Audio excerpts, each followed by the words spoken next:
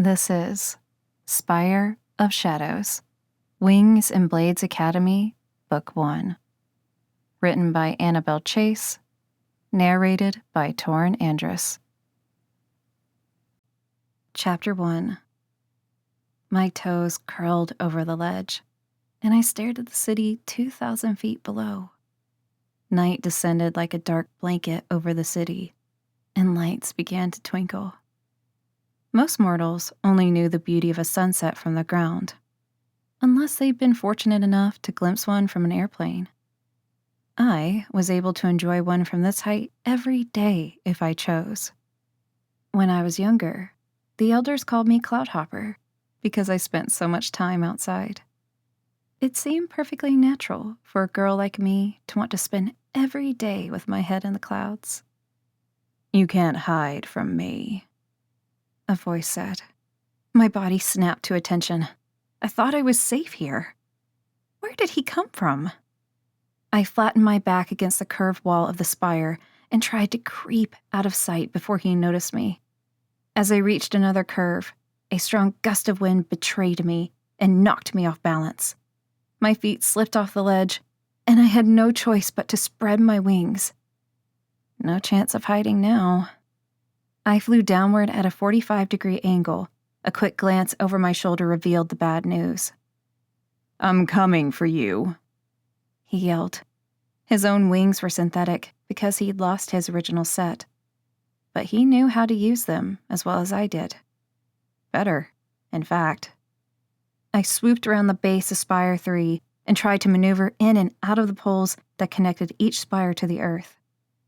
They were the tallest poles in the mortal realm, except humans didn't know they existed. I misjudged his speed, a foolish error on my part. His fingers wrapped around my ankle and he snapped me backward in midair. Before my back slammed into him, he threw an arm over my chest in an attempt to hold me in place. I used my momentum to shift right into a somersault and forced his hand away. I tucked my wings behind my back and went into a dead drop, feet first. When I was halfway down the length of the pole, I ripped my sword free of its sheath and shot back up to the spires. He was waiting for me on the ledge of Spire 2.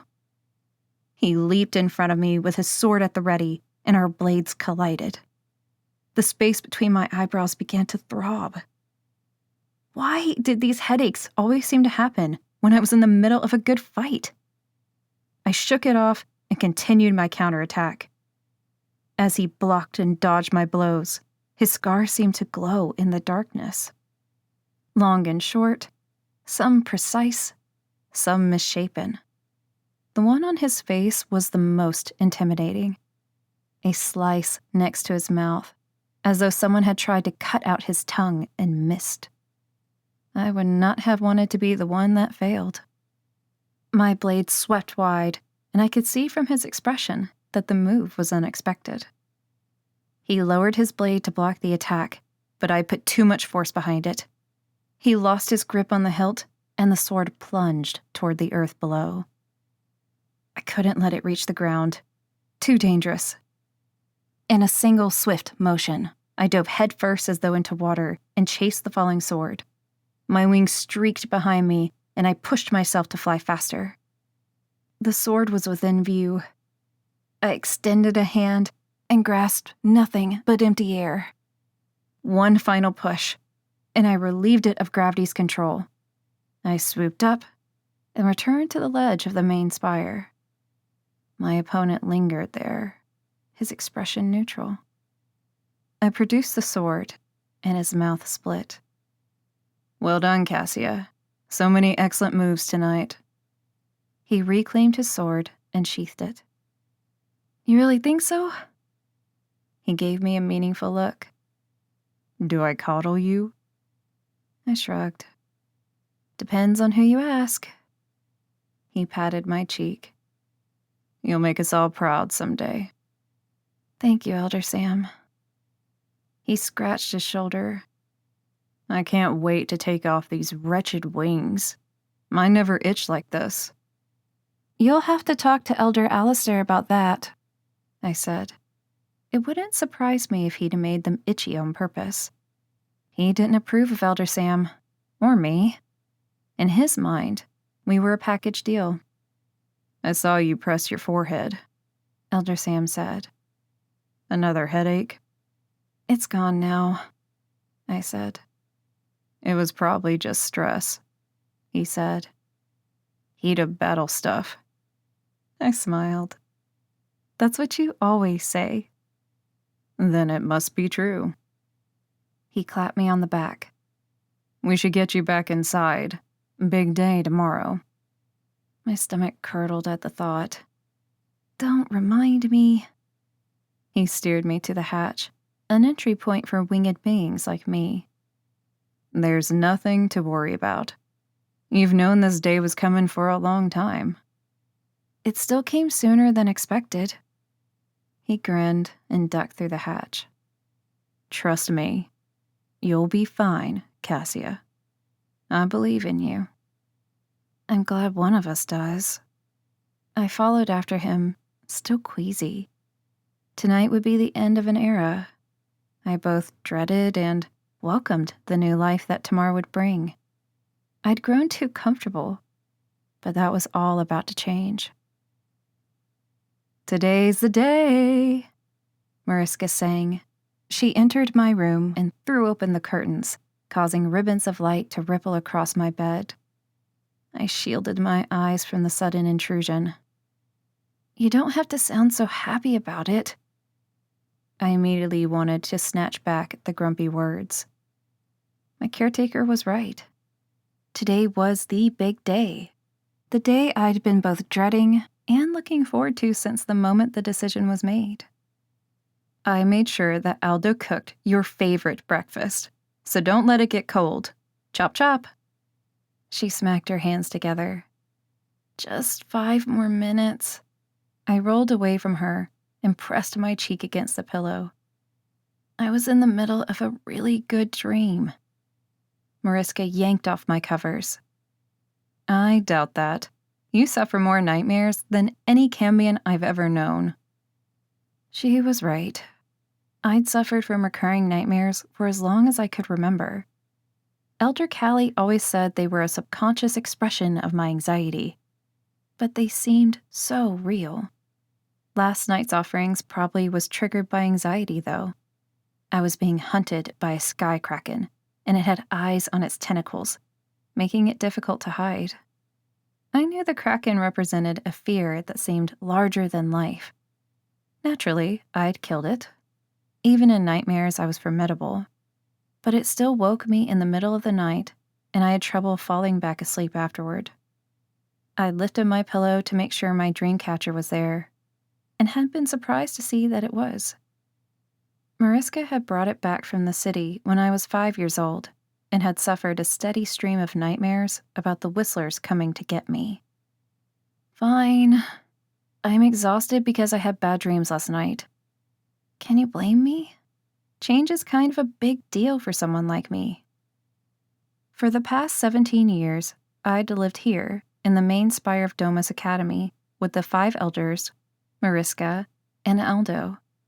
Today, I would finally join my peers in Spire 10. The other cambions had grown up side by side at the academy. They'd spent years getting to know each other and developing close bonds. Not me, though. I'd been sequestered from birth. Of course, there would be some latecomers to the academy. Not all demon hybrids arrived at the same age. It was completely dependent on when they were discovered and brought to safety, though the elders made every effort to find us as infants. "I'll make sure that all your things have been brought over to your new room by midday," Mariska said. I sat up and surveyed the state of my room. 5 matching boxes held my every belonging, plus a hefty sack of weapons. Thanks. I knew I'd have to share a room in the new Spire. I'd never had to share with anyone before. I was the only cambion in the main Spire. Elder Sam said that they'd tried to put me in the nursery with the rest of the infant cambions when I first arrived. But my cries were so loud and disruptive that none of the other babies could sleep. From that day forward, I lived in Spire 1, and became Mariska's responsibility. I crossed the room and peered out the enormous window. Puffs of clouds blocked my view of the city below.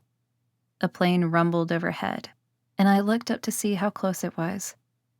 Sometimes it seemed as though I could reach out and grab the landing gear. Of course, I didn't need a plane to fly anywhere. I had my very own set of wings, black streaked with dark gray, a gift from one of my parents. Which one? I had no idea. "Come and eat," Mariska said. "Then you can concern yourself with how to dress for the occasion." I caught a glance at her. Why do I get the sense that you already have an outfit in mind? She couldn't suppress her smile. "I may have picked up a little something when we went into the city last week." "How the devil did you manage that? Elder Sam and I were with you the whole time." Elder Sam and I had what others described as a special bond. He was the only non-demon at the academy. It was hard to tell without his wings, but he was a seraph from Dominion. He'd found me as an infant in a place in the mortal realm called Trenton, New Jersey. He'd had to act quickly because he knew that whistlers were in the area. Of course, he only knew I was there because the seraphim had sent him from Dominion to kill me.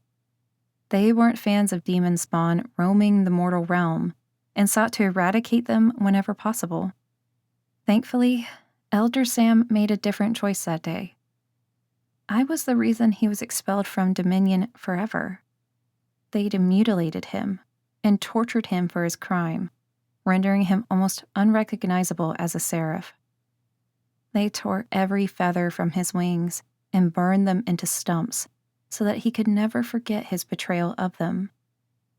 As far as the rest of the elders were concerned, Elder Sam was a gift from the gods. He'd served as a devoted elder at the academy for the past 17 years. "I have my wily ways, puppet." Mariska winked. "Why do you think I tried to convince him to leave you behind that day?" Elder Sam often took me on errands outside of the academy, although I was never allowed to stray from his sight. Too dangerous. There were far too many that wanted to see us dead. Mariska often accompanied us as well. I knew it was a privilege to leave the Spires. I was given a lot of advantages that my peers weren't, thanks to my place with the elders. That would all end today. At least there would be field trips in our final year.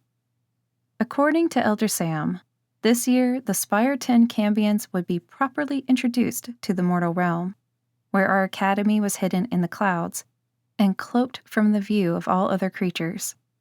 It wasn't safe for us anywhere else. As the offspring of humans and demons, we were reviled by everyone. Those that weren't merely disgusted by us sought to kill us. I contemplated the changing clouds. "I think it might rain later," I said. "Never mind the weather," Mariska said. "That's for mortals to contend with." She ushered me out of the room and downstairs to the kitchen where Aldo had a steaming bowl of wheat grain waiting for me on the table. "Big day," Aldo said. The cook offered an encouraging smile. "How are you feeling?" "Terrific," I lied. "I can't wait to be the new girl, even though I've lived here for 17 years. "That was your own doing, my dear." Mariska placed an affectionate kiss on the top of my head. "Maybe so, but surely I stopped crying at some point around the age of 3. You could have moved me in with the other cambions then." Mariska wore a vague smile. "Try 12. Anyway, I think we all got rather used to you in the main spire. At a certain point, it didn't seem right to cast you out. Elder Sam has always been overprotective of you," the cook said. I didn't miss the pointed look that Mariska gave him. The brownie was more expressive than she realized. "Who's talking about me behind my wings?" Elder Sam sauntered into the kitchen. "Should you even use expressions like that anymore?" The cook asked, not unkindly. Aldo! Mariska scolded him. Sorry, the cook said. I didn't mean anything by it. Elder Sam patted his shoulder. No harm done, friend. He observed my basic breakfast. Your final day in the main spire, and that's your choice? He clucked his tongue. All that education wasted, and here I thought I'd taught you better. You'll still have plenty of opportunities to teach me, I said. It's not like you won't be giving lessons over in Spire 10. Elder Asago entered the kitchen, his black cloak swishing around his ankles. Mariska and I joked that he wore his cloak to bed, judging from the creased fabric. Another dawn, Elder Asago said. Another day to be thankful. On the one hand, I appreciated Elder Asago's commitment to gratitude. On the other hand, he sucked all the joy out of the room, with his constant reminders that the world was a bleak place for our kind. I'm leaving today, Elder Asago, I said. He scratched the back of his neck, where his hair curled gently around the nape. That's today, is it? I suppose that makes sense with it being the start of the new academic year. Hard to remember when one day bleeds into the next. He poured hot water from the kettle and squeezed a wedge of lemon over the top. It's not really you leaving, though, is it? I'll be over in Spire 10 at least twice a week for your lessons. Oh, I can't wait any longer, Mariska said. Restless energy exploded from her chest, and she shuffled to a tote bag against the wall that featured the image of Ben Franklin, one that American mortals called a founding father. Domus Academy had its own founders, but they were the elders, and they were comprised of females as well as males. I have a parting gift for you. Really? I said. Mariska pulled a small wrapped box from the tote bag. I couldn't resist something special. She set the box on the table next to my bowl. Finish your breakfast first, Elder Sam said. You don't want to be late on your first day. I'm sure the others are already wondering about you. Everyone fell silent. We knew it wouldn't be an easy transition for me. Even knowing this, no one wanted to have me leave any sooner than necessary. It was Elder Callie who'd suggested that it was time for me to join the others for the final year at the academy. Unless you plan to lock her in the spire for the rest of her life, it's time to introduce her to her peers, she'd said, giving Elder Sam a pointed look. No, he had replied. That only happens to princesses in fairy tales. Not unwanted cambions, Elder Alistair had added, somewhat unhelpfully. And that was the day my fate was decided. I shoveled my breakfast into my mouth as fast as possible so that I could unwrap the gift. It's only a small trinket, Mariska said. Something to remind you of us when you're feeling unsettled over there. She paused. Not that I think you'll be unsettled. You'll be fine, puppet. I tore off the paper and pulled the lid off to reveal a shiny silver bracelet. A single silver heart dangled from the metal circle. It's beautiful. Thank you. I threw my arms around her and kissed her cheek. Oh, Mariska, you mustn't spoil her, Elder Callie said. Mariska winked at me. Too late. Another coffee, Aldo. I have testing all week, Elder Callie said with a soft groan. As fun as it is to discover their hidden talents, it's also exhausting. I think little Petra is going to be part phoenix, Elder Bahira said. She's got that orange birthmark on her shoulder. I'll wager you 10 coins that she isn't, Elder Asago said. She lacks the temperament. That's her human side, Elder Bahira said. You know as well as I do that you never know how dominant one side will present. A shame you never figured me out, I said. I'm sure the others will want to know. Not everyone gets classified, Elder Sam said kindly. You're not alone. You could always test me again, I said. It's been years. Despite efforts over the years, no one had been able to learn anything about my origin. There's no need, Elder Sam said. We know enough. Who cares for labels? Mariska added. If I weren't a gnome brownie, maybe I would have done something different with my life. She offered an apologetic smile. Not that I would trade my time with you for anything, Poppet. I gazed out the kitchen window, where I had a panoramic view of the other 9 spires. Spire 10 gleamed in the distance. I felt Mariska's hand warm and comforting on my shoulder. Remember our motto, she said quietly. Spire 10 is still a part of this academy. Domus amica, Domus optima, I said. Home beloved, home best. My hands balled into anxious fists. Beloved or best, or neither, I would find out soon enough.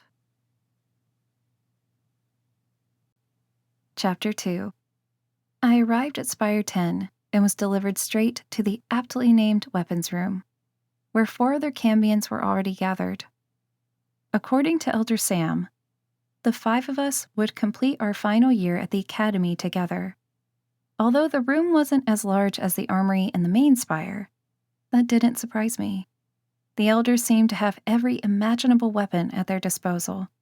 Not that we got to train with all of them. The elders tried to match us with weapons that complemented our specific skill set. I thrust back my shoulders and adopted a swagger as I entered the room. Admittedly, I had practiced this walk in my room in front of the full-length mirror for the past few weeks in anticipation of this very moment. While I was wholly comfortable entering a room full of grown demons, I didn't have experience with cambions my own age. Mariska reminded me many times that my upbringing gave me a distinct advantage over my peers. For most of their lives, their only interaction with adults had been limited to lessons and the occasional counseling session. Cassia, so pleased you could join us. Elder Alistair pressed his palms flat together and bowed. The demon was my least favorite of the elders. I'd always gotten the distinct impression that he tolerated me more than anything else. I couldn't blame him, really. As the only child in the main spire, I must have put a damper on adult time over the years. I'd like you to meet your Kenzoku for the next year. We'll see about that, someone muttered. I realized it was a dark-haired girl with brown skin and lashes so thick that they nearly blocked my view of her eyes. Sage, you've been warned, Elder Alistair said. This is Sage, Barris, Zeph, and Rylan. You really do have white hair, Barris said. I always thought it was a myth. That's because you never bothered to look out the window, Sage said. I've glimpsed you during your outdoor lessons with Elder Sam. I nodded. He taught me how to fly, among other things. Must be nice to have your very own army of tutors, Sage said under her breath. Elder Bahira says that white hair is the kiss of the angels, Barris said. My hand flew instinctively to a strand of my hair. It's my human side.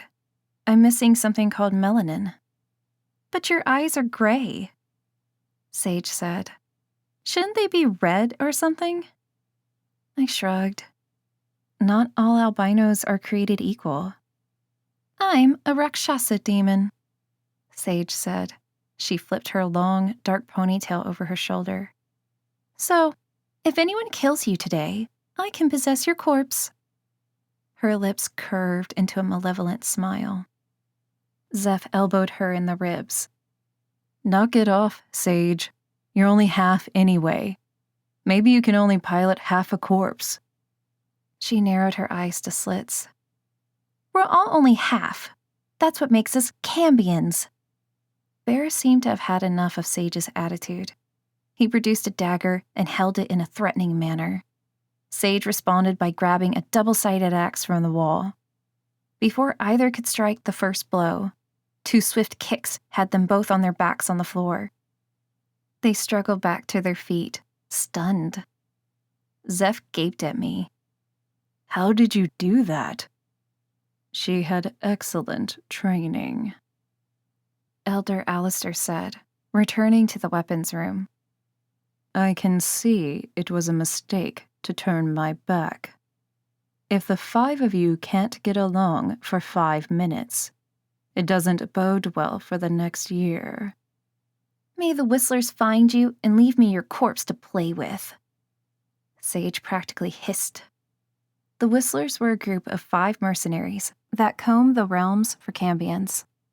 When I was younger, Mariska used to threaten me with the Whistlers if I didn't do as I was told. Most of the elders talked about them as though they were just an old folk tale or a creepy story to share in the darkness. If you hear whistling in the woods, you'd better start running.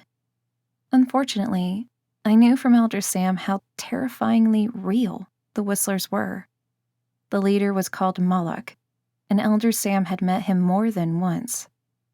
Their final meeting was in Trenton, New Jersey, when they battled over an infant with a shock of white hair. "Don't even talk about Whistlers," Rylan said with a shudder. "They're the main reason I never tried to sneak out of the academy." "They're just an old nursery rhyme," Zeph said. "A story to keep us from running off and wreaking havoc in the mortal realm." "You can wreak havoc if you shifted into a bull in a china shop," Sage said. "Face it, goat boy. Havoc is not your specialty." Zeph gave her a dark look. "Have you forgotten that I command the wind?" Sage's laugh tinkled throughout the weapons room. "You're lucky if you can blow the petals off the flower." Despite his great height, Zeph seemed to shrink in front of my eyes. "Mariska says the wind can be as powerful as a god's breath," I said. "I remember getting caught in a bad storm once when Elder Sam took me into the city for errands." "Elder Sam has taken you into the city?" Sage asked. I realized quickly that it had been a mistake to mention it. "Yes." "Sounds like you and Elder Sam have quite the cozy relationship," Zeph said. "I would have thought that sort of thing was frowned upon." I scowled at him. "He's like a father to me." "He's like a creeper to me," Sage said. She shivered. "I don't know how you can look at that kind of disfigurement without cringing." Anger coursed through my veins. "He can't help the way he looks," I said, and I knew I was the reason he looked that way. If it hadn't been for rescuing me, he might never have been cast out by the seraphim. I owed him a debt that I could never repay. "Look, how cute she gets when she's angry," Sage said. "Her nose scrunches like a bunny's." A shrill sound jolted the room, and Elder Alistair turned to us, his expression unreadable. "Huddle together and stay here." "What's going on?" Varys asked. Elder Alistair shot from the room without another word. "It sounds like some kind of alarm," Rylan said. "Well, we couldn't choose a safer room to be in," Varys said, motioning to the weapons around us. "Unless it's a fire," Rylan said. "Then I don't think the double-sided axe will be very useful." "It will be if we want to chop through the walls or break glass," Varys said. A trio of elders rushed into the room. I noticed Elder Sam's eyes flicker with relief when he spotted me. "What's happening?" Sage asked. "There's been an intrusion," Elder Sam said. "How is that even possible?" Rylan asked. "No one knows we exist." Shouldn't you be checking on the other spires? I asked. I thought of all the younger cambions, how terrified they must be. Elder Sam glanced uneasily at his cohorts. We already did. They're fine. Just a little shaken up. Something in his tone made me think that he was lying, but I couldn't think of any reason why he would lie about a thing like that. What do we do? Sage asked. Her dark eyes sparkled with enthusiasm. She seemed awfully enthusiastic about an intrusion. We wait here until we know the matter's been handled, Elder Bahira said. Elder Asago will let us know. How could anyone find this place? I asked. Domus was the most well-kept secret in the realms. Spires in the clouds. One external portal with enough wards to stump a dozen covens. We'll let you know when we know more, Elder Sam said. Somehow I doubt that, Sage murmured. Perhaps we should check on Asago, Elder Bahira said. She seemed torn between staying in our room and returning to the main spire. You know the protocol, Bahira, Elder Sam said. We wait here until we're given clearance. Surely you don't mean here, Sage said. Of all the cambions, we're the most able to take care of ourselves. I meant this room, Elder Sam said. The weapons make it the safest place in the spire. Elder Callie burst into the room. She didn't seem at all surprised to see the elders with us. You must come to the main spire. Her thin lips were nearly as pale as the rest of her. What is it? Elder Bahira asked. The elder's gaze flicked to me, and I saw the tears glistening in her eyes.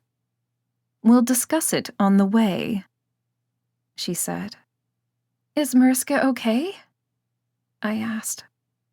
The expression on Elder Callie's face told me everything I needed to know. Away, elders, she insisted. I tried to chase after them, to demand answers, but one of them locked the door from the outside. Tell me what happened! My fists pummeled the door in vain. I can't stay here! I suddenly felt like a caged animal. If something had happened to Mariska, I had to be there. She'd always been there for me. I began to feel around the edges of the door. What do you think you're doing?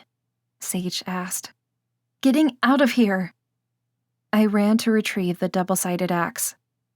You can't be serious, Rylan said.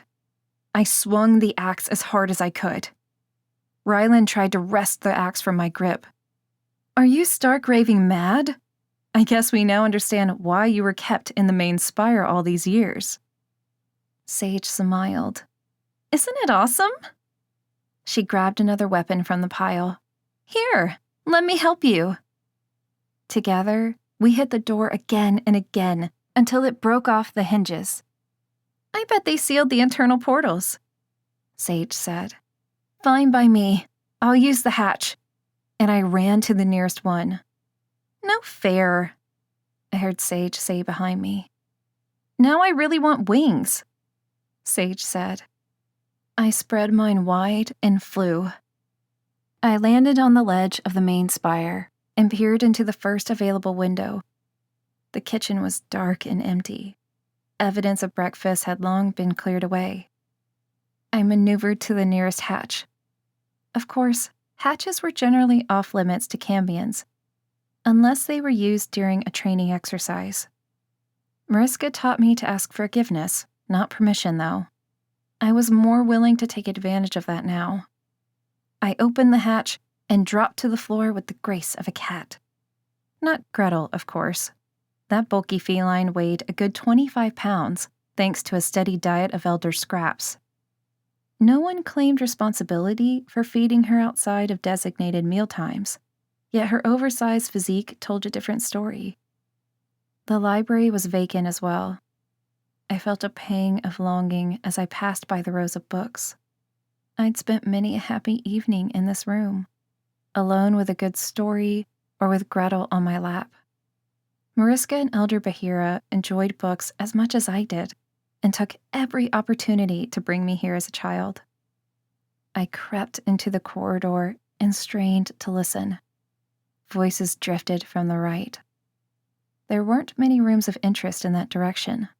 The incinerator room, the south-facing greenhouse at the end, and the door to the lower level that led to the archives. I padded down the corridor, continuing to eavesdrop while I edged closer. A healer is no good to her now, Elder Alistair said. We should notify her next of kin. And who would that be? Elder Callie asked. The only one she cared about is me. I emerged from the shadows to stand behind them. When the elders parted their circle to regard me, I saw her. Mariska. Her throat had been cut, and she lay in a pool of blood. Gretel meowed on the floor beside her. I'd like to say that I screamed and howled and pounded my chest before throwing myself across her fallen body. In truth, I did none of those things. I simply gawked at her like she was a strange animal in an enclosure at the zoo. My body felt numb. So did my head. Cassia, you shouldn't be here, Elder Sam said, though no one moved to escort me away. How could I not be? I managed to say. My voice came out softer than I'd intended, nearly a whisper. There's evidence of a struggle, Elder Asago said. He shifted uncomfortably on his feet, seemingly aware of how clinical he sounded under the circumstances. Whoever it was, she tried to stop them. And gave her life in exchange, Elder Sam said. He looked again at Mariska's body. Protocols are in place, Elder Alistair said cryptically. We need to. He stopped short and sucked in a shaky breath. We need to deal with Mariska. Elder Asago stepped forward. I'll do it. Be sure to collect whatever evidence you can, Elder Alistair said. We want to find the one responsible. And show no mercy, Elder Kelly said. Her stony expression made that abundantly clear. I took a hesitant step forward. Before you... Can I? How did you ask for a final moment with a loved one? Which words did you string together to make such a request? The elders cleared a path for me, and I dipped my knees in the blood beside her. My fingers curled around her hand, the way they did as a small child. I used any excuse to hold her hand, to walk from my bedroom to the library, or from the kitchen to the training room, just because I could. She was the only one to show me physical affection. I knew I was fortunate to have had that much. Only the cambions in the nursery were afforded hugs and kisses. According to Elder Bahira, once you made it to Spire 3, you were basically on your own. I smoothed back her hair and closed my eyes so that I could picture her as she was, her pleasant expression, an infectious smile. I bent over and kissed her forehead. I'll see you over the rainbow bridge, I whispered.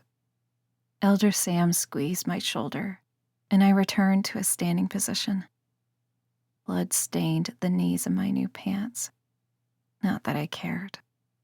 It was Mariska's blood, the last trace of her I'd ever have. Come, Cassia, Aldo said. I'll fix us all a drink. We dragged ourselves to the kitchen and sat around the island.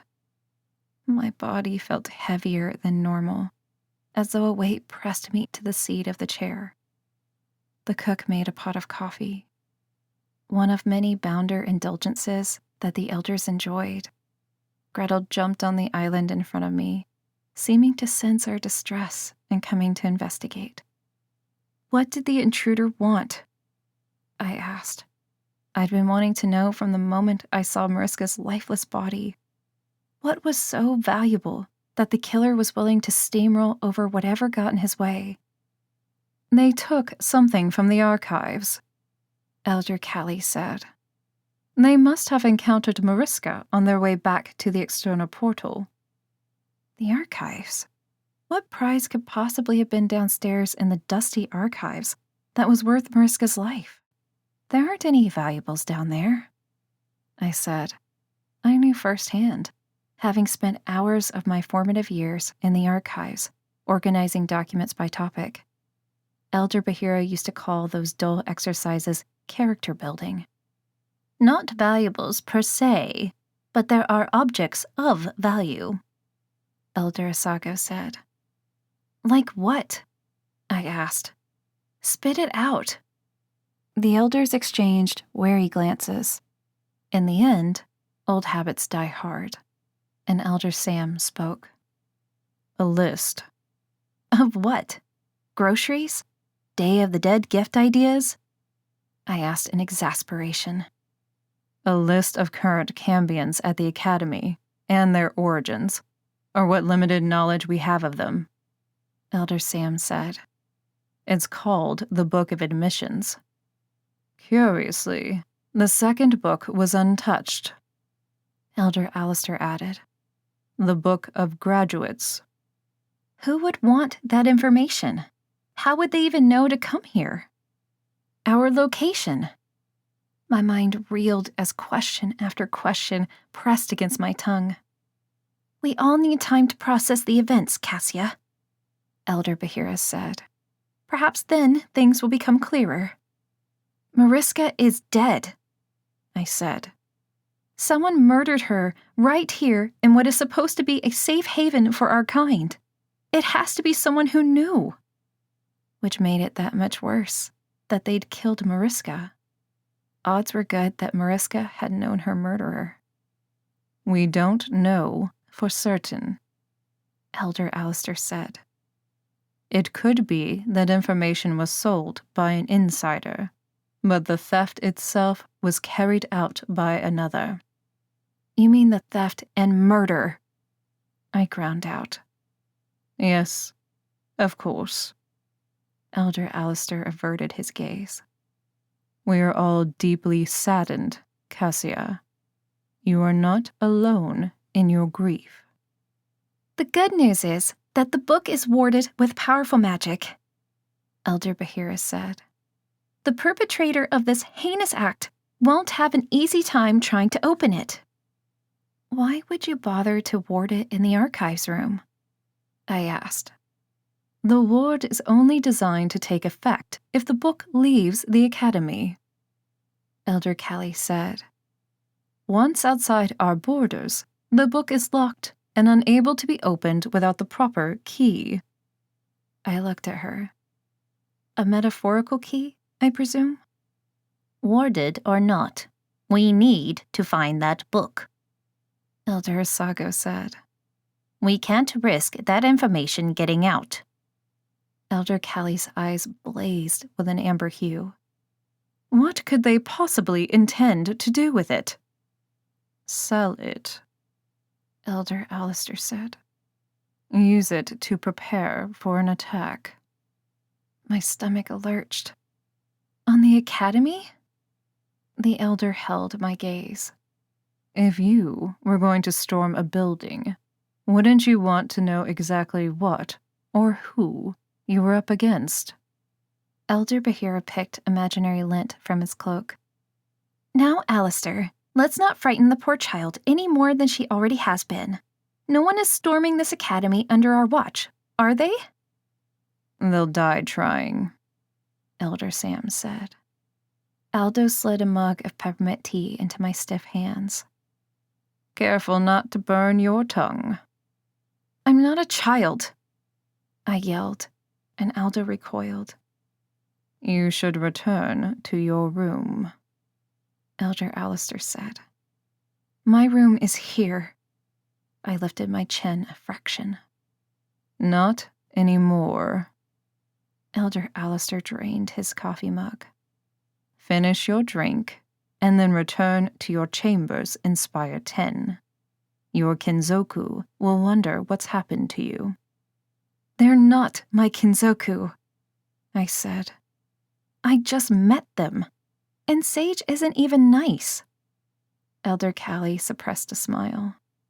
You'll get used to them, as they will get used to you. I'll walk you to the hatch, Elder Sam said. Are you sure you don't want to escort me personally and make sure I get there in one piece? Turn yourself into body armor? His expression suggested that he'd considered it. The threat is gone now, Cassia. Get some rest. We'll resume lessons tomorrow. Tomorrow. There would be no more tomorrows for Mariska. Choking back tears, I flew back to Spire 10. Chapter 3. Everything in Spire 10 seemed to pale in comparison to the main spire. Even the food tasted less flavorful than when I ate meals in the kitchen with Mariska and the elders. I hadn't slept well for obvious reasons, and it appeared that Elder Callie was suffering as well. Half-moon shadows rimmed her eyes, and she yawned between sentences. I was surprised and a little dismayed that they'd opted to carry on like it was a regular day. It wasn't. Mariska was dead today. Someone had come into the academy, a place no one was supposed to know existed, and stolen a list of our names and origins. But why? Who knew such a book existed and where it was kept? The elders had to know more than they were letting on. It was impossible to run Domus Academy as successfully as they had without having a system in place. Elder Callie was trying to ease us into the day with morning stretches. That plan fell apart when Elder Sam entered the room. I shot from my yoga mat to question him. Any updates? I asked. Elder Sam leveled me with a look. Cassia, when I have something to report, rest assured that I'll report it. My face grew hot. If all the elders are still here, conducting training and lessons as usual, then who's investigating the break-in? Who's investigating Mariska's murder? My voice and hands began to tremble. Someone is out there with a list of our names and abilities. Someone is out there with Mariska's blood on their hands. So much for a calm, relaxing morning. Elder Sam gripped my shoulders. Cassia, try to calm down. We all recognize the magnitude of what's happened. Then why aren't you doing more? I yelled. He grabbed my wrist and pulled me into the corner of the room, his eyes ablaze. Do you think we're sitting on our hands? Do you think you're the only one mourning her? I balled my hands into fists as emotions threatened to overwhelm me. Of course not. There are 9 spires of cambions at this academy, he said, his tone still heated. We can't let the whole academy fall apart. The children need to feel safe, now more than ever. Can you honestly say Mariska would have wanted anything less? I felt the pressure of unshed tears behind my eyes. No, but she would want us to make an effort. We are making an effort. Elder Sam jerked his head away in frustration. When he made eye contact again, his expression and his voice mellowed. I know you're accustomed to knowing everything that's going on, and I understand why this is immensely upsetting for you. But you have to trust that we're doing everything we can. Just because you're not privy to it doesn't mean it isn't happening. Is everything under control here? Elder Callie had positioned herself between us and the rest of the cambions. Not that it did much good. My new classmates heard every word. Elder Sam took a deliberate step backward. Everything is fine, Callie. I think Cassia has some feelings she needs to express. Well, perhaps we should arrange for a sparring lesson, Elder Callie said. That will release any pent-up frustration. She turned to address the others. Who would like to volunteer to be Cassia's sparring partner? The other cambions shifted awkwardly, except Sage. She sauntered forward with an air of confidence that gave me pause. No weapons, no magic, she said. Elder Callie gave her an approving look. An excellent suggestion. She moved to the center of the training room and motioned for us to join her. When I call time, you stop. Ignore me at your peril. She looked directly at Sage before leaving us alone in the middle of the room. I'd never sparred with anyone close to my age before. My usual opponent was Elder Sam. All of our weapons training and fighting skills were taught under the guise of defense. The elders wanted to prepare us for life outside the safe haven of the academy. We would be targets wherever we went. In the nether, we'd be hated for our human sides. In the mortal realm, we'd be hated for our demon sides.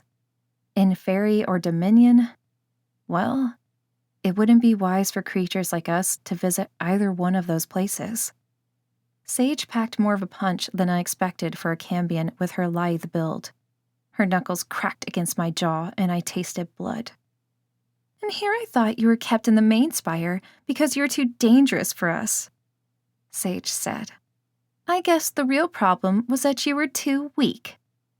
I rubbed my jaw. It would heal before the fight was over, so I wasn't concerned about any real damage. Do you have any healing abilities, Sage? I asked. Let's find out. I closed the gap between us and whacked my head against hers. Hard. She stumbled backward and nearly lost her balance. The O shape of her mouth underscored her surprise. Before she could regain her composure, I lunged. We toppled to the floor, and I straddled her before she could move. I let the anger and pain rush to the surface and channeled them into this moment. I raised my fist, ready to strike. The spot between my eyebrows stopped me in mid-motion. Instead of the usual throbbing, there was an agony that I'd never felt before. My hands pressed against my forehead, and I felt strong arms slide me off my opponent. The pain was so intense that I couldn't see. You agreed no magic, Sage, I heard Rylan say. You think I did that? You know what my skills are. She's having a meltdown over that caretaker. Nothing to do with me. I brushed off the concerned hands and glared at Sage. Her name was Mariska. Sage must have sensed the ferocity behind that statement because she didn't respond. You know what? It's later than I realized, Elder Callie said. Why don't you all find an activity to occupy yourselves before bed? Sage turned to the other cambions. We can go to the greenhouse and see if Zeph's carnivorous plant caught anything today. Sounds like a plan, Zeph said. It didn't sound like much of an activity to me. Then again, I would have opted to curl up in the library with a book and a cup of peppermint tea if the option was still available to me. Which it wasn't. Elder Sam crouched in front of me. Do you need ice or any pain relief? It'll pass in a second, I said. It always did. I got too worked up. I'm sorry, Elder Callie said. I thought hand-to-hand sparring would be good for your present state of mind. Work out the aggression.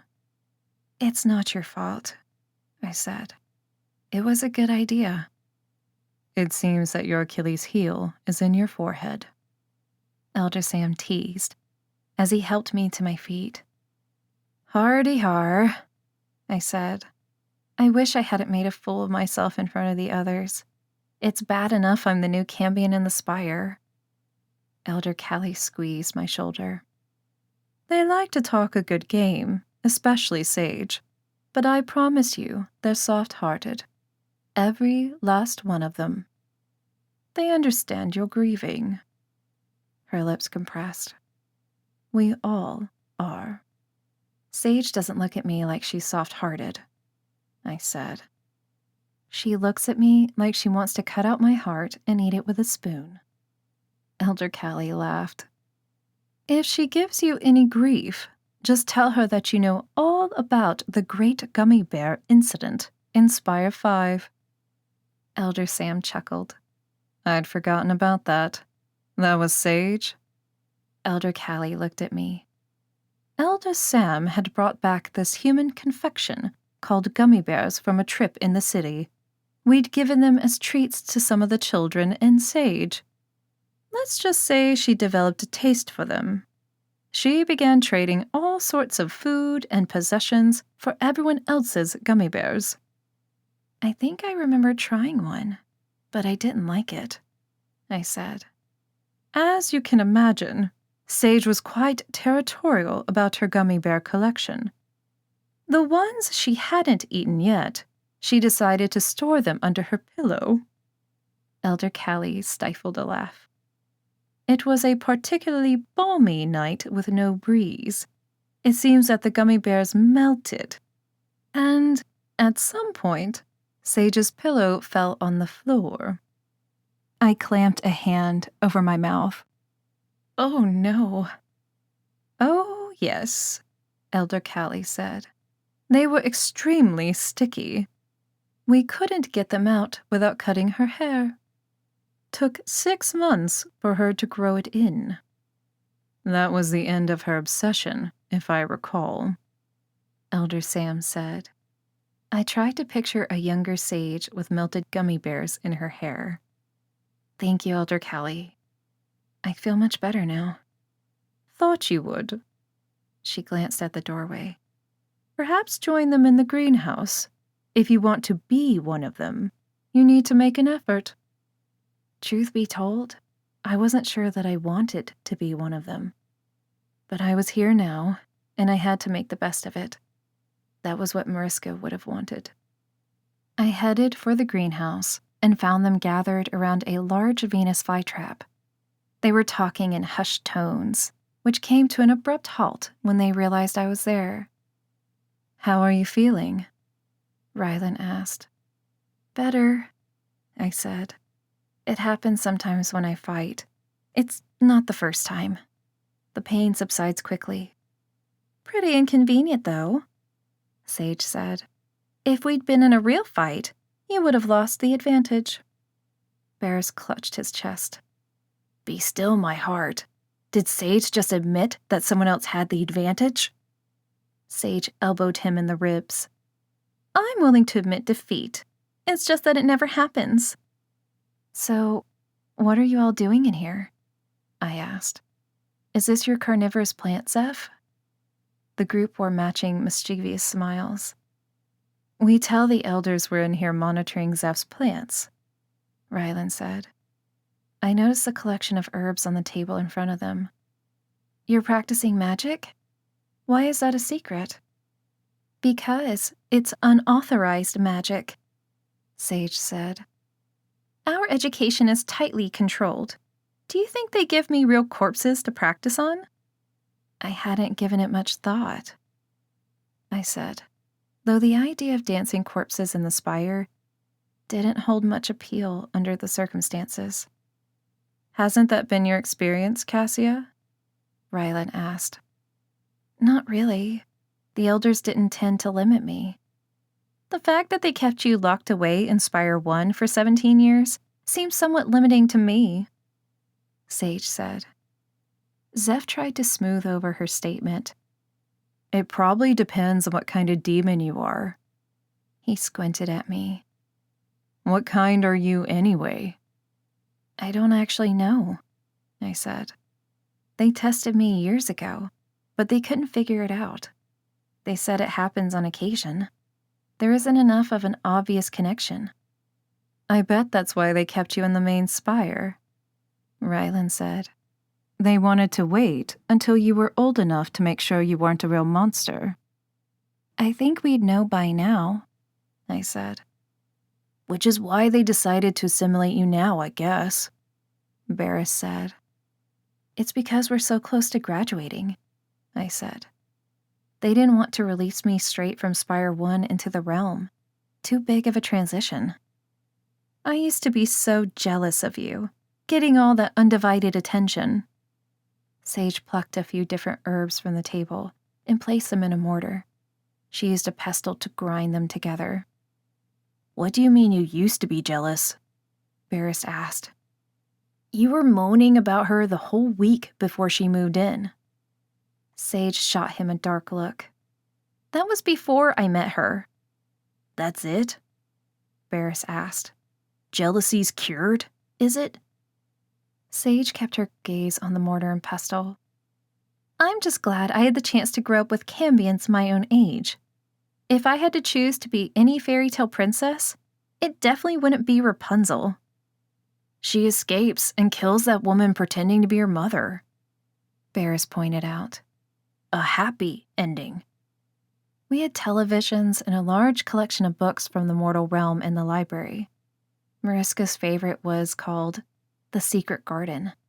She'd read it to me multiple times, but when I'd tried to read it on my own, I'd found the Yorkshire accents too distracting. I never admitted it to her, though, because I knew she would have been devastated. No one has to pity me, I said. I think I've done well under the circumstances.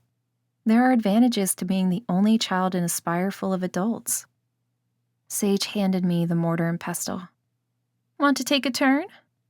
Once it's fully mixed, we'll show you a spell. I accepted the mortar readily. That sounds fun. Thanks. As soon as I held the mortar in front of me, a sweet smell filled my nostrils. What is this? We call it Odyssey, Zeph said. It's our own concoction, Rylan added. Barris figured out if you mix stargazers from fairy with ash leaves and burdock root, you get this awesome mind-altering substance. I gaped at them. And you use it? Sage showed a set of perfect teeth. Regularly.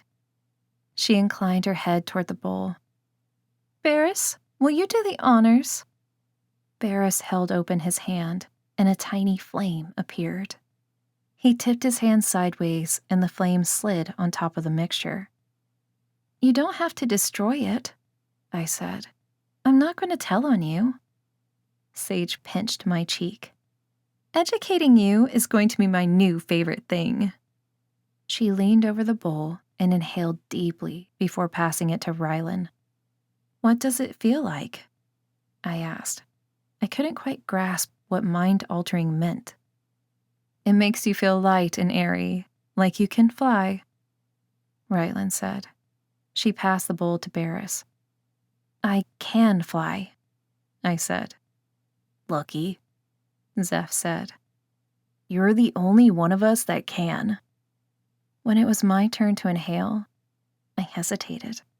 The thought of altering my mind made me nervous. What if I made a fool of myself and threw up, or said something embarrassing? No one's going to force you, Sage said. But after what we saw in the training room, I think you could use a little Odyssey in your life. I knew she was referencing my interaction with Elder Sam, rather than our sparring match. This will calm me? Very relaxing, Rylan said, and began to twirl slowly around the greenhouse. Maybe it would help ease my constant thoughts about Mariska. I seemed incapable of thinking about much else, which was understandable, but also painful. I took the mortar and inhaled the sweet-smelling fragrance. The aroma was muskier now that the mixture had been set on fire. I felt momentarily overcome by dizziness, but it quickly passed, leaving only a light-headed sensation. Everyone seemed to move in slow motion. Rylan and Zeph were holding hands and performing a strange kind of dance. Barris held his hand in front of the Venus flytrap and snatched it away before the plant clamped down on it. Transform us again, Sage said. She tugged on his shirt. Rylan's eyes sparkled. Yes, that was so fun last time. I want to be Elder Alistair, Zeph said. That way, I can glower at you all. I observed Barris. You can do that? For years, I thought I could only transform myself, he said. Then one night in here, we discovered that I could use the same magic on anybody. We think the elders didn't tell him so, that he didn't cause mischief when we were younger, Rylan said. But what a great defensive skill to have, I said. That could save your life. I tried to ask about it once or twice, but the way the elders reacted... Barris trailed off. I could tell they wouldn't approve, so we just do it in here for fun. You can transform us into anyone? I asked. Or any animal, Barris said. Don't remind me, Rylan said. He once turned me into a monkey. Her grumpy expression told me the experience had not been a pleasant one. Hey, I can't help it if Monkey Rylan found the idea of throwing poo amusing, Barris said. The rest of us certainly didn't, Sage said. You're lucky I'm quick and agile. Barris opened his hand and looked at Zeph. Are you picturing Elder Alistair? When Zeph nodded, Barris blew on his palm.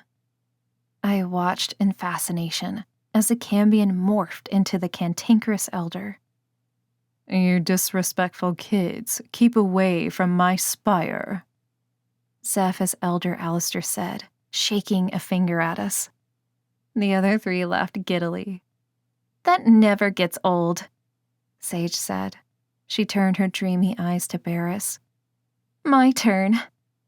Barris blew his magic at her, and Sage became Elder Sam, complete with artificial wings and scars. The sight jolted me. How about you, Cassia? Barris asked. Is there anyone you'd like to be? As a matter of fact, there is. I closed my eyes and waited. The shift was minor, but I felt it, mostly on my back where my wings should be.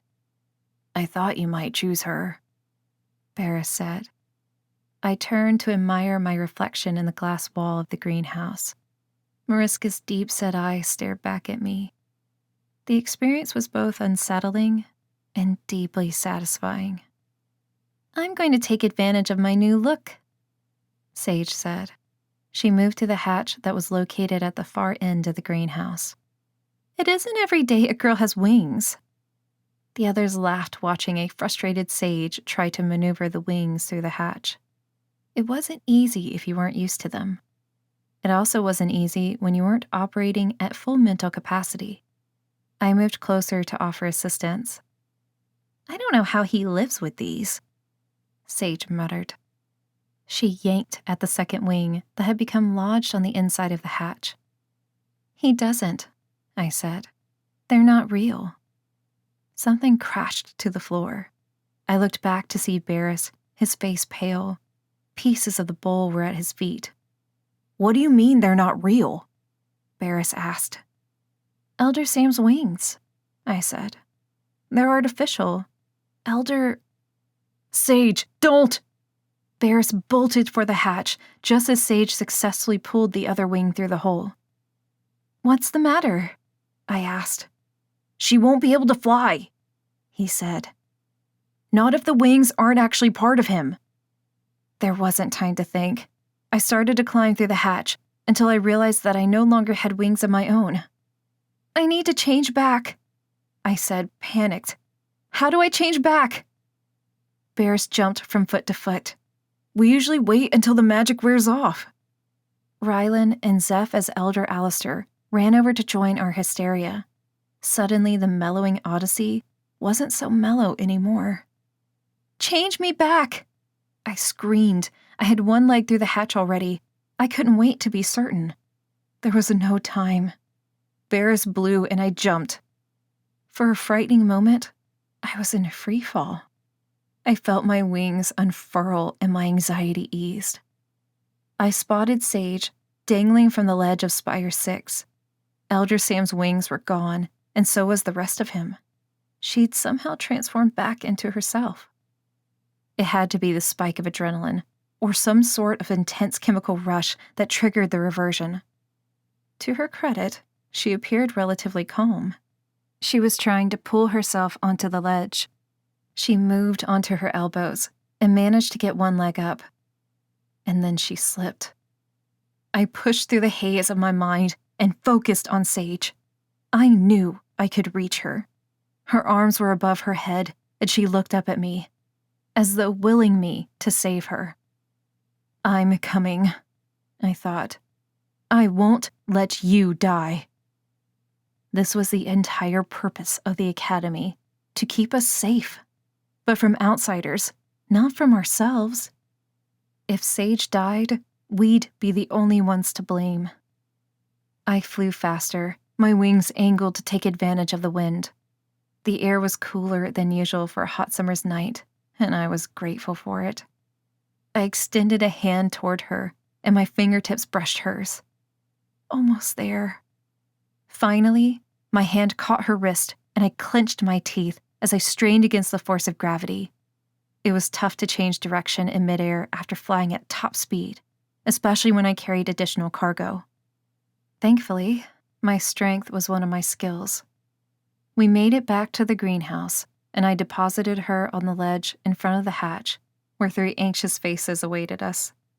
Sage climbed inside and dropped to her knees as I entered the greenhouse behind her.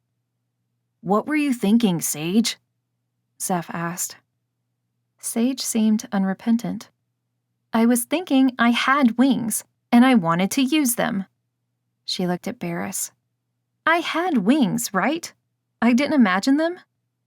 "They're not really part of him," Barris said. "They're like an article of clothing as far as magic is concerned." Sage's hand cemented to her hip. "He's a seraph. The guy has wings."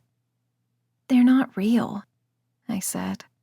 "His wings were removed when he was cast out of Dominion."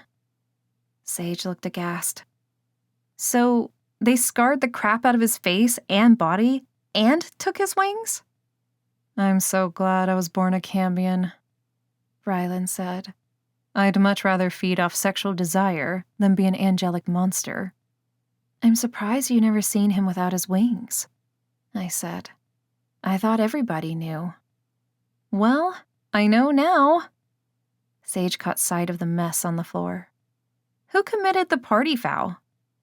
"I did, when I realized you were about to die," Barris said. Sage patted his cheek. "You are so clumsy sometimes." "This has been a disaster," Barris said. "I'm going to bed." "Same." Zeph looked at Sage. "You should clean up." "Oh, it's my fault? How was I supposed to know the wings were fake?" "You're too impulsive," Zeph said. "Everybody says so." "And you're nothing more than a goat boy," Sage said. "Everybody says that too." "I'll help you clean up," I said. I began to collect the large pieces of the mortar off the floor. "Me too," Rylan said. She retrieved a dustpan and brush from the supply closet. Sage took the brush and began to sweep the debris into the dustpan. Rylan looked at me. "I heard you were some kind of spoiled princess. For the record, I don't think it's true." "Thanks." I didn't know what else to say. I didn't have much of an impression of the other cambions, other than the snippets of conversation I'd overheard now and again. I guess it made sense that they would wonder about me. After all, there were at least 100 of them in the other 9 spires, but only one me. We finished cleaning up and returned to our quarters, where we took turns showering and prepping for bed in relative silence. I had the distinct impression that Sage was more shaken up over the evening's events than she was willing to admit. It was healthy to have fear. That was what Elder Sam had taught me. Fear was necessary for self-preservation. I settled into bed and barely noticed when someone turned out the light. "I'm sorry about your friend." Sage's voice pierced the darkness. "I didn't really know her, but you were obviously close." "She rarely left the main spire," I said. She took care of all of us there, especially me. I wish I'd had someone like that, Rylan said. Even for a little while. You're lucky, Cassia. I never really considered myself lucky. How could an abandoned child with no known origins be considered lucky? Yet, I knew what she meant. I fluffed the pillow and closed my eyes, but I couldn't rest. I bolted upright. My dream catcher! No one commented, and I quickly realized they were already asleep. I'd left my dream catcher in my old room under the pillow. Not that it was all that effective. Nightmares seemed to find me anyway. Still, there was something soothing about knowing it was there. I yanked up the sheet in an effort to get comfortable. I wasn't sure whether I could ever be truly comfortable here. Although Spire 10 was the academy, it wasn't home. I'd left there days ago, and sadly, there was no going back. Chapter 4. At first light, I changed out of my pajamas and prepared to head back to the main spire to reclaim my dream catcher. With all the chaos surrounding the burglary and Mariska's death, I doubted that anyone had had time to rearrange my bedroom. I could sneak in and out under the elders' noses, and no one would be the wiser. Where are you going this early? Sage blinked the sleep from her eyes. Ryland yawned and stretched. Lessons don't start for another hour. No need to be eager. Does anyone else's head hurt from last night? Sage asked. You're probably traumatized from nearly dying, Ryland said. She flipped back the covers and slid out of bed. Did you even say thank you to Cassia? Sage shot her an aggrieved look. I'm not a monster. As Ryland moved to the dresser to brush her hair, Sage mouthed the words, thank you, to me, and I bit back a smile. I'll be back before lessons, I said. Please don't tell anyone I've gone anywhere. I didn't want to confess to the elders that I'd returned for my dream catcher. Knowing Elder Alistair, he'd take it from me and toss it in the trash. He didn't like anything that could be perceived as coddling. I had a feeling that dream catchers fell under this umbrella. Hey, as long as you don't tell anyone about last night, we're cool, Sage said. I pretended to lock my lips and left the room. The corridor was empty, so I went straight to the hatch. I checked that the space between the spires was clear before launching into the air. It wasn't uncommon to see a smaller cambion testing their wings in the morning. I'd once asked Elder Sam how many of us at the academy had wings, and the number had been low, fewer than 10%. That was one of the reasons they decided on creating the academy in spires high above the city, so that it was hard for anyone to find us and also hard for us to leave. I flew back to the main spire and snuck into my old room. I only intended to grab the dream catcher and go, but once I was in the room, it was hard not to savor the moment. I sat on the bed with the dream catcher in my hand and pictured Mariska by the window, cajoling me to get ready for the day, reminding me which lessons I had and which books needed to be returned to the library. My chest tightened when I realized I'd never hear her voice again. It was a difficult concept to accept, that someone who'd been an important part of my life every single day was now completely and entirely gone. Voices outside the door brought me to my feet. I hurried into the wardrobe and closed the doors. After my outburst at Elder Sam, I didn't want to get caught in here and give the elders any more grief. They had enough to worry about with Mariska's death and the missing book. I was surprised when the door opened and I heard the swish of cloaks.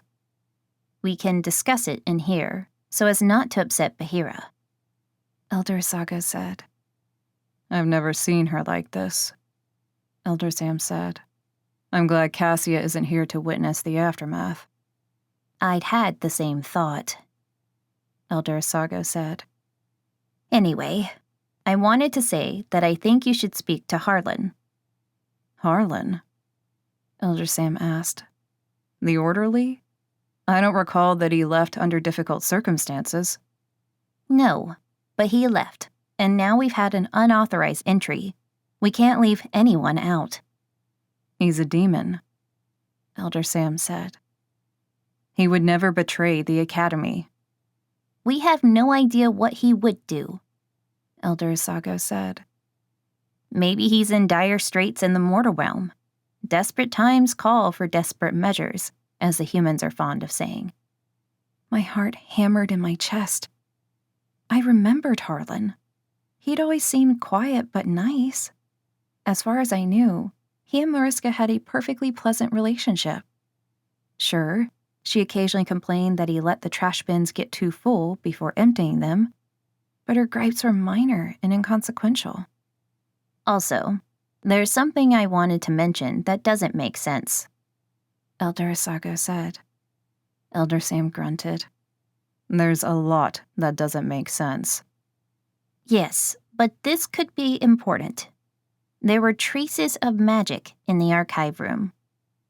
And? Elder Sam prompted.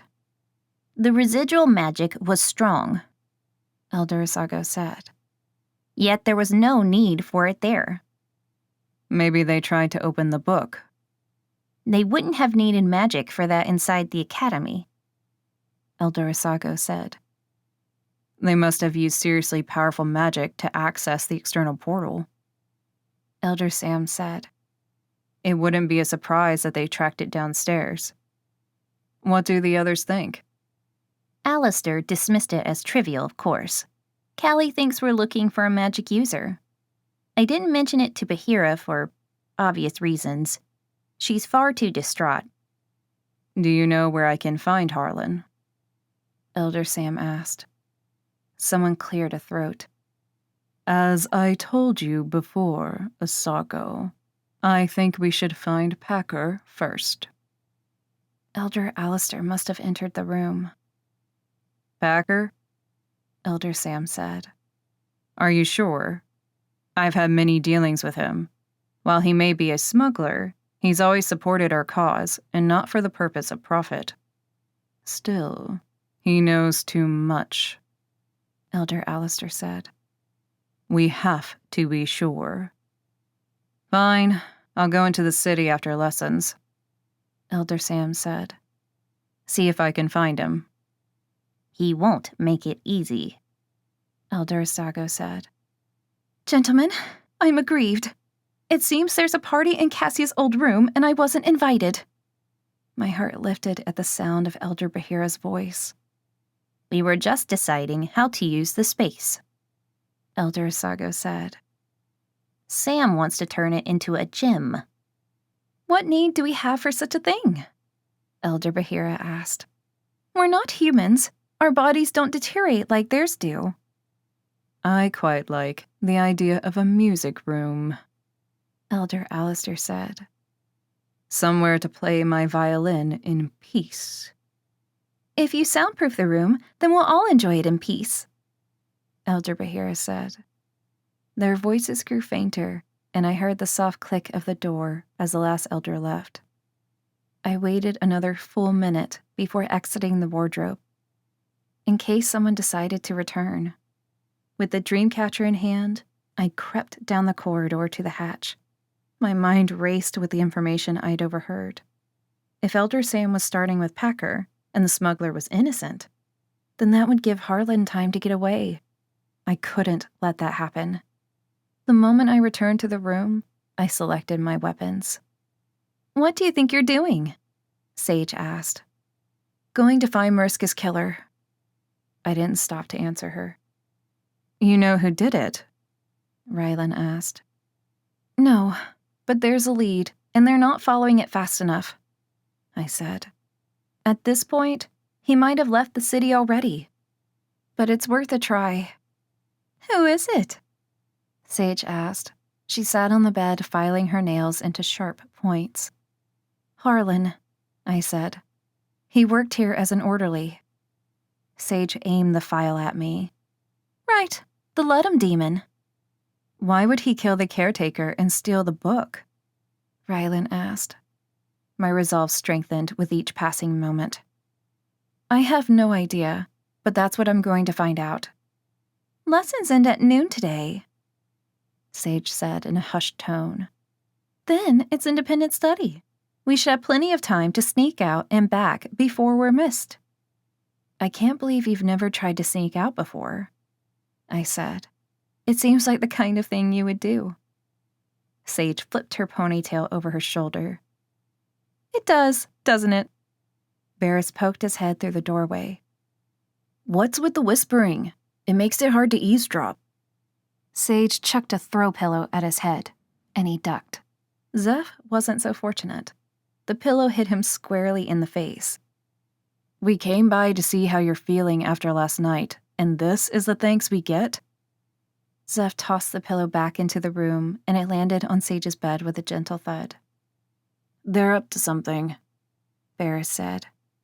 Look at those eyes. Devious. He jabbed 2 fingers at Sage. We're sneaking out to solve a crime, Sage said. Out? Barris repeated. As in... He pointed downward. You got it, tornado butt. The big city. Barris scowled. I told you not to call me that. You know perfectly well that real djinn have legs, and not some unnatural lower half. I beg to differ, Sage said. Twisters are the epitome of natural. They occur in nature. Zeph laughed. Humans do have strange ideas about demons. We need a plan, I said. We can't enter the mortal realm without one, especially given that you've never been there. And you have? Barris asked. Lots of times, I said. Sage leaned against the wall, a vague smile playing upon her lips. Why doesn't Goat Boy carry us down gently on one of his famous gusts of wind? Zeph glanced out the window and his body tensed. I don't know. I'd need to practice a drop like that. Doesn't help us now, does it? Sage asked. We can't fly down anyway, I said. If we fly out of range, the alarm will sound. Elder Sam will have us back in no time. Sage positioned herself in front of me with her arms folded. Then how? The external portal, I said. They stared in disbelief. Sage snorted. Liar! No cambion knows how to access that. I grew up in the cloaks of the elders, remember? How do you think I left the city all those times? Trust me. I know. Sage studied me, a dangerous glint in her eye. Prove it. Rylan raised her hand. I'll stay here and make sure you don't get caught. I'll make up a story if someone comes by. Zeph seemed relieved that someone else opted to remain at the academy. And I'll help her. Sage stepped closer to the door. Fine. The big girls will take care of business, while you all braid each other's hair and tell bedtime stories. I'm coming too, Barris said. The only hair I'm interested in braiding is yours. He blanched. Wait, that's not what I mean. It was supposed to be... Forget it. A+ for effort, Rylan said. We can use the internal portal to get to the main spire, I said. Then use the external portal to get to the city. No flying or gusts of wind required. What about the external portal, though? Barris asked. What about it? I asked. We just need to make sure the coast is clear along the way. No one guards it. Maybe they should start, Sage said. She wasn't wrong. The killer had to have come through the portal, and only someone with demon blood could access it. That was one of the reasons I thought Elder Sam took Mariska or me with him on errands. He used us to access the portal, unless he'd already arranged for someone inside the academy to open it for him. An approach by air would have alerted us to the intruder earlier. The protective ward started at ground level and ended above the highest spire, Spire 10. You ready? Sage cut a quick glance at Barris. If you're going to freak out, do it now, so we can leave you behind. Barris squared his shoulders. The only ones who will be freaking out are the mortal women when they lay their eyes on a specimen like me. Sage looked at me. We're going to be invisible to humans, right? I shrugged. If we want to be, I mean, it's probably a good idea, or at least glamour ourselves to look more human. I wiggled my wings. I'm sure you'll be shocked to discover they don't have these except in lingerie catalogs. Allie knew that much because I'd seen Elder Sago's secret stash of them on his nightstand. Sage placed a hand on Barris's chest. Do us all a favor and stay invisible. You'll want to have your weapons on you, I said. Elder Sam never went to the city without a small arsenal. Right, Barris said, wary. While he went to his room, Sage and I grabbed our swords and daggers. Barris returned with a crossbow secured to his back. Sage sheathed her sword in one swift, deliberate movement. Now we're ready. Rylan stuck her head through the doorway and looked left and then right. Clear. The three of us slipped into the corridor and went to the internal portal at the far end. It was how the elders came and went between lessons. Except Elder Sam, who sometimes chose to fly with his artificial wings. Old habits die hard. I'll go first, I said. If I see anything problematic, I'll whistle once. That means don't follow. If I whistle twice, you can come. Got it. Sage nudged me forward. I stepped through the portal and emerged in the main spire, in the corridor not far from the kitchen. Based on my knowledge of the elders' schedules, nobody should be in this area right now except Aldo. Everyone else should be checking in on the younger cambions in the lower spires.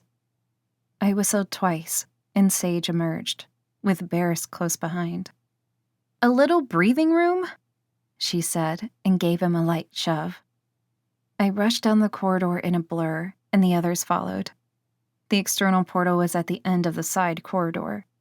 It blended in with the wall until you activated it. I placed my palm flat against it until the circle glowed. One ring, then another.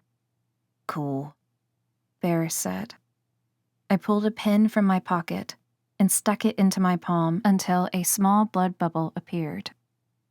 Less cool, Barris said. Won't they know it was you? Sage asked. No, it doesn't work like that.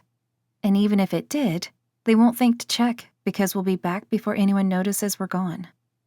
If it did work like that, then they could have seen whose blood was used to access it from the city, Sage said. It wouldn't have mattered. It's not like they have the blood of every demon in the world on a database, I said. Now stop pestering me with questions. We need to hurry.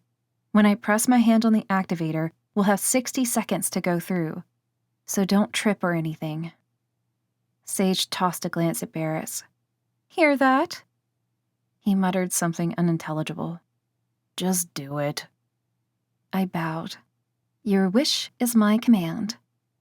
I smacked my hand against the activator, and the portal exploded with light. Wow, Barris said. Stop gawking and move. Sage shoved him through and went straight in after him. I gave a cursory look behind me before entering the portal. I felt the familiar drop in my stomach and heard the whoosh of air as the portal closed behind me. And then it went dark. Chapter 5. Why is it so dark? Sage moaned. It's the middle of the day. We're in a tunnel, I said. Sage turned around in a circle. Why? Because the elders thought it made sense to leave and enter the city somewhere inconspicuous. But they're invisible, Barris said. What does it matter? Not to everyone, I said. Not to celestials or fae or other demons. Or whistlers, but I didn't dare mention them out loud, for fear of summoning them. Not that it worked that way. Besides, Harlan is a Ludum demon. His type of demon prefers underground. It's one of the reasons he left the academy. He couldn't handle the location. I remembered the way his eyes would turn to slits when the sun's glare was too much for him. I bet when he took the job, the elders hadn't discussed the location because of the secrecy surrounding it. Harlan would have been surprised and disappointed. Demons, even half-demons, didn't tend to go upward. The sky was for celestial beings. Dominion cities were full of spires like ours, apparently. "How many tunnels do we need to search?" Sage asked. "As many as it takes to find him," I said. "If you're not up for it, now's the time to say so. You can go back." I gestured toward the wall where the portal was hidden from view. Sage scrunched her nose. "It reeks down here. Why does it smell like urine? I thought Bounders had toilets like we do." "I wouldn't think the stench would be an issue for you, given your fondness for corpses," Ferris said. Sage ignored him and examined the tunnel. "How often do the trains come through?"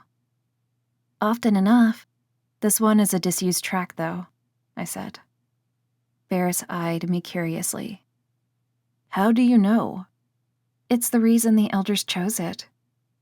We walked the length of the tunnel until we reached a crossroads. "Left or right?" Ferris asked.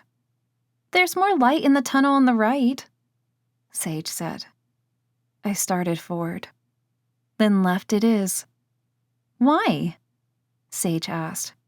For someone who liked to brag about her ability to puppeteer corpses, she sure seemed nervous about dark spaces.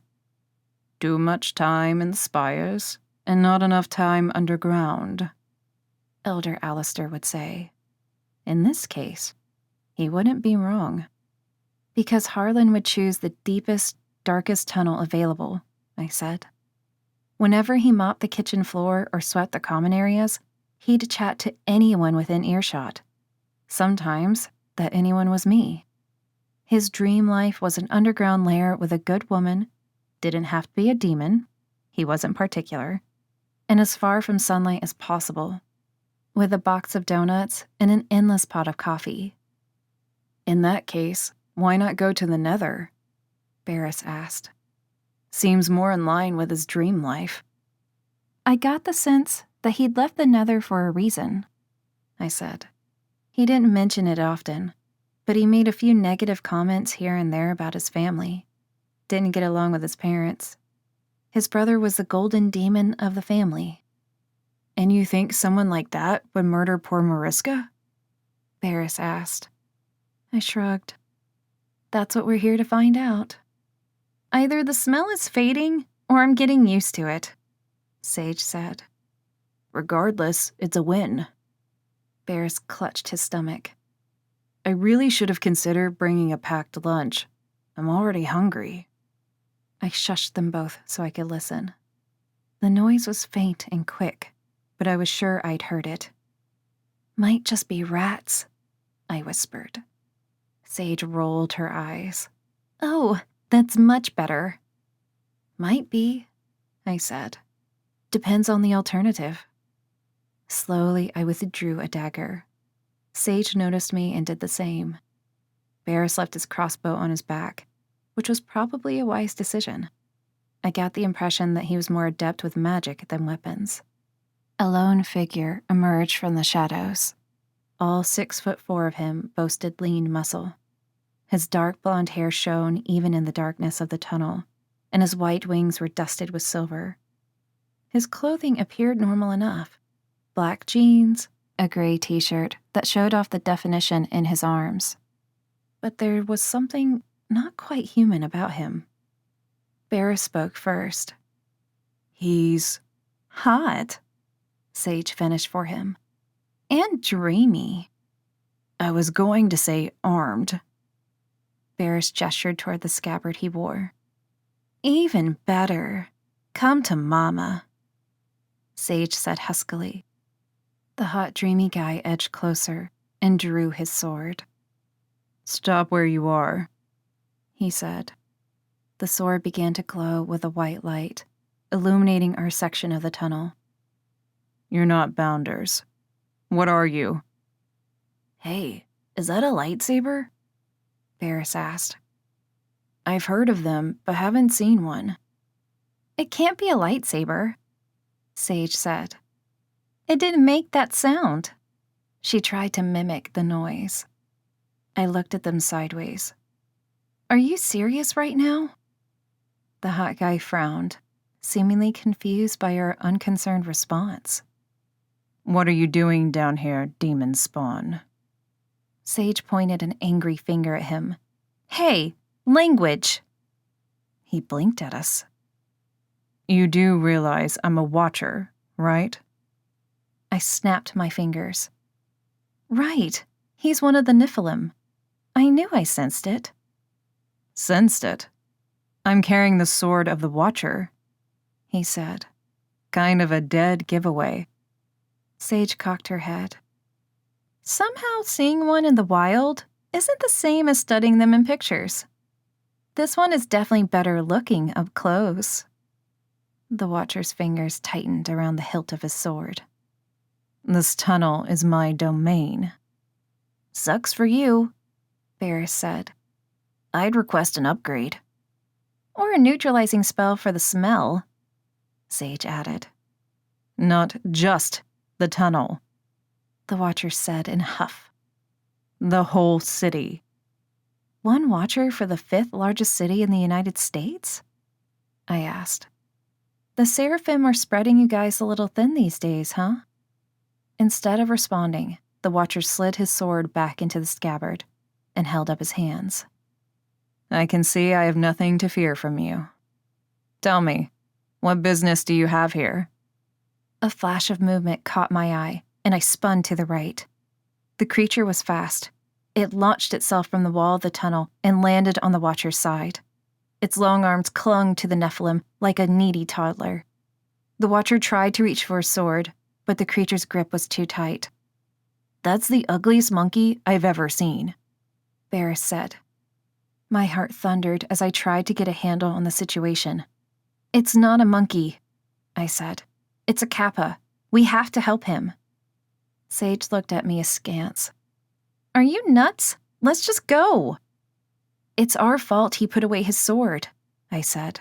We owe him. Sage grimaced. You think we owe a Watcher anything? They kill our kind. They're not whistlers, I said. They're protectors of the mortal realm. He would only harm us if we were here to hurt humans, which we're not. Ferris and Sage remained rooted in place, so I went ahead on my own. I'd never seen a real kappa before, but this one looked exactly like the one I'd seen pictures of during my lessons with Elder Asago. You have to drain it, I yelled. The Watcher was busy trying to elbow the kappa in the stomach to remove his powerful grip. Drain it? Ferris asked. It's not a sink.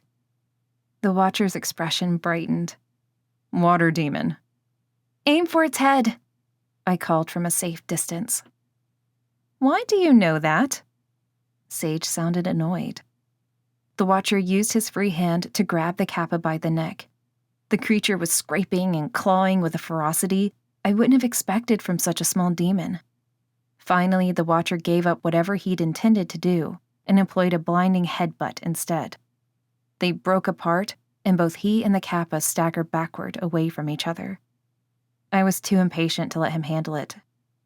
Cassia, what are you doing? Ferris asked, alarmed. The dagger sliced through the air and punctured the kappa's forehead. Water streamed out, and the creature shriveled to a husk before it turned to dust. The Watcher wiped his hands on his jeans. I appreciate the help, but I had it under control.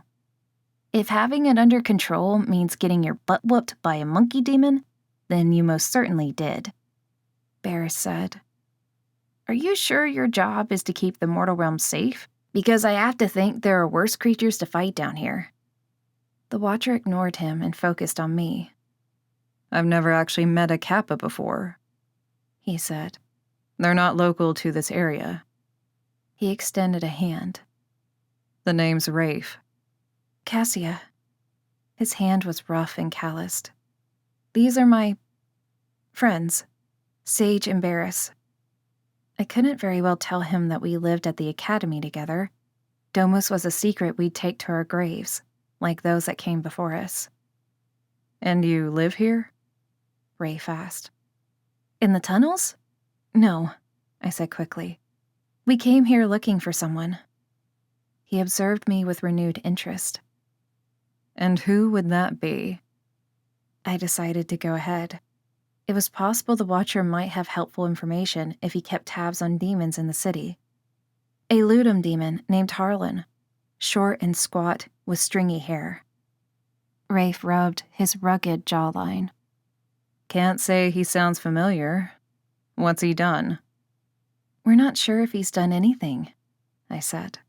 We need to speak to him to find out. That's decidedly vague, Rafe said. I debated whether to say more. Maybe there was a way of giving just enough information that the Watcher could be of use. Someone stole a book, and we want it back, I said, choosing my words carefully. Don't forget the murder, Sage added. Rafe blinked. Immortal? A brownie, I said. We think she tried to stop the thief. What kind of book? Rafe asked. It has confidential information in it, I said. It's warded, so whoever took it will have trouble opening it, but we need to find it and get it back before they manage. If they're willing to kill to get it, it sounds to me like they'll manage. That's what we're afraid of, Barris said. What about you? I asked. Just patrolling down here for fun? He hesitated, and I knew he was assessing the situation, debating whether to share, whether we might be helpful to him. I'm looking for an entrance, actually. To a nightclub? Sage asked hopefully. Afraid not, Rafe said. To the gray market. Have you heard of it? No, I said. Is it like the black market? Rafe's expression hardened. Worse. It's an illegal trading ground like the black market, but for the worst types of exchanges, often involving the sale of living creatures or death deals. And you want to go there why? Barris asked. It's an assignment I'm working on, Rafe said. You're a Watcher, Sage said. You don't know how to get to it? It's somewhat new and a well-kept secret, as you can imagine, Rafe said. Only those buying or selling are given the location. It's probably heavily guarded, though, Barris said. Even if you find the entrance, you might want reinforcements. Rafe offered a winning smile. I can take care of myself. Thanks. Not if that monkey demon was anything to go by, Barris said. Rafe's smile faded. It took me by surprise. I was focused on the 3 demon spawn I wasn't expecting to encounter. Sage narrowed her eyes. I warned you once already. Shouldn't you be afraid of us? Barris asked. Rafe met his inquisitive gaze. I assessed the situation and determined that you weren't a threat. But like you said, we're demon spawn, Barris pressed. We're supposed to be reviled and feared. Rafe reached for his sword. I can fight you if you'd like. Barris waved his hands. No, I'm good. I've been a Watcher for many years now, Rafe said. I can tell fairly quickly if a demon is going to be a problem.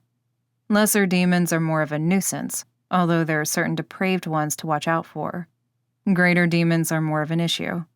Those I tend to keep a close eye on. Sage stepped forward, her chin tilted upward. And half-demons? The Watcher's eyes twinkled. To be honest, I find half-demons in this city to be surprisingly well-behaved. It's like they've gone to some sort of finishing school on how to maintain a life in the mortal realm. That's kind of insulting, I said. Yet kind of true. And you 3 seem to be no exception, he said cheerfully. And knowledgeable about kappas, too. He winked at me.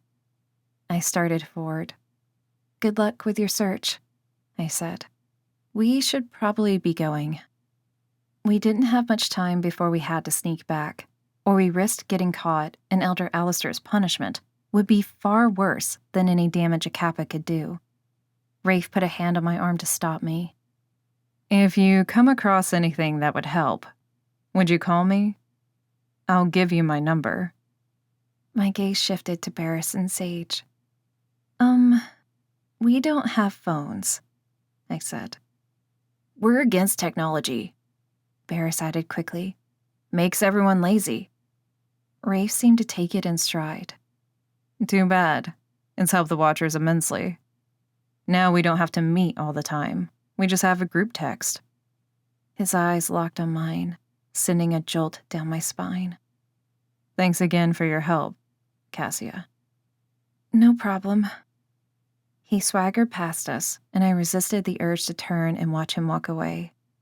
I was fairly confident that the back view was every bit as good as the front. If I'd known Nephilim looked like that, I might have snuck out a long time ago, Sage said. Barris snorted. And here I thought Rylan was the only half-succubus. Sage popped out a hip. The realm is lucky I don't have any succubus in me, or there'd be a trail of dead bounders from here to LA.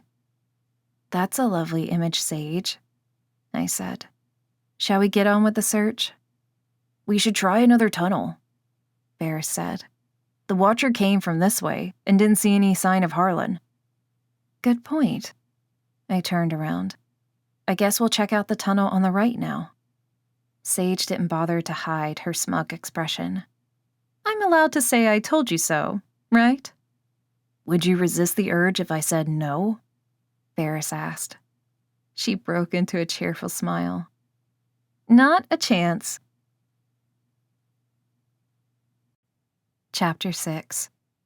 Do we have to try another tunnel? Sage asked.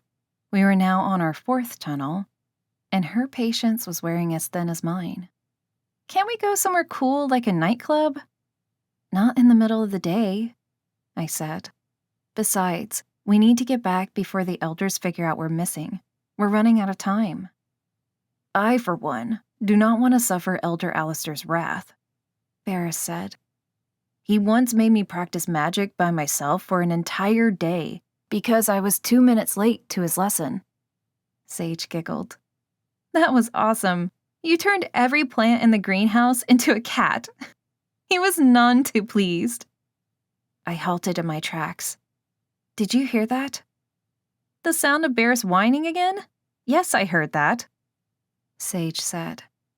I stood perfectly still and listened. It's a scratching sound. Up ahead, a pair of eyes glowed red. A shiver traveled down my spine, and my wings expanded instinctively. Apparently, when it came to fight or flight, I was a bit of both. Barris pushed down the top of my wing for an unobstructed view. Did you see those glowing eyes? He asked. The scratching sound started again, prompting my companions to huddle closer to me. Sage peered into the darkness. What is it? At this point, it could be anything, I said. Shifter, vampire, hellhound? I racked my brain trying to think of all the demons with glowing eyes. Fluffy murder mice? Bears gripped my arm. By the devil, don't say fluffy murder mice.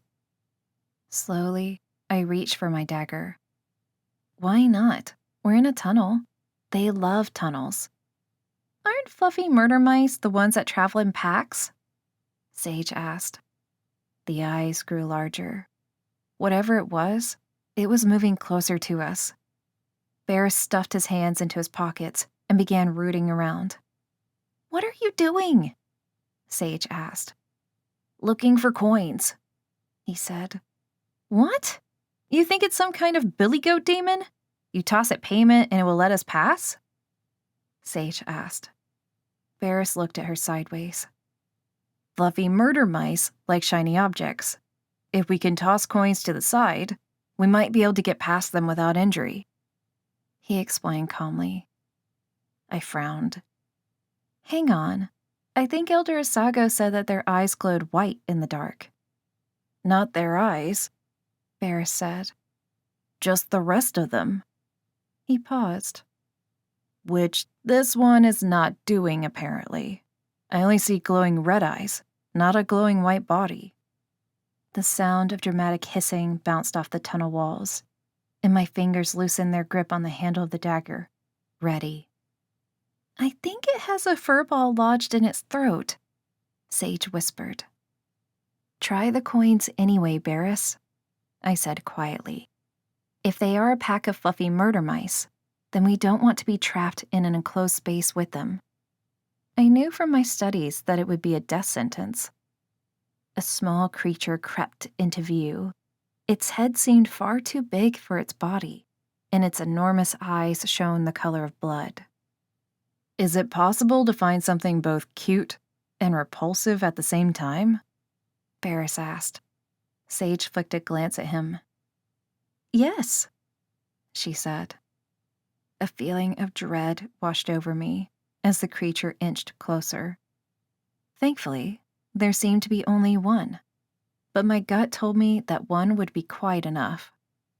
Barris, now would be a good time to test your theory and toss something shiny, I said. He threw a coin over the creature's head. It turned around in pursuit, and I thought for a moment that we were home free. What is with that tail? Sage asked. Forget the tail. Are those fingers? Barris asked with a shudder. The creature sported a tail that looked like a witch's broom, and its claws looked like bony spiders covered in black, wiry fur. Gross, Sage said. How many more coins do you have? Let's throw them all. Not so fast, I said. The creature seemed to have lost interest in the coin. It shuffled back around and focused its haunting eyes on us, causing my heart to skip a beat. I'm officially rolling out Fluffy Murder Mouse. What else do we have that's shiny? Barris asked. I can't very well toss at Sage's nose. Forget shiny, Barris. We have to try something else. I fumbled around to see what else I had to offer the creature that didn't involve sacrificing one of us. Just kill it, Sage said. I can't, I said. It has big eyes. It's an unwritten rule that you can't kill anything with big eyes. I hope I'm never trapped in a cave with you and a cyclops, Barris said. Here, try this. Sage produced a packet of peanut butter crackers. The creature opened its mouth to make a hissing sound, and I saw a set of gleaming, sharp fangs. Terrific. Sage tore open the packaging. Wait, I said, placing a hand on her arm. What if he has a nut allergy or a gluten intolerance? Check the package. Sage looked at me like I had two heads. I don't think the demon is worried about gluten. And the package won't tell us anything we don't already know. The peanut butter crackers clearly contain nuts. She shook the packet at me. But what if he eats them and starts defecating everywhere? Barris asked. We'll be long gone by then, I said. It's not like we'll have to clean it up. The creature arched his back, and the witch's broom swept from side to side. He was either planning to launch an attack or clean the floor. Sage slid one of the crackers across the floor directly to him. The demon sniffed it before devouring it whole. I heard the satisfying crunch of the crackers as his fangs plunged through them. The demon shifted his big eyes back to us, expectant. Give him another one, I urged. The demon crept closer, his nose twitching as he went. I glanced at the remaining peanut butter crackers. He wants more, I said. How many of those did you bring? Sage shot me an incredulous look. Only this one packet. Forgive me if I wasn't planning to feed an army of demons today. May I? I held out my hand, and Sage gave me the remaining crackers. I tucked away my dagger and crouched closer to the ground. Hey, buddy. Looking for these?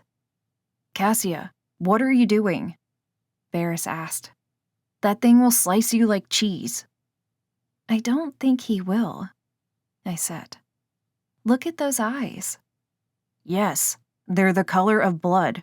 Or have you not noticed? Barris said. Look at that middle finger. It looks like my shoulder. And those teeth are like tiny chisels, Sage said. I'm starting to wish for fluffy murder mice. I placed a single peanut butter cracker in my palm and held it out for the demon. He took a few cautious steps forward, dragging his strange tail behind him. His little nose scrunched again as he sniffed. He might be murderous, but he is adorable. The creature licked one of my fingers before grabbing the cracker with its teeth. His tongue tickled, and I quickly pulled my hand away. He wolfed down the second cracker and fixed his enormous eyes on me again. You're not going to hurt us, are you? I said, adopting a soothing tone. It was, in fact, Mariska's tone that she used to reserve for trying to coax me to do something I didn't want to do. Usually something involving calculations. The tiny demon nudged my shin with the top of his head. He likes you, Sage said. You don't have to sound so surprised. Carefully, I reached out to stroke the demon's fur. It was every bit as rough as it looked. What do you think his powers are? Barris asked. Lulling unsuspecting travelers into a false sense of security, clearly, Sage said. The demon made a contented noise, and I continued to scratch him gently. We can ask when we get back to the academy. Of course, we'd have to ask in a way that didn't suggest any real-life experience. We should name him Jiffy, like the peanut butter, Sage said. We shouldn't name him anything, because he's a dweller demon, not a pet. Barris still seemed wary of the small creature. Besides, the peanut butter is Jif, I said. Unless you mean Skippy. I guess Jiffy is a nice combination of the two brands, Barris said approvingly. It was nice meeting you, Jiffy. I patted the demon on the top of the head and resumed a standing position. We need to hurry. If we don't find Harlan in the next 30 minutes, we need to go back. We can try again, though, right? Sage asked. Only if we don't get caught this time, Barris said. We don't have phones. We have no idea what's happening at the academy right now. Rylan and Zev could be getting hammered with questions. He covered his face with his hands. By the devil, what if they're using literal hammers? I sniffed the stale air of the tunnel as we walked. I smelled donuts. I smacked my head. I can't believe it. That you smelled donuts? Barris asked. Elder Sam brought us donuts back from the city many times. Something called munchkins? I shook my head, annoyed with myself. Harlan was obsessed with donuts. Elder Sam only started bringing them to the academy because Harlan said he missed them so much. Then I guess we should follow that smell, Sage said. We walked through the tunnel at a faster pace. Each time a train went by, we flattened ourselves against the wall. This is slowing us down, Sage grumbled. Barris gestured to the track with a flourish. Then by all means, step in front of the train next time. I was barely listening to the two of them squabble. In the distance was a familiar silhouette. Short and squat, with an awkward gait that I'd recognize anywhere. Come on, I hissed. I raced to catch up to him. Suddenly he turned and disappeared into the wall. Is he a ghost? Barris asked, right behind me. No, it must be a cloaked entrance. I stopped at the place where he slipped through the cracks and placed my hands on the wall. Allow me, Barris said. He moved in front of me and rubbed his hands together, producing purple sparks. Then he pressed his hands on the wall and kept them there until the outline of a door materialized. Finally useful, Sage said. She patted his chest. Well done. I opted to do the polite thing and knocked. The door opened a crack, and half of Harlan's face appeared. It registered shock when he saw me. "Horns of a devil," he said. "I never expected to see you again." He looked at me with an expression bordering on affection. "What are you doing here, Cassia? Is Elder Sam with you?" "Trust me, Harlan," I said. "I wish it were under better circumstances." His brow furrowed. "You're here without an elder? How?" His gaze darted to my companions. "Can we come in?" Harlan jerked open the door and closed it behind us. He moved to turn on a light for our benefit and stood beside a small desk and chair. The space seemed more like a prison cell to me, small and dark with minimal personal effects. To each his own. "What's this about?" Harlan asked. "Mariska is dead," I said. Harlan fell back against the chair. "Dead? That's terrible. But why come to tell me?" Sage didn't appear to be in the mood to be reasonable. She withdrew her sword and lunged at the demon, pressing the blade to his neck. "We know you came through the portal to steal the book. We know you killed her." Sweat bubbled across his forehead. "I don't know what you're talking about. I haven't been back since I left." "Liar," Sage spat. "Why did you do it? Did she spurn your advances back when you lived at the academy? You decided to steal the book to throw the elders off the trail?" Harlan swallowed hard. "No, I liked Mariska, but I wasn't interested in her like that. We were friends." I blinked away tears. "Then why would you kill her in cold blood? She deserved better." His eyes flashed orange, and I knew that he was preparing to fight back. "Sage, let him go," I said. She looked at me in disbelief. "Are you kidding me? I should slit his throat right now." "A lot of good that would do us," Barris said. "Then we'll never know what happened to Mariska or be able to find the book."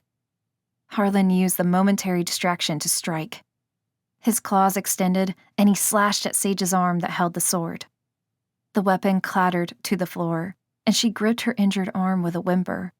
Harlan jumped onto the seat of the chair and launched himself over us, rolling to a standing position in front of the door.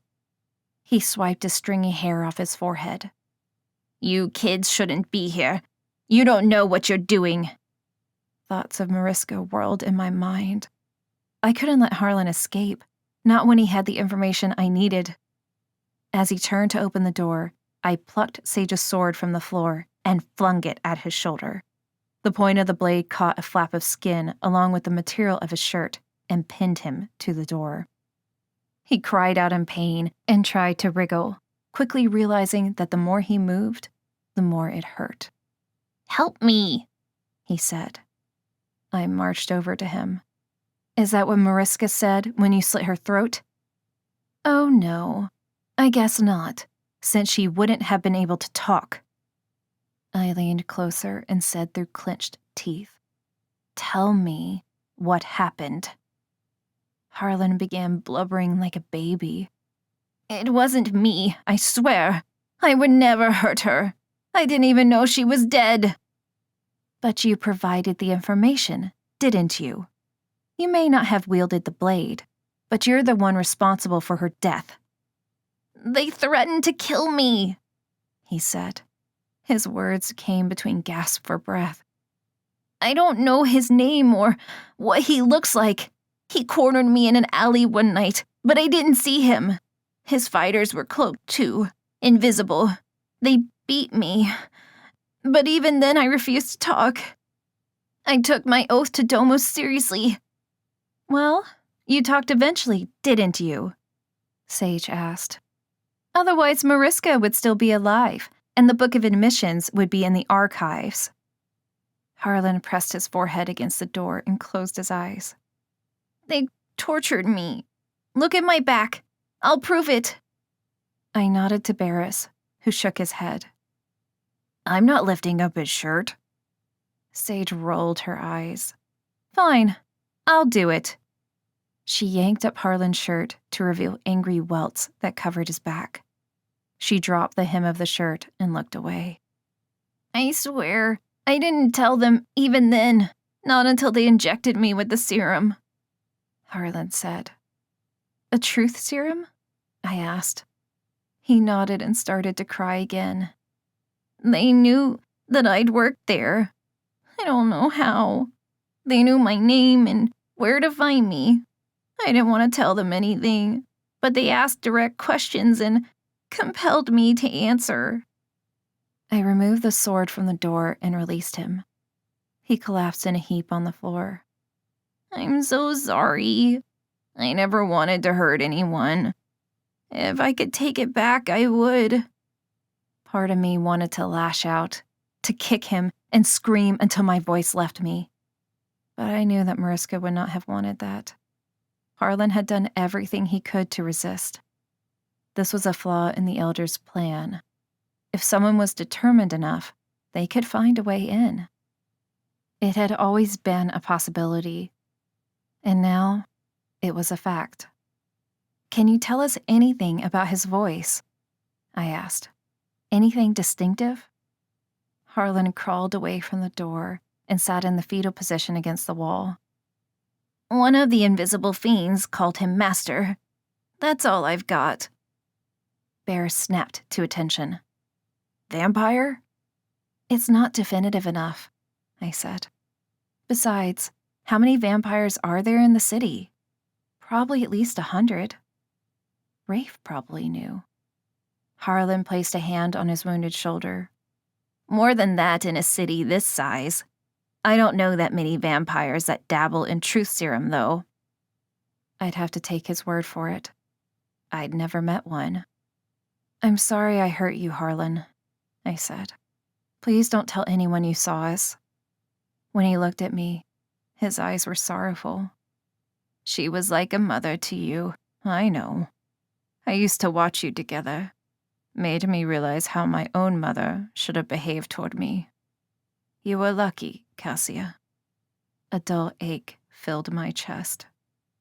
Harlan was right. Mariska was the closest thing I had to a mother, and now she was gone. I handed the sword to Sage. Let's go, I said. We've done all we can here.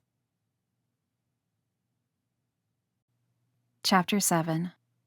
I felt triumphant as we accessed the portal to return to the academy. We hadn't solved the murder, but at least we'd put a piece of the puzzle in place. It was better than nothing. My positive mood didn't last long. The moment my head poked through the portal in the main spire, I knew we'd been caught. Elder Alistair's face was practically purple with rage. I had no idea how long he'd been waiting there. Once all three of us were safely through, he spoke. In Elder Asaga's office. Now. I didn't dare look at the others. The mantle of guilt settled heavily on my shoulders as we trudged the long stretch of corridor to the office. We squeezed into Elder Asaga's office and silently accepted his reprimand, and Elder Alistair's, and Elder Sam's. Pretty much everyone with the title Elder gave us a tongue lashing. I tried to explain, but they refused to listen. Eventually, they marched out of the office and left Elder Asaga to deal with us. He rubbed his hands over his face, debating our punishment. I think solitary confinement fits the crime, sir, Barris said. Elder Asaga sighed and shook his head. Your introverted tendencies are well established, Barris. For you, solitary confinement would be a reward. I wanted to find Harlan, I said for what was probably the 10th time. For some reason, I felt like if I kept saying it, Elder Asaga would accept it as a good excuse. It doesn't matter the reason, Elder Asaga said again. You cannot leave the spires without permission, and an elder to accompany you. It simply isn't done. And if we don't punish you, Elder Callie said, returning to the office with Elder Sam, then it sets a bad precedence for the younger cambions. We'll have a mutiny on our hands. But we found a lead, I said. We have to follow it up. The lead that Harlan gave you? Elder Callie asked. You can't trust Harlan, Elder Sam said. He'd say anything now to save his own skin. I believe him, I said. If you'll just let me go back. Absolutely not, Elder Saga said. The elders will take it from here. I clasped my hands in my lap. There's something else you should probably know. We met a watcher while we were down there. You what? Elder Saga was on his feet, slapping his palms flat on the desk. And you only now decided to share this? I was somewhat distracted, I said. An actual watcher? Elder Callie asked. One of the Nephilim? Yes, I said. His name was Rafe. I helped him fight a Kappa. Elder Sam's face paled. You didn't tell him about Domus, did you? Of course not. My neck grew warm. How could anyone think I'd expose the Academy? Was he alone? Elder Sam asked. Yes, he was searching for an entrance to something called the Gray Market in the tunnels beneath the city, I said. The Gray Market? Elder Callie said, frowning. I thought you'd be proud of me, I said. I was able to defeat the Kappa because of what I learned in class. Forgive us if our pride is somewhat overshadowed by your deceit and recklessness, Elder Callie said. Wasn't this watcher curious about the three of you? Elder Asago asked. 3 young cambions lurking in a tunnel. He was, but we seemed to have put him at ease, I said. He was unexpectedly reasonable, Barris added. He put away his sword when he determined we weren't a threat. It's only because he wanted me, Sage said. He didn't want to scare me off by threatening me with his sword. Barris groaned. Yes, that was apparent. Sage wiggled in her seat. Of course, I would have quite liked to be threatened by his sword. It looked big. Barris groaned louder. Can we go now? This conversation is punishment enough. I don't think the 3 of you grasp the enormity of what you've done, Elder Callie said. Now the Watchers know there are 3 cambions in the area that they didn't know existed. It will raise questions. They don't keep tabs on every non-mortal in the city, I said. That's not how they operate. One run-in with a Watcher, and now you're an expert? Elder Callie snapped. Anyway, we're safe in the spires, Sage interjected. The Academy is cloaked and warded. Didn't help Mariska, though, did it? I asked softly.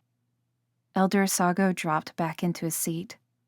A week in lockdown, no lessons, no training, no field trips. Meals in your rooms. What about Zeph and Rylan? I asked. They showed common sense, Elder Asago said. Therefore, their studies will continue as planned. They were complicit, Barris said, and quickly realized what he'd said. They told the truth the moment they were questioned, Elder Asago said. I'm willing to overlook the fact that they weren't forthcoming about it before then. You heard him, Elder Callie said. No lessons, plenty of time to think over what you did. I don't know that ignorance is a punishment, Barris said. It's more of a crime, really. It's not fair, Sage said. I'm stuck with Cassia, but Barris gets to be alone, and that's how he likes it. I can put him in with you 2, Elder Asago said. Barris waved his hands. No, please. Mixed-gender bedrooms at our age can only bring about unwanted pregnancies. Sage barked a short laugh. In your dreams.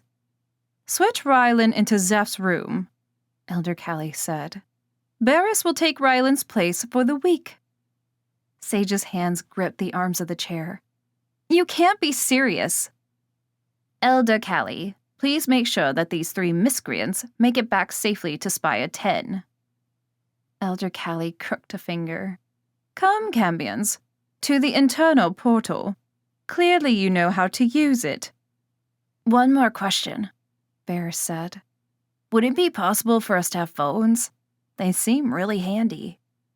Elder Callie shooed us out before anyone could answer. This is all your fault, Sage said, once we'd been sent to our room without supper. I realized she was looking at Barris. Eventually, he realized it too. My fault? He sputtered. How is it my fault? You pushed them into a decision, she said. How about we focus on how we ended up in trouble in the first place? Barris said. I was too deep in thought to follow their argument. Someone tortured Harlan for this information, and then used truth serum. Why not start with the easy way? We were looking for a sadist, it seemed. Anyway, I'm glad this is finished, Barris said. I'd missed whatever came before that statement. It isn't finished, I said. Not until we found Mariska's killer. Get a grip, Cassia. We're never seeing the ground again. Barris grabbed a pillow and pressed it over his face. I plan to see it again tonight, I said. Sage sat up, listening intently. Do tell. Barris threw the pillow aside. No, no, no! Bad idea in the history of bad ideas. Have you learned nothing in the past 24 hours? Quite the opposite, in fact, I said. How do you propose to accomplish this? Barris said. You think they won't be watching you? We're trapped in this room anyway, I said. It's not like there's anything to miss. Barris scoffed. And do you think no one will check to make sure you're here? That's the oldest trick in the book. It's only a good trick if there's magic involved. I offered my sweetest smile. What kind of magic? Barris stopped. You want me to use magic to make it look like you're still here? I made a sound like a ringing bell. I'll be in bed, feeling sorry for myself. Sage jumped to her feet. Cassia, my love, where have you been all my life? I can't do that, Barris said. I want to graduate and live my own life on my terms. How will this interfere with your grand plan? I asked. They can hold us back if they want to, he said.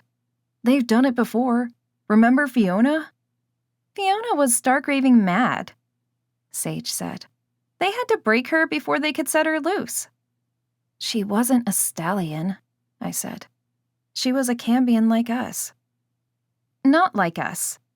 Sage pulled her hair into a tight ponytail. Fiona was far more demon than human. In fact, there was no humanity in her at all as far as I could tell. They tried for years, I said quietly. I remembered the elders' hushed whispers in the kitchen, where they often discussed difficult cases. It was rare where a cambion couldn't be taught to favor their human side. Barris's expression turned sullen. She's dead now. What does it matter anymore? You can turn that pillow into Cassia, Sage said. And turn that pillow into me. She pointed to the one on her bed. No, Sage. I put a hand on her shoulder. I appreciate your enthusiasm, but I'm not risking anyone else this time. It isn't fair to you. Stay here and annoy me, Barris urged. It'll be fun. She played with the fringe of her ponytail. That is amusing. A knock on the door interrupted us, and Elder Bahira poked her head in. I just wanted to see how everyone's feeling after all the excitement. It isn't every day we have escapees.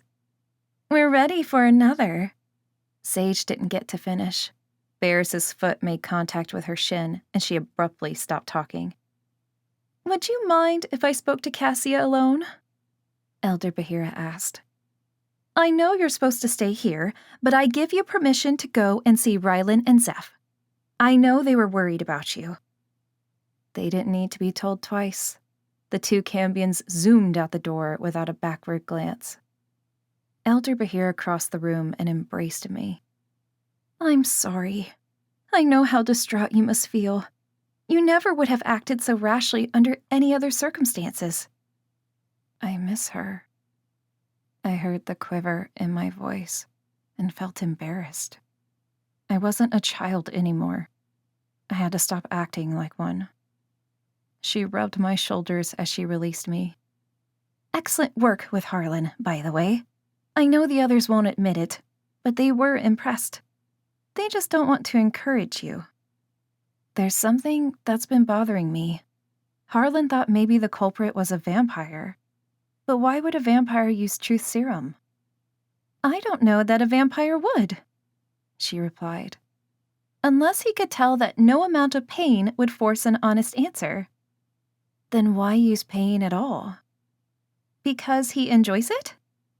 Elder Bahira suggested. Which does point back to a vampire or someone cut from a similar cloth, doesn't it? Her brow furrowed. We discussed Balthazar, but I can't imagine he would do anything of the sort. He's only vicious to those that deserve it. Balthazar? The vampire that owns Hotel Franklin in the city, Elder Bahira said. He's not a regular like Packer, but he gets in touch if he picks up a stray cambion. Doesn't like to see them hunted, which is odd, considering he's a vampire. What other creatures might resort to torture and truth serum? She looked thoughtful. Not shifters. Not lesser demons. I can't see any greater demons from the nether wanting to break in here. What would be the point? Seraphim? Elder Bahira snorted. Doubtful. They're not sneaky. They'd waltz in like they own the place and make demands. Uppity bastards. I wagged a finger at her. Don't let Elder Sam hear you say that. She waved me off. Please, you think he doesn't agree after what they did to him? A frown rippled across her forehead. You know, I wouldn't put it past the Fae. They are as cruel as they are beautiful. But why would they be in the mortal realm? She smiled. Same reason as we are, perhaps. There were no half-fae among the cambions. They tended to stick to fairy, their own realm. Can they make themselves invisible? I asked. Oh, they're capable of any number of tricks, Elder Bahira said. Not to be trusted in my experience. They reel you in with their silver tongues, and then... She trailed off, a blush creeping into her cheeks. Never mind. I can't think of any reason they'd want the Book of Admissions anyway. It doesn't seem as though our existence would be of interest to them. Then Balthazar it was. At least I had a destination when I arrived in the city. A hotel would be better than combing dank tunnels. Elder Bahira kissed my cheek. Try to rest during your punishment. Bond with your Kinzoku. These are important times in a cambion's life. Don't miss them. She blew me another kiss as she exited the room. By the time Sage and Barris returned, I was ready to execute my plan. Like a fairy godmother, Barris turned my pillow into a sleeping replica of me. I stood over myself for a moment, fascinated by the likeness. You have really cool magic, Barris, I said. Thank you. He shot Sage a triumphant look. How do you plan to sneak out? Sage asked. Same way I did it last time. No one will be watching. They'd never dream I'd try again so soon. I slipped on the bracelet that Mariska had given me. Barris appeared unconvinced. Please be careful. I collected my weapons and saluted them before creeping down the corridor to the internal portal. If only the ward wasn't activated, then I could simply fly down. Sadly, the portal was my best chance. I looked up and down the corridor in the main spire and was relieved to see the area was clear. I heard movement in the kitchen and realized that Aldo was probably making tea for the elders. I missed the rhythm of the day in the main spire. I turned and the portal beckoned to me from the far end of the corridor. I bolted for it, not wanting to risk being seen. I withdrew a pin and pricked my palm for blood. The moment my hands touched the portal, I knew something was wrong. There was no response, no glow. Instead, there was an alarm. Goddess of mercy, I breathed. They'd been ready for me after all. I turned around to see Elder Alistair at the end of the corridor. He looked both pleased and furious, if such a combination was possible. He crooked a finger, and I had no choice but to submit. There was nowhere to flee. The elders were assembled in the kitchen. Elder Bahira couldn't bring herself to look at me. You have disobeyed us and flouted our rules in our faces, Elder Alistair said. For this, you must be held accountable. Mariska's death is more important than any rules, I said. No. Elder Alistair slammed a fist on the counter, and my insides quivered. Nothing is more important than the rules of the Academy. Do you understand me? Our entire existence hinges on that one fact. You put the entire safety of the Academy at risk, Elder Sago said, more softly. And then you intended to do it again. No, the entire safety of the Academy was at risk when someone broke in and stole the Book of Admissions and murdered Mariska. I knew I was shouting, but I couldn't stop myself. I was angry, and the threat of rules and punishment wasn't enough to silence my rage. You were with your Kinzoku for 1 day and managed to lead them astray, Elder Alistair said. Barris and Sage never would have left the Academy if it hadn't been for you. Trust me, Sage was overjoyed to break the rules, I said. She thrives on danger. Do not presume to tell me about the cambions in this institution. I have known each one of them far longer than you have. If Elder Alistair were a cartoon, there would have been smoke pouring out of his ears. And whose fault is that? I shot back. It wasn't my idea to sequester me from my peers, remember? I was an infant when I came here, too young to have a vote. And apparently still too young to have one. Let's not tread old ground, Elder Bahira said. Dole out the punishment, Alistair, so we can be finished with this. Elder Alistair tightened the belt around his cloak. Very well, then. I cast you out, Cassia. If you are so cavalier that you would risk the lives of everyone at this academy, then do so on your own. Go down to the city and remain there until you've captured Mariska's killer. I wasn't the only one to gasp. You're kicking me out? Temporarily, Elder Alistair said. You have an itch, Cassia. I'm agreeing to let you scratch it. Consider it a gift. Elder Sam's pallor turned green. Alistair, this doesn't seem wise. You want her to learn independence, don't you? Elder Alistair asked. Yes, and that's what Spire 10 is for, the Seraph replied. That entire curriculum is designed to prepare them for life outside of the Academy. We've allowed Cassia to hide under our cloaks long enough, Elder Alistair said. This will be exactly what she needs to prepare for her final year with us. No more coddling. It isn't coddling, Elder Bahir interrupted. You know why. Enough, Elder Alistair said. My decision is final. And why is it only your decision? I asked. You're not the only elder here, and others seem to have a different opinion. Elder Alistair shook an angry fist at me. Show some respect, Cassia. You have been treated as special for far too long. But that ends today. The other elders seemed as shocked by his response as I was. If I agree to this, does that mean no one else will be searching for Mariska's killer or the book? I asked. You do not get the luxury of agreeing to anything, Elder Alistair said. It is my decision, and you must obey. Alistair, the book is too important to leave in her hands, Elder Callie said. If we don't find it quickly, the result could be catastrophic. The break-in will be the least of our worries.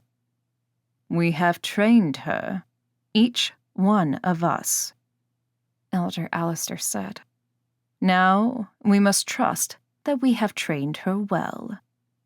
My eyes brimmed with unshed tears. You never liked me. This is your chance to finally get rid of me. On the contrary, I only need to wait this year for that happy outcome, he said. I'm more patient than you give me credit for. He maintained a neutral expression. Elder Sam will go to your room and pack a bag of essentials. What about my Kinzoku? Can I say goodbye? I think you've said enough to them, Elder Alistair said. Elder Bahira offered me a cup of tea while I waited for Elder Sam. I took 2 sips, but felt too queasy to have the rest. Take good care, she whispered. Elder Sam returned with a bag and my weapons. He handed them to me with a solemn expression. Cassia, I'm sorry. Don't speak to me, I said.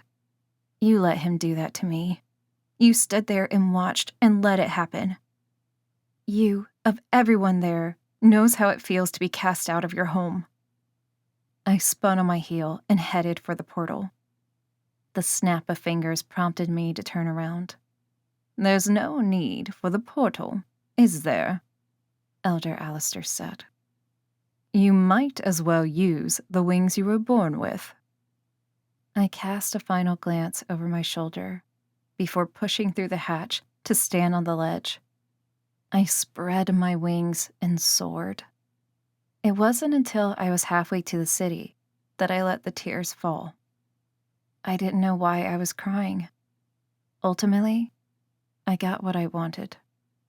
I would bring Mariska's killer to justice, even if it meant putting myself in danger, because I knew, without a doubt, that she would have done the same for me. Chapter 8. Hotel Franklin was located, appropriately enough, on the Ben Franklin Parkway. The exterior boasted a brick-paved entrance with a 3-tiered fountain and a covered entryway. A clock tower presided over the rest of the hotel. A bellman opened the door with a friendly smile. The formal lobby was teeming with well-dressed guests. A statue of Benjamin Franklin lorded over the lobby from the middle of the atrium. Marble pillars supported the tiers above, and a pianist played classical music on a gleaming black piano in the corner. Elder Alistair was fond of classical music, a thought that burned a hole in my heart. He often said it was one of the few things humans did well. Looking around, I wondered whether this was a typical evening at the hotel. It was the kind of question I would have asked Elder Sam. It felt strange to be here without him. A woman in a dark blue dress approached me. Are you here for the fundraiser? Yes, of course, I said. Why else? The woman glanced at my clothes. I hadn't thought to glamour a nice outfit. I'm going to change in my room, I said, once I secured one. I needed a place to sleep anyway. I'd seen one of Elder Sam's credit cards in my bag and knew that he probably hadn't mentioned the addition to the others. I thought so, the woman said. The registration book is there on the stand. You can sign in and enjoy a drink before we move into the ballroom. Can you tell me where I can find Balthazar? I asked. Oh, I see, she said. Apologies. I didn't realize you were a friend of his. She placed an emphasis on the word friend that made me think it was a polite way of saying something else. He'll make an appearance later. He tends not to mingle this early in the evening. She moved on to another guest, so I took the opportunity to book a room. I hurried to the elevator and took my bag and weapons to the 5th floor. My wings were tricky enough. It wasn't easy to keep everything glamored, yet still lug it around.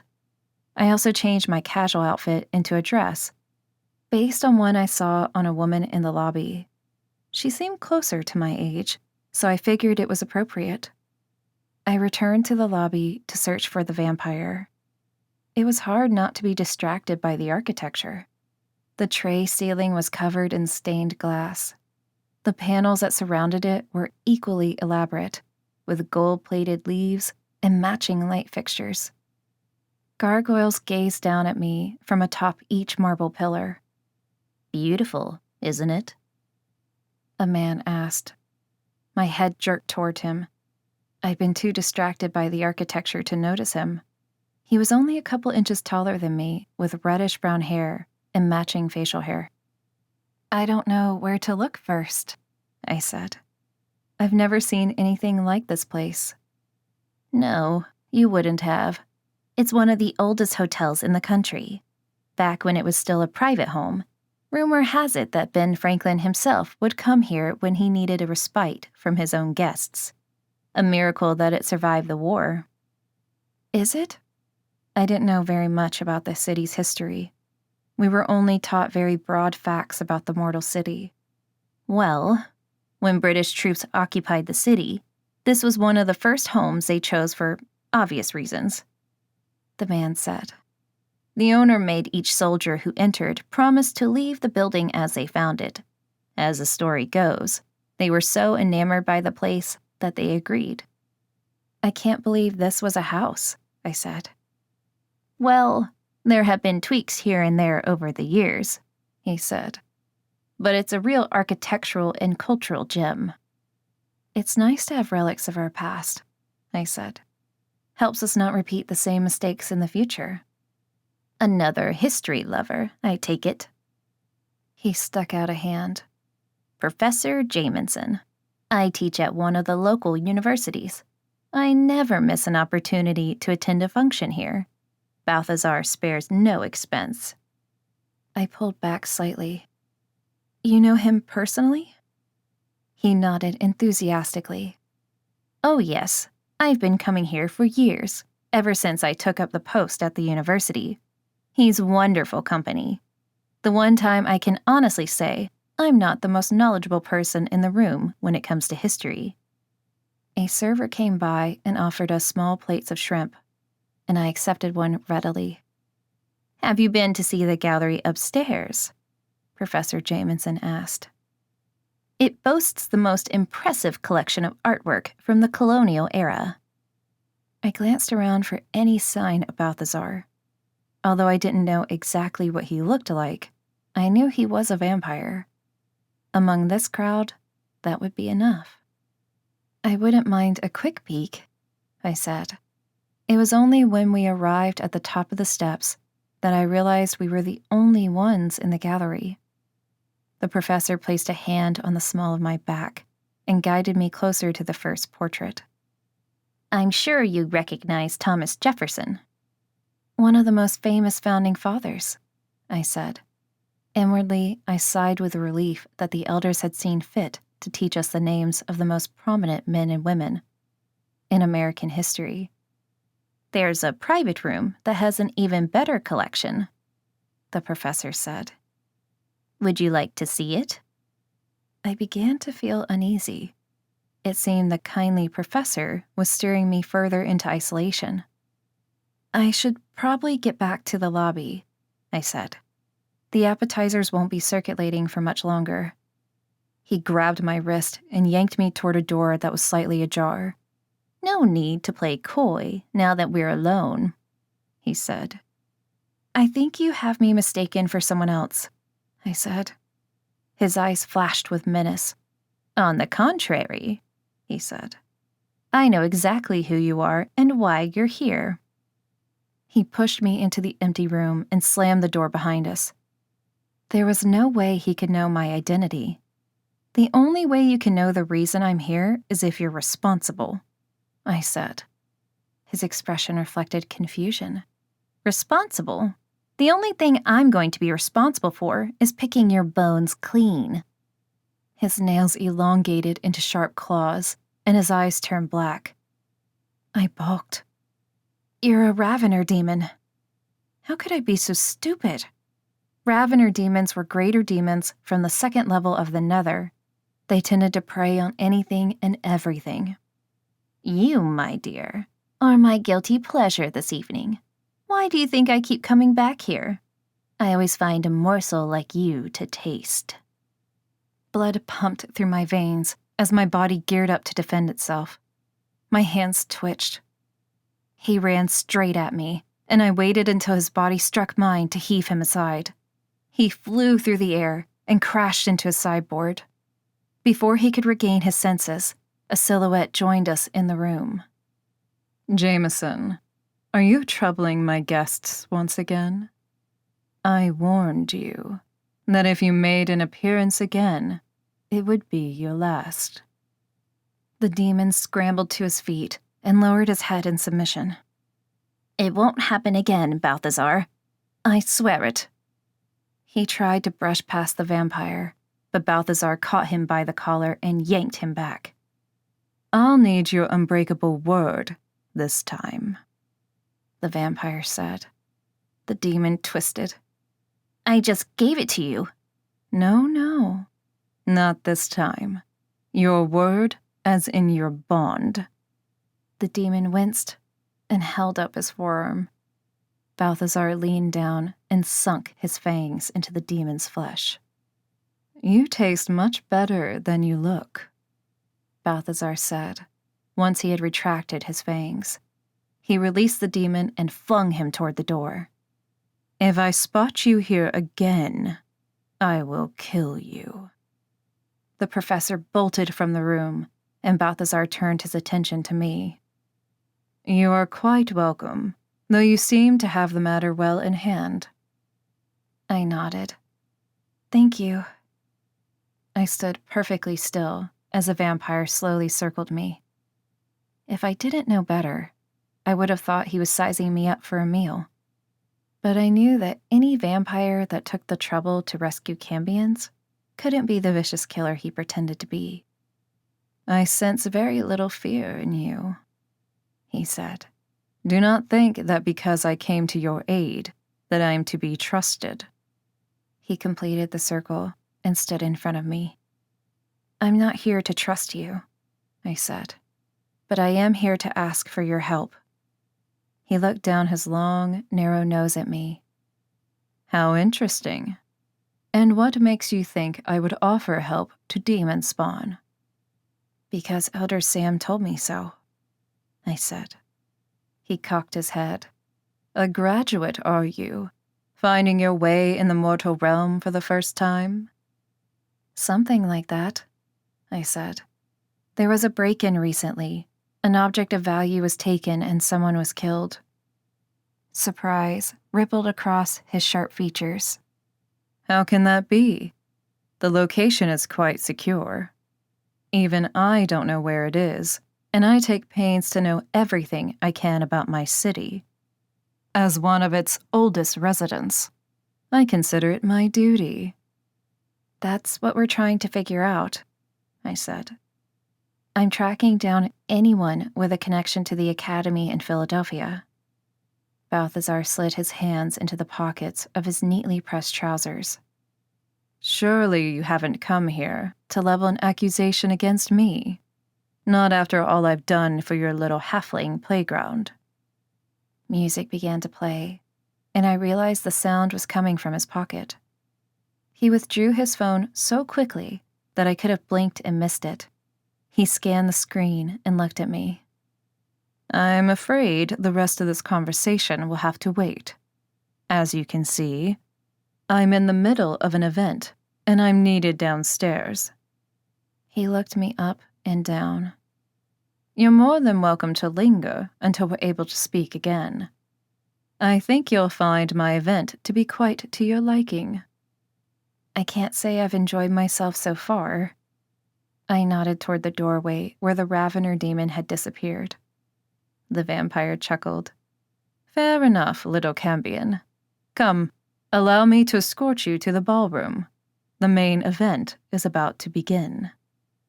Despite my reticence, I accepted his arm and allowed him to escort me down the wide staircase.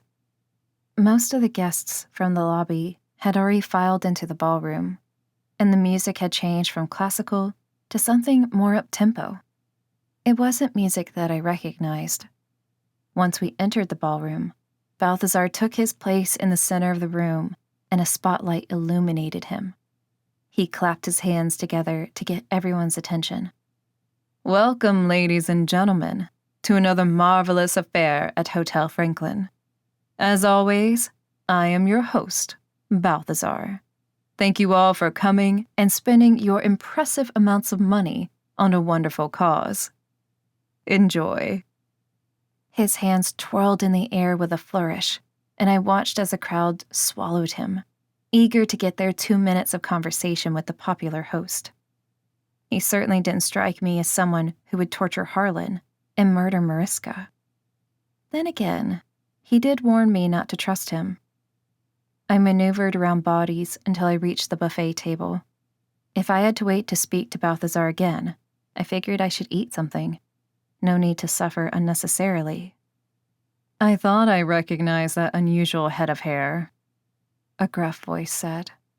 I turned to see Rafe. He wore a black suit with a matching tie and a white shirt. His dark blonde hair was slicked back in a way that emphasized his blue eyes.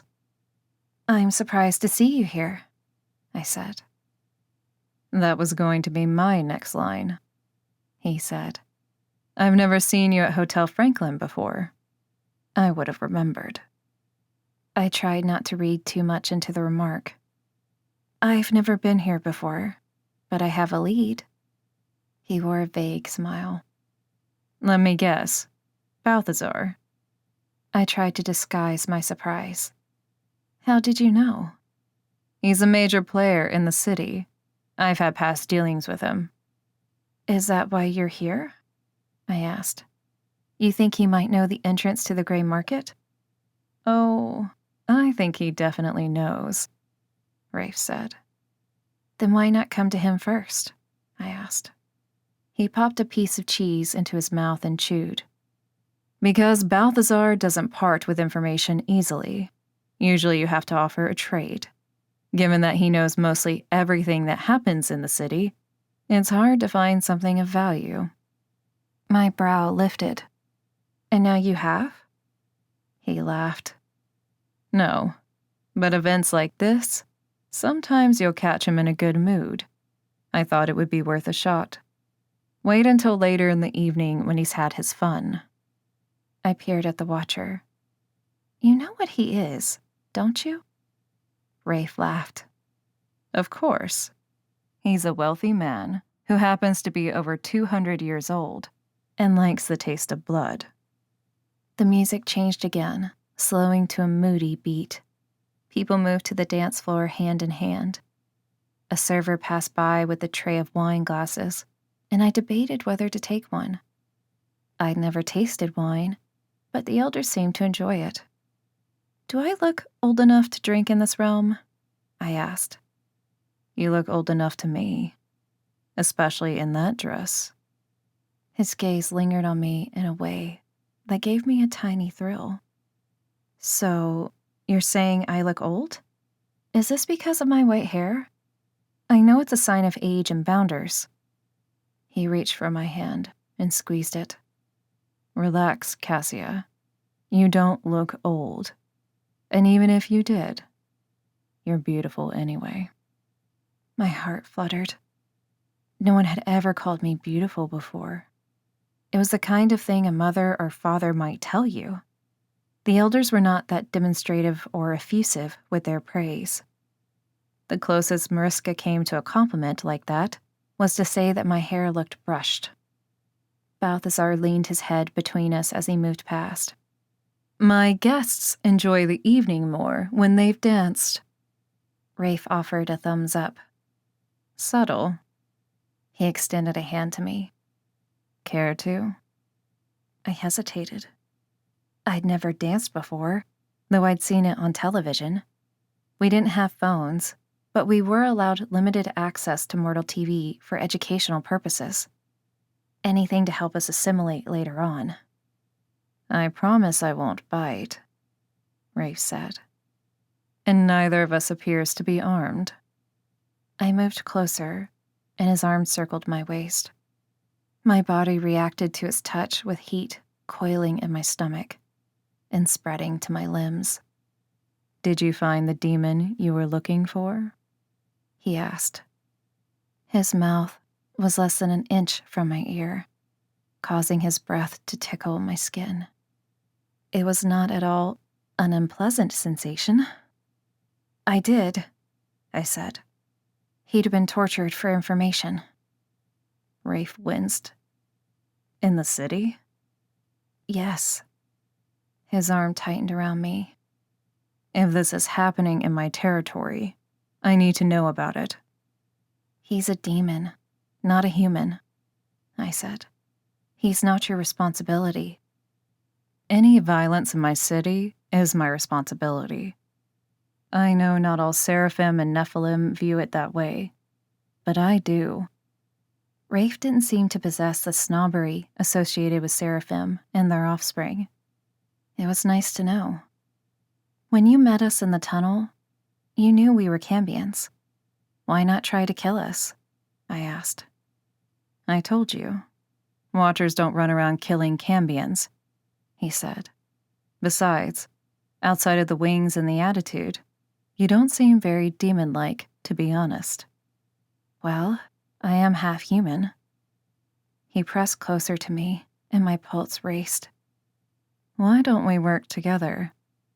I pulled back slightly. What? You need help following leads. I squinted.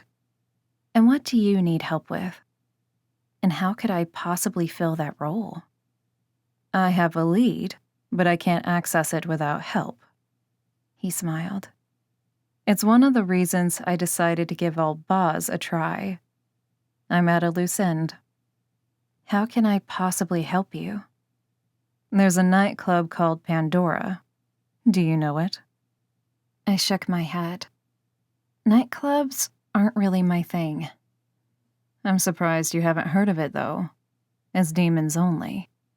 He smiled. Or half demons. Anyway, you can't get in unless you are one. Or you're with one. And you don't know any demons that can bring you? He laughed. You seem to mistake me for someone popular with the local demon crowd. They see a watcher and they run, even if they have nothing to hide. You do have a certain reputation. He pulled me close again. How about it? Want to be partners? Did I ever? But I knew he meant professionally. As it was, I could use the help of someone who knew the city and its inhabitants well. You have a deal. Balthazar slung an arm across my shoulders. Ah, you two seem to be getting along famously. Lovely. Would you like to have that chat now, little cambion? Cassia, I said. Beautiful name. He looked at Rafe. Do you mind if I cut in? Rafe released me, and I couldn't help but notice the look of disappointment on his face. Balthazar was every bit as graceful as Rafe. I felt like a clumsy oaf by comparison. Why don't we continue the talk we started upstairs? He asked. A demon was tortured for the location of the academy. When he didn't break, his captor used truth serum. Oh my. A sadist in our midst. That was my reaction. Anyway, the information was used to break in and steal a book, and my caretaker was killed in the process. Balthazar cut a quick glance at me. You're still there? I nodded. Please don't say anything. Rafe can't know about the Academy. No, of course not. I've worked hard to preserve its secrecy in this city, which is why it's disconcerting that I'd even be considered a suspect. I would never resort to truth serum. Interesting that the implication was that he would, however, resort to torture. He wasn't kidding about not trusting him. Do you know anything about the break-in? I asked. The one that tortured Harlan. He had 2 minions with him.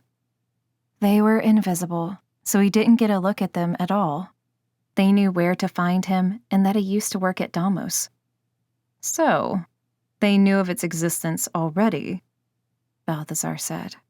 Curious. It is one of the best-kept secrets in Philadelphia. He inclined his head. If you don't mind sharing, what did they steal? I decided to come clean. That way if he learned anything, maybe he'd reach out. The Book of Admissions. It lists all the current cambions at the Academy and their origin and abilities, if known.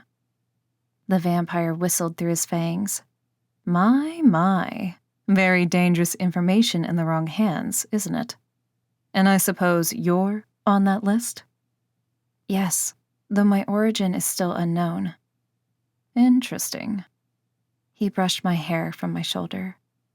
And your hair is so striking. I would think you'd glamour it to remain inconspicuous. He made a good point. I'd been so focused on glamoring weapons and wings, I hadn't given much thought to my hair. I'm staying at the hotel, I said. If you hear anything at all, will you let me know? I'm in room 530. And what will you offer me in return, I don't know that there's much you can. A cambion from the Academy. I can owe you a debt. I won't be in the Academy forever, and you're immortal. Eventually the favor will be returned. I leaned back. This is contingent on actually receiving helpful information from you, of course. Fair enough. We continued to dance.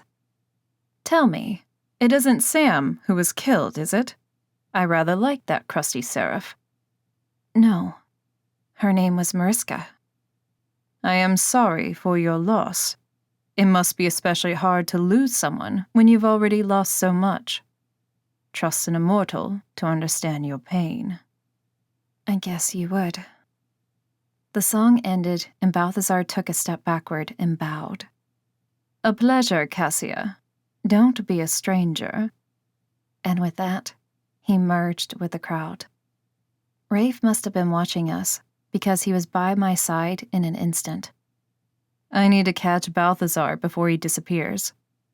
But how about tomorrow night for the club? Meet out front here at 10? Sounds good. He observed me from head to toe. This is pretty, but you might want to dress more like a demon for Pandora. Just a thought. I'll take it under advisement. Thanks. He held my gaze a beat longer than necessary. See you tomorrow night. I watched him thread his way through the crowd in search of the vampire. He was ridiculously handsome. Were all Nephilim that attractive? If so, I could understand why they were uppity bastards, as Elder Bahira had said. My stomach rumbled, so I grabbed a plate of food from the buffet table and headed to my room for a solid night's rest. I had a feeling tomorrow night was going to require all of my faculties on high alert. Chapter 9. Pandora was located down a dark alley off Chestnut Street. There were no signs, no landmarks, nothing to indicate that a demon nightclub was in full swing. The bouncer was glamored to look like a homeless man, staggering his way around the alley. That would be enough to keep the bounders away. The bouncer looked at me sharply. Cool hair. Thanks. I'd left it white for the demon club. Left my wings intact as well. I did, however, trade my mortal attire for black leather pants and a shimmering silver top, which seemed to meet Rafe's approval. I drew the line at a spiked collar. The bouncer scowled at Rafe. This isn't your kind of place, Nephilim. He's with me. He's a watcher who likes to watch, if you catch my meaning. I rubbed his bicep. And I like to perform. The bouncer brightened. Then this is the place for you. Go ahead in. He moved aside and a doorway appeared. Rafe and I stepped through it together. The nightclub was like no other place I'd ever seen. The pulsating music seemed to emanate from inside my own body. Lights flashed in different colors, and it took a minute for my eyes to adjust to the glare. The interior was a mob scene. Every type of demon from the nether seemed to be present tonight. I had no idea so many demons lurked in the city, I said. Rafe looked at me askance. How long have you been here again? I know I said it before, but I'm surprised you haven't heard of this place. It's pretty popular in your circles. I knew by your circles that he meant demons. I'm only a half, I said. You know how that goes. His expression darkened. Yes, I certainly do. A bit of both, so we belong to neither. It must be different for you, though, I said. Seraphim are more accepting of their offspring. He offered a rueful smile. You'd be surprised. It's not always that simple. I strained to hear him over the loud music. This place is so packed that it's going to be difficult to find Tommy. Tommy the Bull owned the club and was the demon Rafe hoped could lead him to the entrance to the gray market. We should go to the bar. It's a better vantage point. He took my hand and led me through the dancing demons to the bar. The entire counter looked like it was made of lava, although it was cold and hard to the touch. The bartender was busy pouring drinks for the two vampires next to us, so we waited our turn. What are you having? He asked. I stared blankly at the rows of bottles behind the bartender. I have no idea. I guess the mortal drinking age doesn't apply here. Definitely not. I can order for you, if you like. I'm in your hands, I said. My thoughts instinctively turned to the way his hand had felt around mine. Strong and secure. It was a nice feeling, and one that I wouldn't mind repeating. The bartender shifted his focus to us. He sneered when he saw Rafe. Your kind isn't welcome here. I leaned across the bar and fixed him with a hard stare. He's with me, I said. If you have a problem with that, you can take it up with Tommy. The bartender flinched at the mention of his boss's name. Got it. What can I get you? 2 volcanic rocks, Rafe said. He turned to me and said, They're very popular with this crowd. It'll help us blend in. I happened to think that nothing was going to help us blend in, but I didn't argue. Rafe paid for our drinks, and we moved away from the bar. We tried to thread our way through the gyrating bodies in search of Tommy. It wasn't easy. It seemed that every demon we passed either wanted to dance with us or took a dangerous interest in Rafe. He was brave to come here for the sake of a lead. I've never seen so many incubi and succubi in one place, Rafe said. Not that I'm surprised. Lots of their kind of energy here. Many demons were only partially clothed, exposing the more alluring parts of their bodies. It seemed that everywhere I looked, I felt the need to avert my gaze.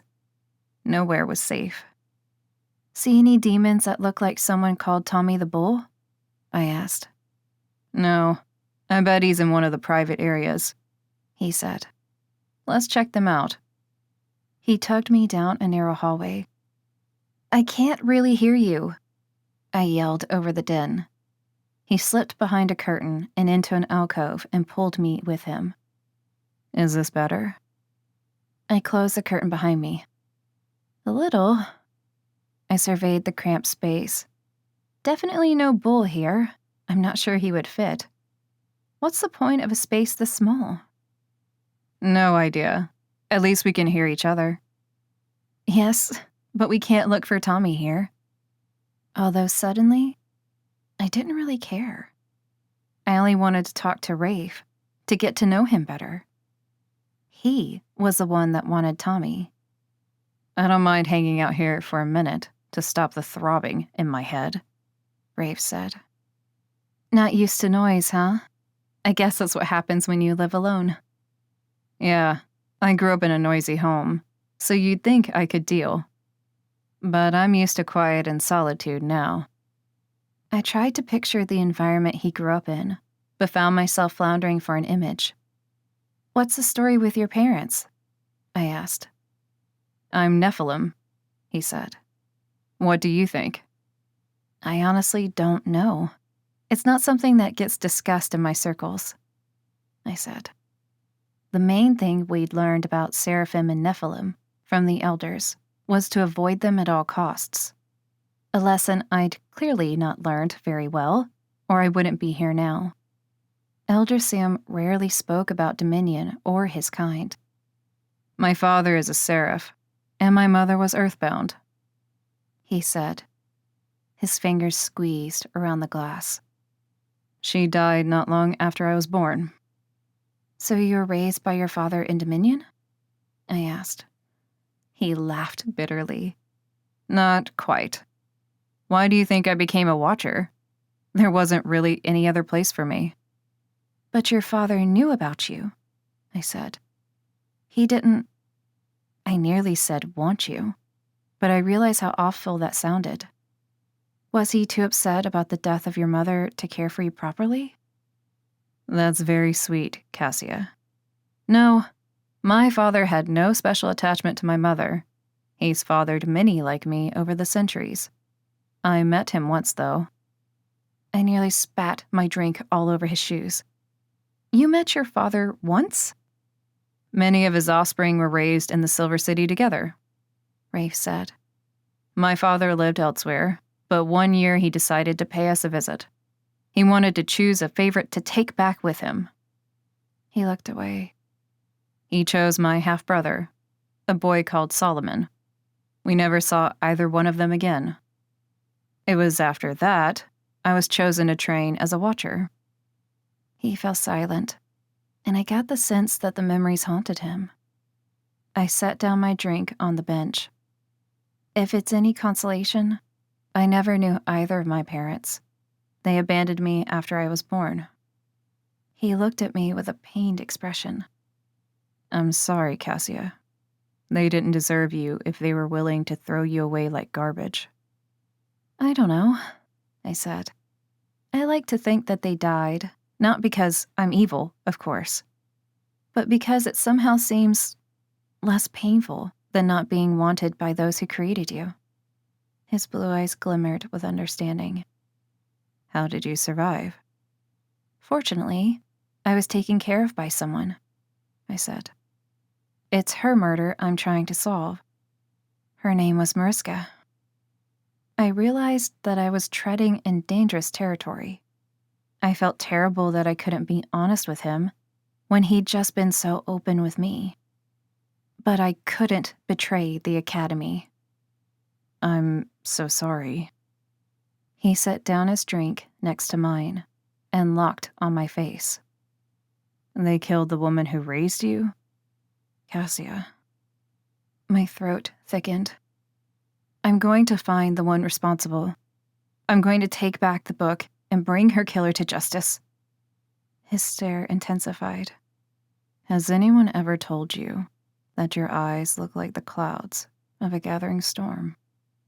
I turned away so he could no longer see them. How poetic. He chuckled. You don't seem impressed. If I wanted poetry, I'd open a book. Too bad you don't have a phone, he said. You could Google one. I looked back at him smiling.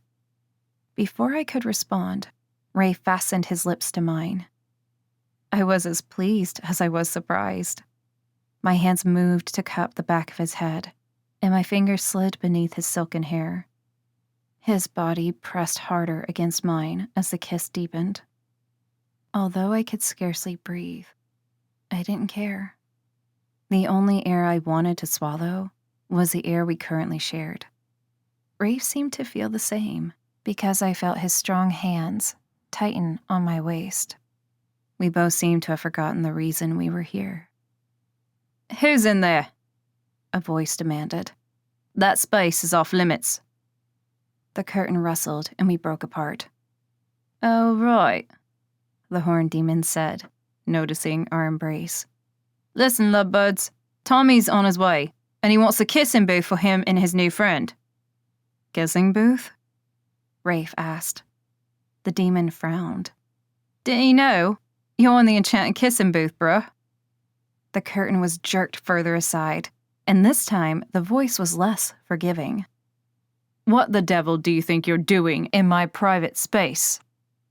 The demon sported a bull's head with horns, a stout body, and griffin wings. His lower half appeared human. Tommy the bull, presumably. I caught a glance at Rafe and saw that his cheeks burned from embarrassment. I wasn't sure whether the shame was a result of being caught kissing, or being caught kissing demon spawn like me. We're so sorry, sir, Rafe said. We meant to leave, but, time got away from us. Tommy seemed to soften. It isn't every day one of your kind gives me the respect I deserve. His gaze flickered to me. Nice choice, by the way. It isn't often you see angels and demons together, unless one is trying to vanquish the other. No vanquishing here, I said. Isn't that right, Muffin? Rafe's brow lifted. Absolutely, my flower. I bit the inside of my cheek to keep from laughing. We'd like a word with you while we're here, if you don't mind, Rafe said. It's a matter of great importance to the Watchers. Tommy shoved the curtain closed behind him, making the alcove a tight squeeze. What do I care what's of great importance to the Watchers? They certainly don't care what's important to me. It's my job to protect this city, Rafe began. I'm not stopping you, Tommy said. Protect it all you like. Rafe seemed to grow frustrated. The gray market, sir. I need to know. Tommy cut him off with a sharp look. I don't know anything about the gray market, so you can stop right there. Now, if you'll excuse me, my friend is outside here and would like to join me. She's a karma demon, so I certainly don't want to keep her waiting. He moved his hand to the curtain. I need to find the gray market, I said quickly. He's asking for me, not the Watchers. Rafe gave me a sidelong glance, but stayed quiet. Tommy released his grip on the curtain. What do you need at the market? Something was stolen from me, and I have reason to believe it's going to turn up there, I said. Once I said the words aloud, there seemed to be a ring of truth to them. I need to make sure that I'm present so that I can buy it back. I don't want any trouble. I just want the return of what's rightfully mine. Tommy studied me. You're going to buy back something that already belongs to you? I shrugged. What choice do I have? They went to a lot of trouble to steal it. They're not going to hand it back to me for free. Tommy licked his lips. Okay, fine. But you didn't hear it from me. The entrance pops up when the market's open, and never in the same spot. A business associate mentioned it yesterday because he thought I might be interested in checking it out. He said go to the portal at 5th and Arch. The burial ground? Rafe asked. Like I said, that's the last I heard. I don't go to the market. Not my thing. His expression hardened. You might want to take precautions when you go, even if you don't intend to start trouble. It doesn't mean trouble won't find you. Thank you, I said. You've been more helpful than you know. Tommy gave a gruff nod and opened the curtain, a clear signal that it was time for us to leave. Rafe and I grabbed our drinks from the bench and returned to the main floor of the club. I sucked down the rest of it in an effort to calm my nerves. Between kissing Rafe and dealing with Tommy the Bull, I was a wreck inside. "Thanks for helping out back there," Rafe said. "I don't think he would have given me the information without you." Oh, he definitely wouldn't have. Maybe the Watchers need to add a demon to their team. We come in handy. I hiccuped and clamped a hand over my mouth. Rafe suppressed a smile. "Feeling okay, Cassia? I don't suppose you'd like another volcanic rock." I shook my head mutely. The mere thought of the red and black liquid made me want to puke. What's in those drinks anyway? "Lots of alcohol," Rafe said. "Beyond that, I have no idea." He polished off the rest of his drink and left the empty glass on the end of the counter.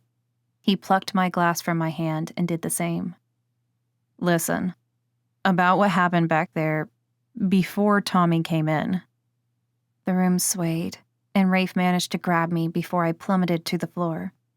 "Easy does it," he said. "Looks like you could use a little help getting out." He kept an arm firmly around my waist and guided me to the exit, where I stumbled out the door and into the alley. My stomach turned, and I began to worry that I would vomit. If this was the result of drinking alcohol, I could understand why the elders kept us away from it. I'll be fine. My stomach's not happy with the contents, that's all. "Where do you live? I'll drop you home before I head to the portal." I balked. You're going now?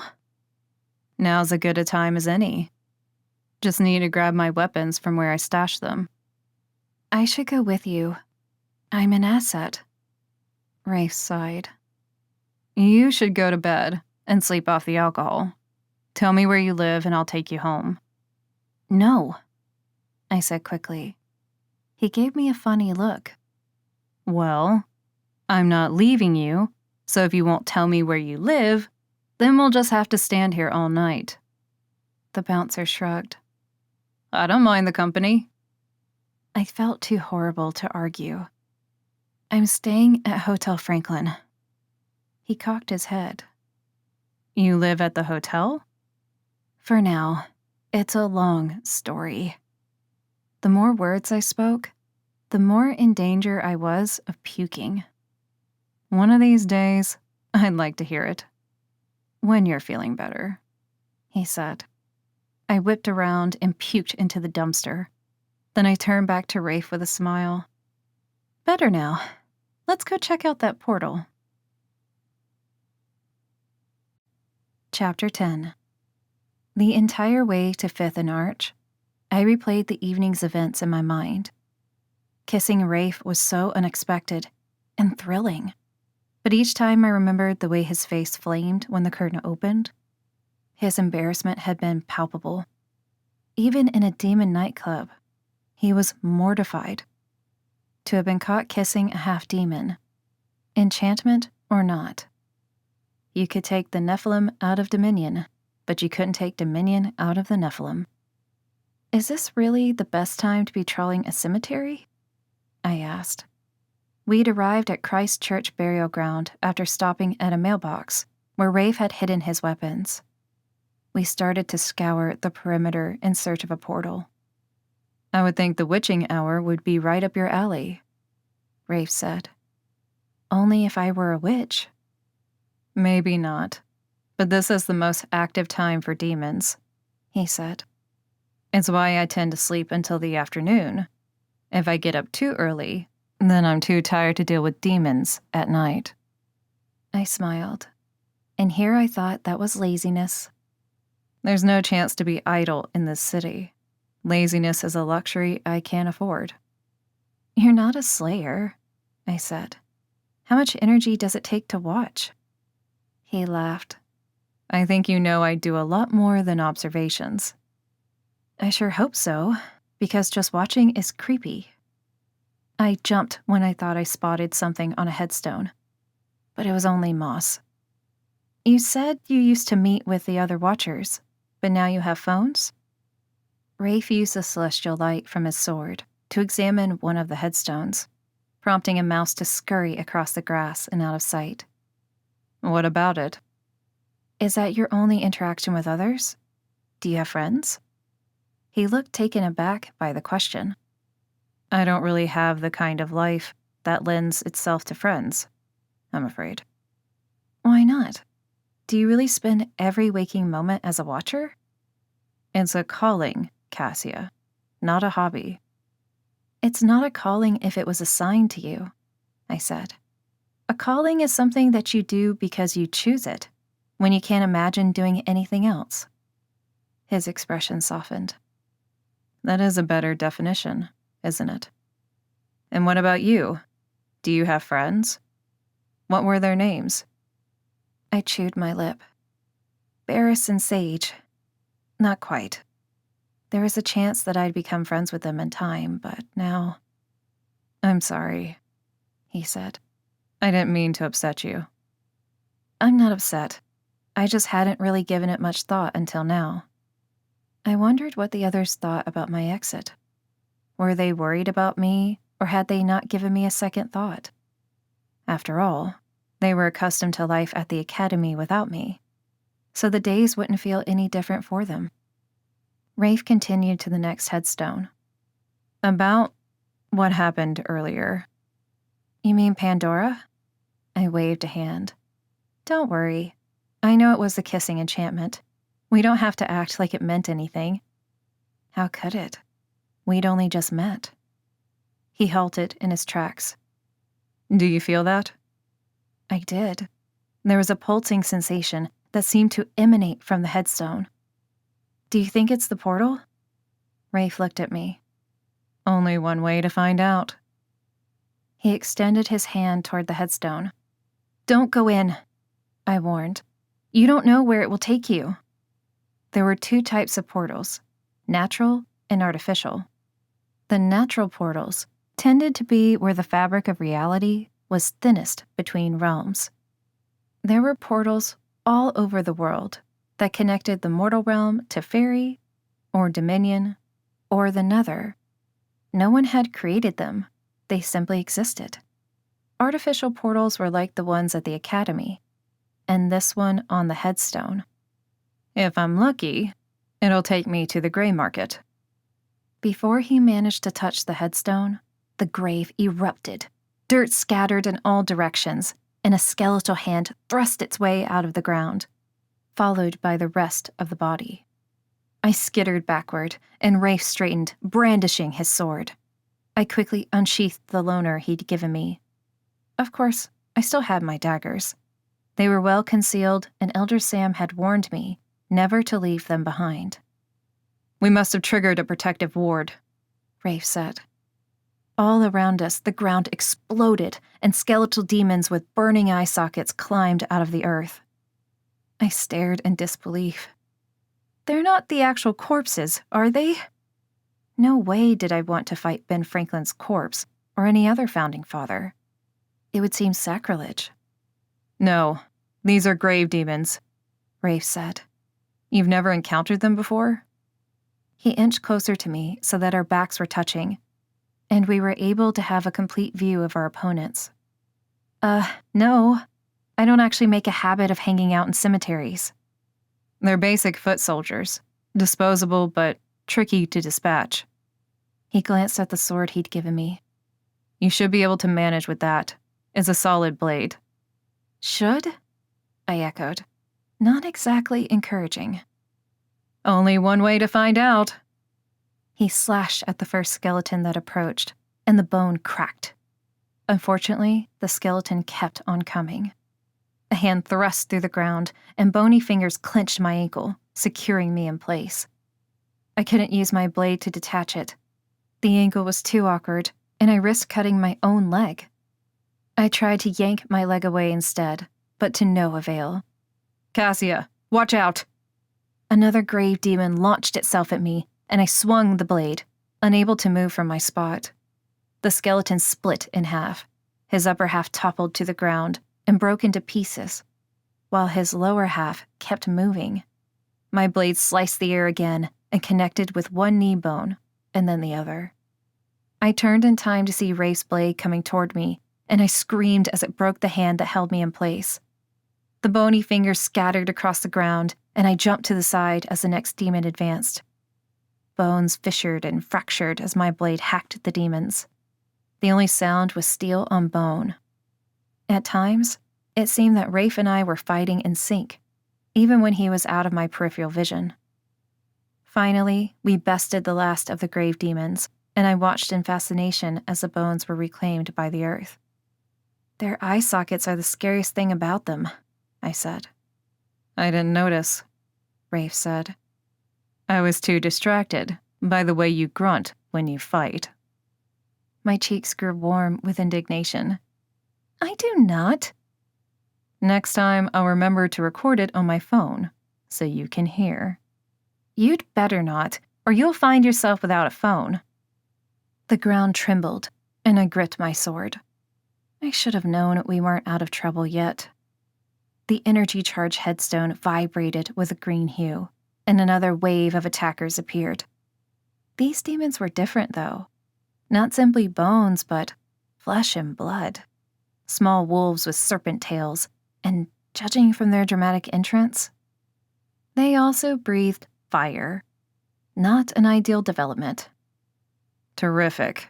Amon demons, Rafe said. You have no business here, The first demon said, and I jerked backward. I wasn't prepared for conversation. I expected them to be as silent as the grave demons. We're looking for a portal, Rafe said. That's our business here. The Amon demons didn't seem satisfied with that answer. They fanned out around us, preparing to attack. Hot flames streaked from their mouths, and I blocked the fiery breath with my sword. Rafe's blade glowed with a blue light that seemed to absorb any wave of flames that came his way. Sorry, pal, he said. Celestial fire trumps elemental fire any day of the mortal week. My own sword lacked the benefit of celestial fire, so I pulled out a dagger and flicked it at the nearest demon. The blade struck the demon's head, and the creature fell on its side. I ran to retrieve the dagger and strike again. As I whipped around, another demon opened its jaws and released a torrent of flames. I felt the intense heat as it engulfed me and braced myself for the pain. It didn't come. The demon appeared as surprised as I did. Its serpentine tail slashed right and left, a sign of agitation. I didn't give it the chance to attack again. I hurled the dagger directly between the demon's eyes. Blood bubbled from the wound, and the creature went limp. I charged ahead to reclaim the dagger and wiped the blade clean on the demon's fur before securing it. Not the most sanitary move, but I'd clean it properly once this fight was over, assuming I lived through it. Another Amon demon snarled as it shot out from behind a headstone. Its claws tore at my pants, slicing apart the fabric at the thigh. I knocked it aside with the hilt of my sword. There was no time to recover. Its companion jumped at me. The Amon demon's claws slashed my shirt open, exposing my midriff. The demon pounced again and slammed me back onto the ground. The sword flew from my hand, too far to reach. The demon showed its fangs and seemed ready to tear into my flesh, when inexplicably, the snarling stopped, and the powerful jaws snapped closed. I glanced down and saw that it was staring at my bare stomach. The demon lowered its head and backed away. An unexpected howl pierced the air, more high-pitched than a typical wolf, and the other Amon demons gathered behind it in a tight pack. They moved to stand in front of the headstone that Rafe had identified as the source of the energy. One by one, they jumped into the headstone and disappeared.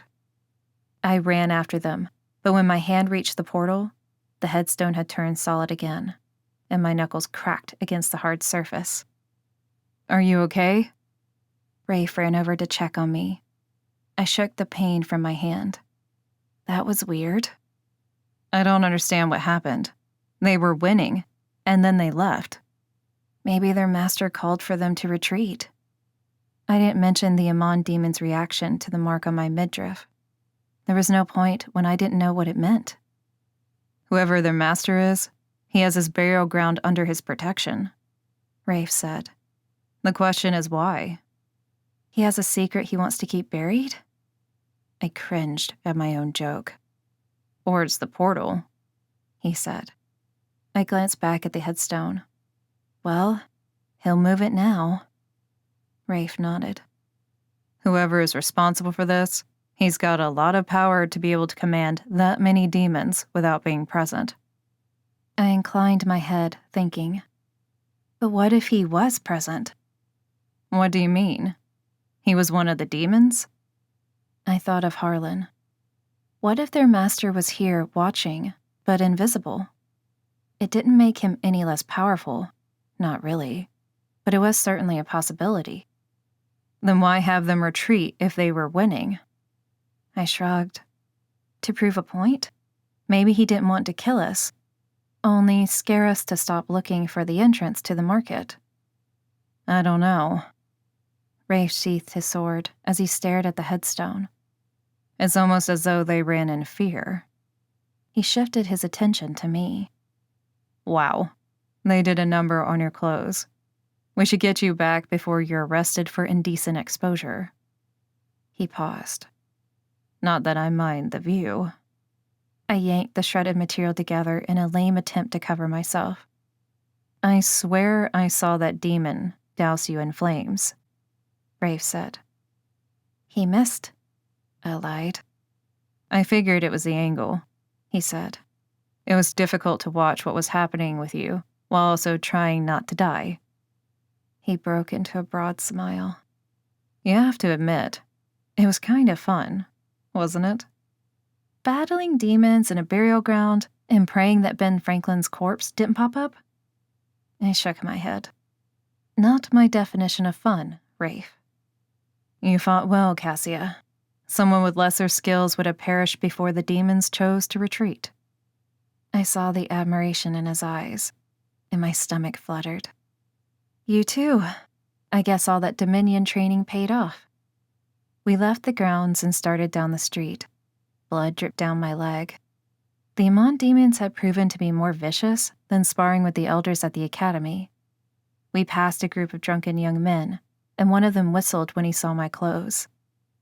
The ripped look is the best, he yelled, as though I had dressed this way for his benefit. We continued past them in silence until we reached the corner. Cassia, you're limping and bleeding, Rafe said. I'm a fast healer, I said. I'll be fine by the time I get there. You can't leave a trail of blood all the way to Hotel Franklin. I might be able to heal you faster. He rubbed his hands together and produced a faint white glow. Gently, his fingers touched the wound on my leg, and the pain vanished. Neat trick, I said. Being half seraph has its advantages. Listen, I only live a couple blocks from here. Come back with me, and I'll get you cleaned up. I don't like the idea of leaving you alone after that encounter.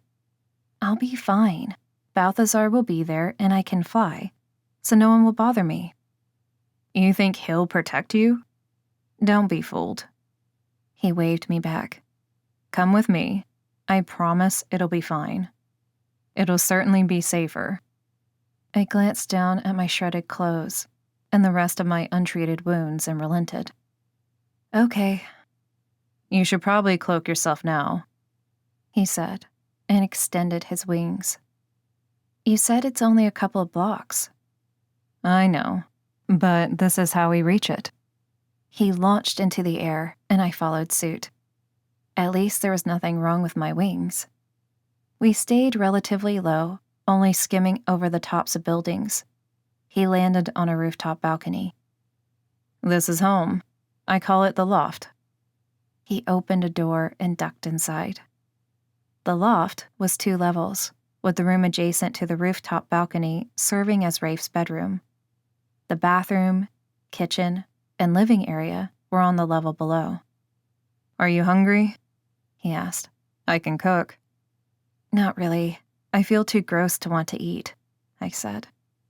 The shower has great water pressure, he said and gestured downstairs. Everything you need should be in there. Are you sure you wouldn't rather go first? I asked. I think you need one more than I do. He waved a hand in front of his nose, and I gave him a playful shove. I didn't bother with the steps. I flew to the lower level and landed soundlessly in the living area. The loft was compact and neat, so different from the Spires. For a fleeting moment, I felt homesick. I entered the bathroom and stripped off my torn clothes. My muscles ached as I let the warm water wash over me. It was comforting to know I wouldn't be sore tomorrow. While I appreciated that the demon part of me recovered quickly from injury, I was a little envious that Rafe actually had the power to heal others. After I washed off the blood and dirt and dried myself off, I stood in front of the bathroom mirror to examine the mark on my midriff. I'd always known it was there, of course, but I'd never paid much attention to it. The mark was just another part of my body, like fingers and toes. It was slightly larger than a freckle and shaped like a star. The strangest thing about it was the color. It wasn't brown like most freckles. It was dark blue, the color of a sapphire. Mariska commented on it only once during my entire childhood, and only to say that it was unusual. I didn't give it much thought at the time. If the elders didn't think it was important or significant, then neither did I. I stood naked in the bathroom, realizing that I couldn't glamour clothing. That only worked on humans. If I didn't want Rafe to see me naked, then I needed actual clothes. Preferably ones that weren't ripped and bloodstained. I cracked open the bathroom door and, as my lips parted to call his name, I spotted the pile of neatly folded clothes on the floor outside the bathroom door. I scooped them up and brought them into the bathroom. A pen t-shirt and a pair of black cotton shorts. They were a little big, but they fit well enough. I left the bathroom and found Rafe in the kitchen with 2 mugs. He passed one to me. "Are these yours?" I asked, glancing down at the outfit. No, but I figured they'd fit you. So what? You have clothes here for any random women you might bring home? I was teasing, until I realized that it might actually be true. I knew very little about Rafe. Maybe kissing strangers and bringing them home to the loft was a normal night for him. They belong to another watcher, he said. She spends time here sometimes. Of course there was another girl. How could I think there wasn't? Rafe was handsome and powerful and kind. She was probably another Nephilim or a seraph, someone he wouldn't be embarrassed to be caught kissing. I'm sorry we didn't find the entrance to the gray market, I said in an effort to change the subject. He sipped his tea. That's okay. It was progress. Someone did not want us in that burial ground. Gee, what gave that away? The tea tasted like a blend of peppermint and nettles. Very soothing. Was it weird for you, fighting demons on the side of the Nephilim? He asked.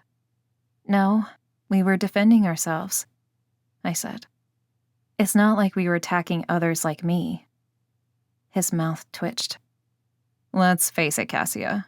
I don't know that there are any others like you. Do all Nephilim have healing powers? I asked.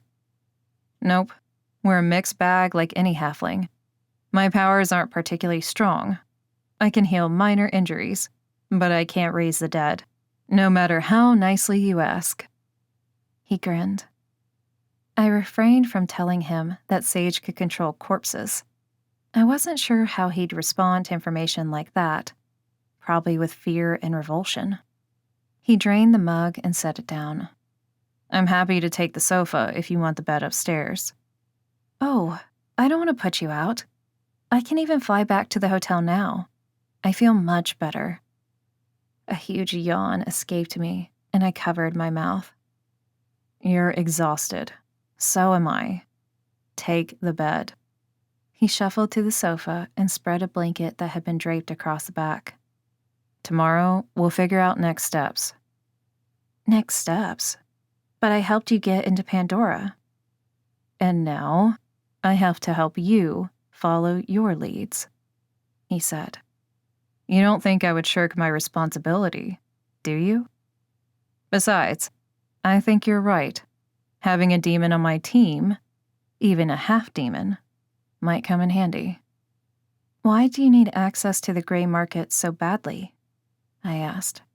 What's going on there that you need to stop? His expression turned grim. A story for another day. He managed a small smile. Wouldn't want to fuel your nightmares. I appreciate that. I flew up to the loft and prepared to settle down for the night. Good night, Cassia, Rafe called. Good night. It was a bounder greeting that we didn't tend to use at the academy. I looked down at his angelic expression, and something in my heart stirred. Good night, Rafe. Chapter 11. I awoke early the next morning. Too early given the time I finally drifted off to sleep. My dreams didn't lend themselves to a peaceful slumber. The imagery was filled with glowing eye sockets and empty graves. One dream involved me getting sucked into a portal that had blades like a propeller. I wasn't sure whether I ended up transported or skewered because I woke up drenched in sweat. I flew downstairs to the bathroom and washed my face before heading into the kitchen. When I returned, there was no sign of Rafe on the sofa. I flew to the loft and called his name. A gentle breeze led me to the open door. I found him on the rooftop balcony with his wings spread wide, watching the sunrise. Ribbons of orange and yellow threaded through the faded blue palette of the sky. It's pretty from down here, I said. He smiled, still focused on the view. Down here, we're on a roof. I prefer a more aerial view, I said. Of course, I couldn't tell him more than that. He cast a sidelong glance at me. You want to stretch your wings later? It isn't often I have someone to fly with. You'd fly with me? Just for fun? I'd never flown for fun at the academy. It was always in pursuit of training or practice. He fixed his blue eyes on me. Unless we spot a cloud demon or something, then I guess it won't be for fun anymore. Speaking of demons, if I wanted to research a mark, where would be the best place to do that? He frowned. What kind of mark? Did one of the demons bear one? Yes, I noticed it when I went to retrieve my dagger. I lied. I'd like to see if it's significant. Liesel, he said. What's Liesel? Not what. Who? She's a watcher like me. Those are her clothes you're wearing. Oh, great. Now I needed Liesel's help as well as her clothes. And she has access to a library? He grinned. Something like that. He pulled his phone from his back pocket and sent a text. The reply was immediate. We can see her after breakfast. She's in the city? He nodded. The northeast section. I suppose she's on the group text. That she is. We had to have a firm talk with her, though. Too many emojis were being used at the end of sentences. It was a problem. I grew mildly anxious about meeting another watcher. What if she asked probing questions? What if she didn't trust me like Rafe did? How about we fly there? He asked. Not on an empty stomach, I said. It makes me queasy. What a lightweight, he teased. Then again, I should have realized that from your reaction to the volcanic rock cocktails. Hey, I'd never had alcohol before. Doubt you've ever been in a kissing booth before either, but you managed that just fine. His cheeks colored as he realized what he'd said. I didn't mean to suggest. I smiled. It's okay, Rafe. It was a compliment, right? He thinks I'm a good kisser. His shoulders relaxed. Yes, it was a compliment. Not that I think we should do it again.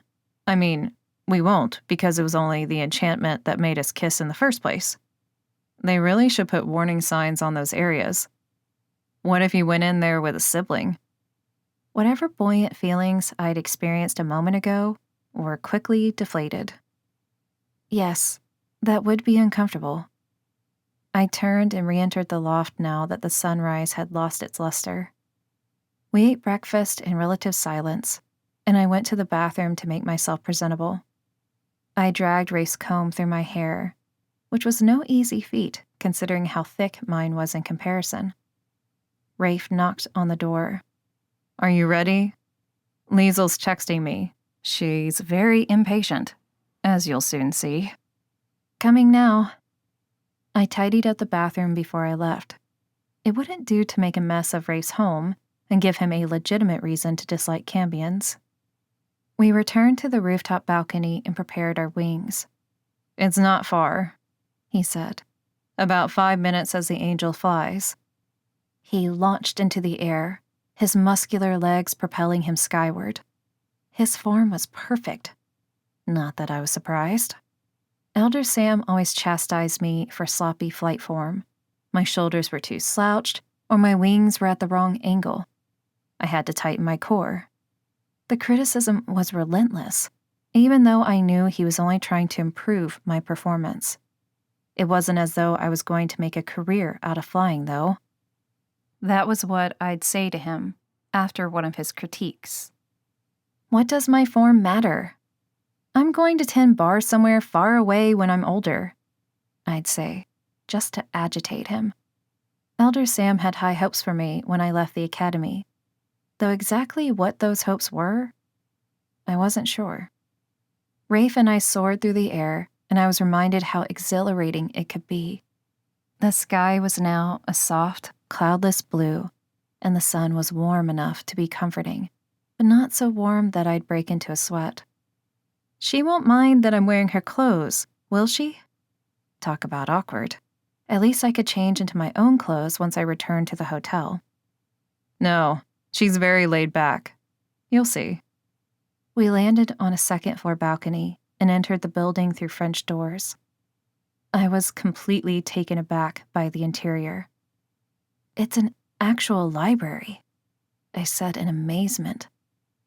Liesel specializes in knowledge, Rafe said. Each watcher in the city has a specific skill set. And here I thought 2 eyes was the only requirement. The sound of laughter tinkled behind us, and I spun around. A statuesque young woman with sleek auburn hair and porcelain skin sauntered toward us. Her wings were stark white, and she wore a one-piece peach-colored outfit that zipped up the front. As she came closer, I noticed that a thick strand of white hair framed the left side of her face. Hey, Liesel.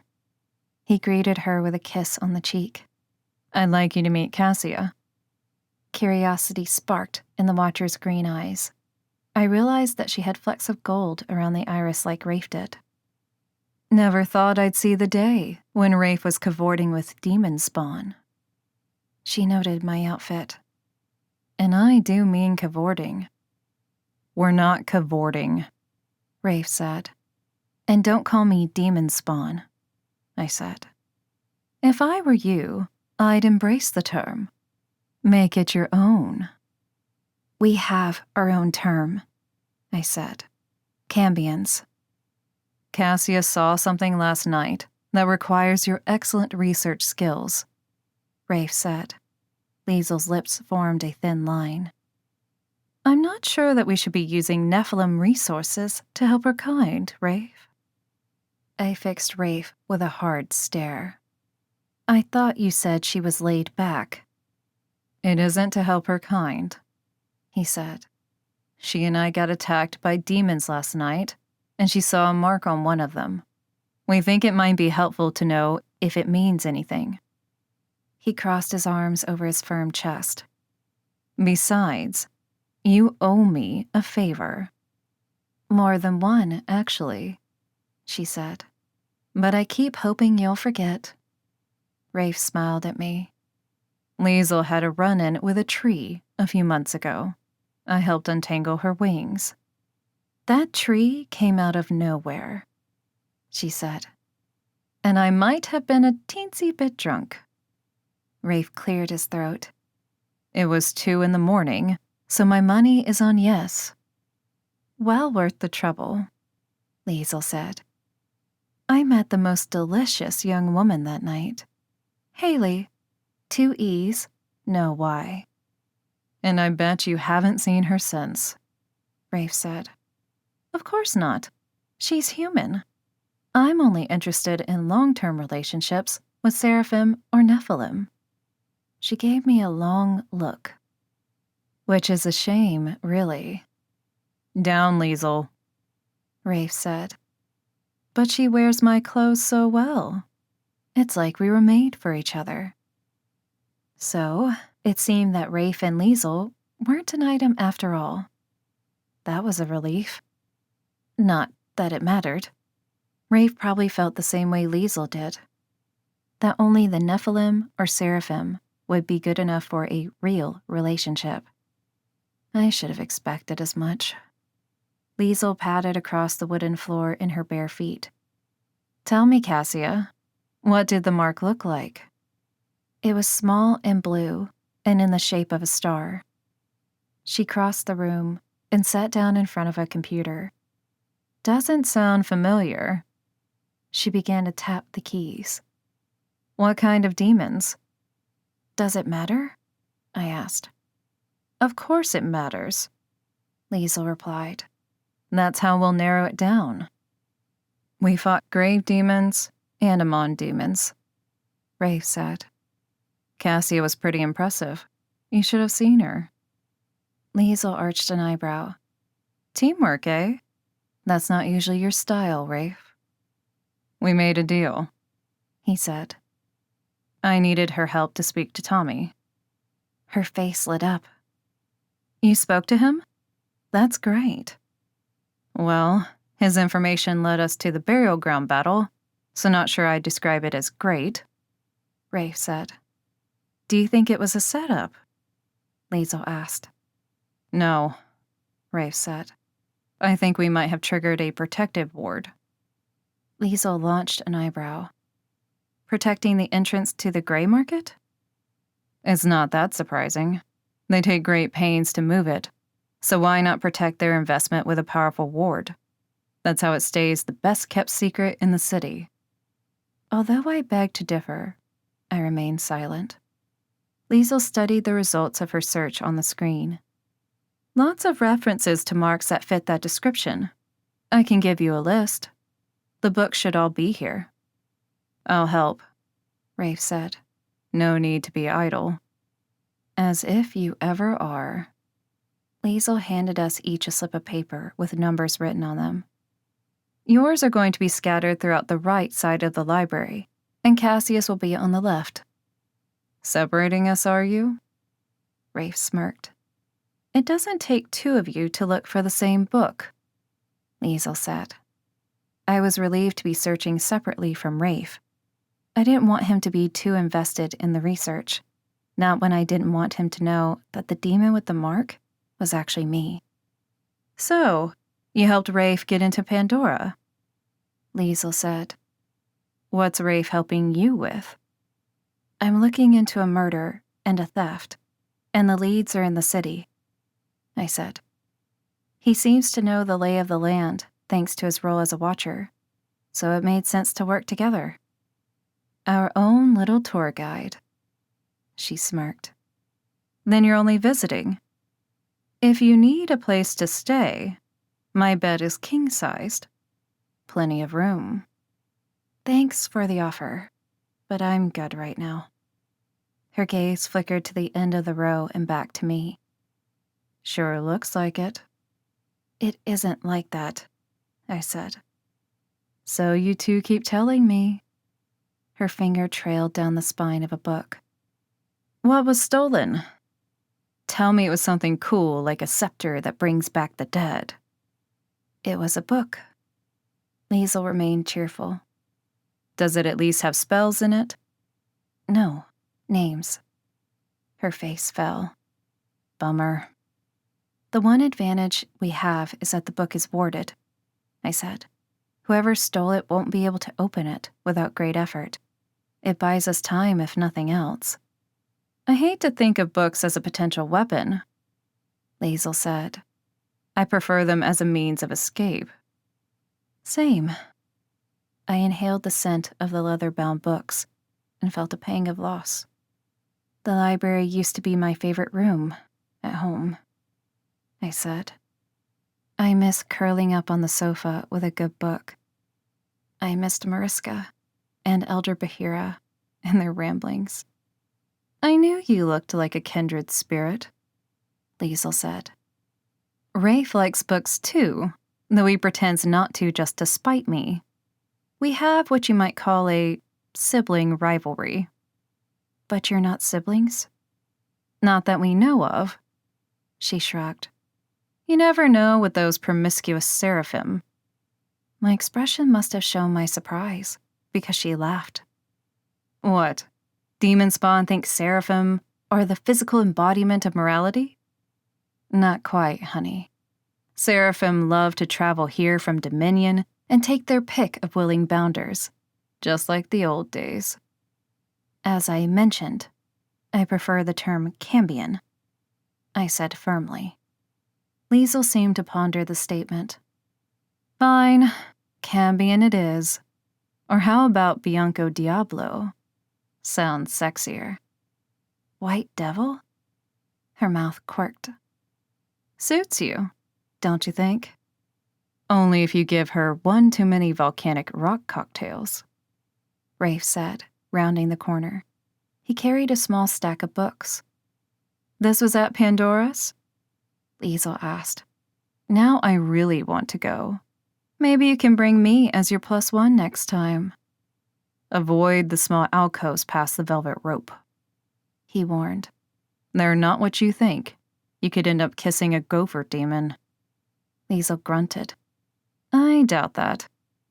No, seriously, I said. The club has an enchanted kissing booth. You don't want to end up in there with the wrong companion. Don't be silly, Liesel said. An enchantment in a kissing booth is only activated if the parties already want to kiss each other. It removes the inhibitions, that's all. Rafe and I fell silent. If Liesel noticed, she didn't comment. Here are the books on my list, he said. Where should I put them? The table near the computer, she said. What'd you do? Use super speed to find them? No. I just didn't waste time flirting with our guest. Liesel flashed a mischievous grin. I wasn't flirting, was I? Not at all, I said. You only unzipped your outfit as far as your navel. She threw back her head and released a throaty laugh. Bianco Diablo indeed. She's a keeper, Rafe. I don't know why you're telling me, he said. Our relationship is strictly professional. Yes, I can tell, Liesel said. I don't suppose you wasted any time in kissing booths together in Pandora? Rafe averted his gaze. We were focused on Tommy the Bull. With each other's tongues down your throats, I'm sure. I focused on the numbers on the spines and located a book on my list. Here's one. I wanted to get back to research so that the uncomfortable knot in the pit of my stomach would dissolve. Here's another, Liesel said. She tugged it from its snug spot between two larger tomes and handed it to me. This is enough to get started, I said. I took the books and went to the table where Rafe was already paging through one of his finds. Who knew how many blue symbols and marks there were? He commented. Liesel raised her hand. I did. Because I basically live in a library. Yes, but how often do you read for pleasure? He asked. You're usually here doing other things. Oh, stop, she said. You know perfectly well that I indulge my love of reading on a regular basis. whenever my tongue gets tired. Rafe rolled his eyes. Let's keep it clean, shall we? I checked the index of the first book and opened to page 211. The mark there was blue, but not in the shape of a star, more like an octagon. You know my hair is a mark, Liesel said. She stroked the strand of white hair that framed the left side of her face. Kiss of the angel, Rafe said. I prefer to think of myself as blessed. She fluttered her eyelashes in a dramatic fashion. Mine's not as exciting, I said. It's just a lack of melanin. Selective albinism, Rafe mused. I think it's gorgeous, Liesel said. Thanks. I placed the first book aside after finding only a passing reference to a gemstone in the underworld and continued to the next book. Here's a good one, Rafe said. The excitement faded as he continued to read. The mark didn't sparkle, did it? No, I said. No sparkling, I'm afraid. It's odd that only one of the demons had the mark, Liesel said. It sounds like they were all in the same pack. Maybe that one was the leader, I said. She frowned as she looked at one of the other books. Seems unlikely. Lesser demons usually don't have leaders among their own kind. They tend to answer to one at a higher level. We read in mutual silence for the next 15 minutes. This is nice, Liesel said, glancing up. Very companionable. Remember when we used to meet with the other Watchers? Rafe asked. It was kind of like this. Except for that awful Wallace, Liesel said. His body made more noises than a parade. Rafe's expression clouded over. He's not making noises anymore. No. Liesel pressed her lips together. He was a fine Watcher, noises aside. What happened to him? I asked. Killed by a vampire, Liesel said. My throat tightened. That happens? I thought vampires in the mortal realm tended to behave themselves. Liesel laughed. Where did you hear that? The vampire's public relations firm? Rafe closed another book. It is true that they tried to be on their best behavior here. Otherwise, they answer to us, Liesel said. Well, not necessarily Watchers, but the Nephilim. Why did the vampire kill your friend? I asked. Wallace was the one that originally found out about the sales at the gray market, Rafe said. What are the sales? I asked. Liesel and Rafe exchanged glances. Children, Rafe said. A lump formed in my throat. Human? All kinds as far as we can tell, Rafe said. Nausea rolled over me. What are they selling them for? Nothing good, Liesel said. Wallace discovered that a vampire by the name of Mead was involved and confronted him. Rafe continued. Liesel shook her head. It was a bad situation all around. Wallace died first, then Mead died, so he took whatever information he had with him. My eyes popped. They both died? Mead ripped Wallace's throat out, Liesel said. But not before Wallace got a good jab in with his stake. I gaped at Rafe. I didn't realize how dangerous his mission was. I didn't realize you lost a friend recently, too. Wallace wasn't like Mariska, he said. We were colleagues. Nothing more. Still, I said. It could have been you. Liesel's face hardened. No, it couldn't have. Rafe isn't that stupid. He would have gone for help first. Don't blame the victim, Liesel, he said. We all make mistakes. He didn't deserve to die for his. Liesel licked her finger and turned another page. I suppose you've already taken her to see the local coven. I perked up. The coven? For what? To find the book thief. Liesel said. Why would the coven be able to help with that? I asked. If I needed a heavy ward broken, that's where I'd go, Liesel said. Rafe raked a hand through his hair. That's actually a good idea. You hadn't even thought of it? Liesel tossed back her head and laughed. I've been focused on other things, he said. like kissing in nightclubs and sleepover parties. She teased. She shifted back to me. The witches in the city are good sources of information. If someone's trying to remove a ward, the coven is worth a try. Thanks. That's helpful. I turned my focus back to the book and skimmed the next page. My heart jolted when I saw the image at the top of the page. The mark looked exactly like the one on my stomach. Sapphire blue in the shape of a star. This mark is known as the Mark of the Nether and is a distinguishing characteristic of members of the Greater Demon royal family. I slammed the book closed, my heart racing. Cassia? Rafe gave me a look of concern. Sorry, it was just the talk about Wallace. Made me think of Murska. I'm sorry, he said. I didn't mean to dredge up those difficult feelings. I managed a small smile. That's okay. I'll be fine.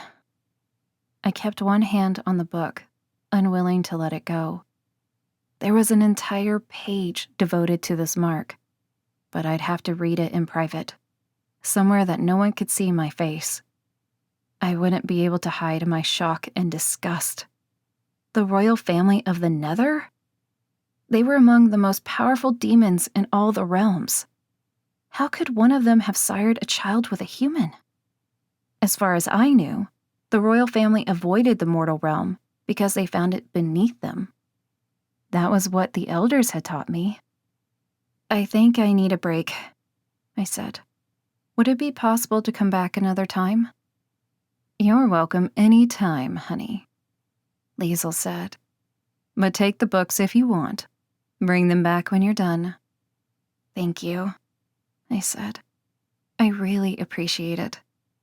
I gathered a few so as not to arouse suspicion. Always a pleasure, Liesel, Rafe said. She offered a knowing smile. That's what they say. Chapter 12. According to Liesel, the local coven operated out of an abandoned penitentiary, not far from the art museum. The crumbling building appeared to be in an advanced state of decay, not exactly welcoming, though that was probably the idea. We passed through what was once a formidable stone gatehouse and crossed the small yard to the only visible door. The outdoor area was mostly dirt and pebbles, with the occasional sprouting of weeds. The metal door hung slightly off its hinges. I worried that one tug would be enough to liberate it from its post. Rafe cast a sidelong glance at me. You ready? What do we know about the local coven, exactly? He grinned. Are you asking whether they're good witches or bad witches? Are you sure it's safe to waltz right in and ask questions? Maybe we should have made an appointment. If the witches were as powerful as Rafe claimed, I would imagine they had wards in place to keep out the riffraff. Your feet weren't this cold at the burial ground, Rafe said. They're not cold now. A gust of wind rushed past us and kicked up the dirt around our feet. The loose door opened, creating a gap wide enough for us to enter. See? Rafe said. It's practically an invitation. Or an ambush, I grumbled. He slipped through the crack, and I reluctantly followed. Unsurprisingly, the building gave me the creeps.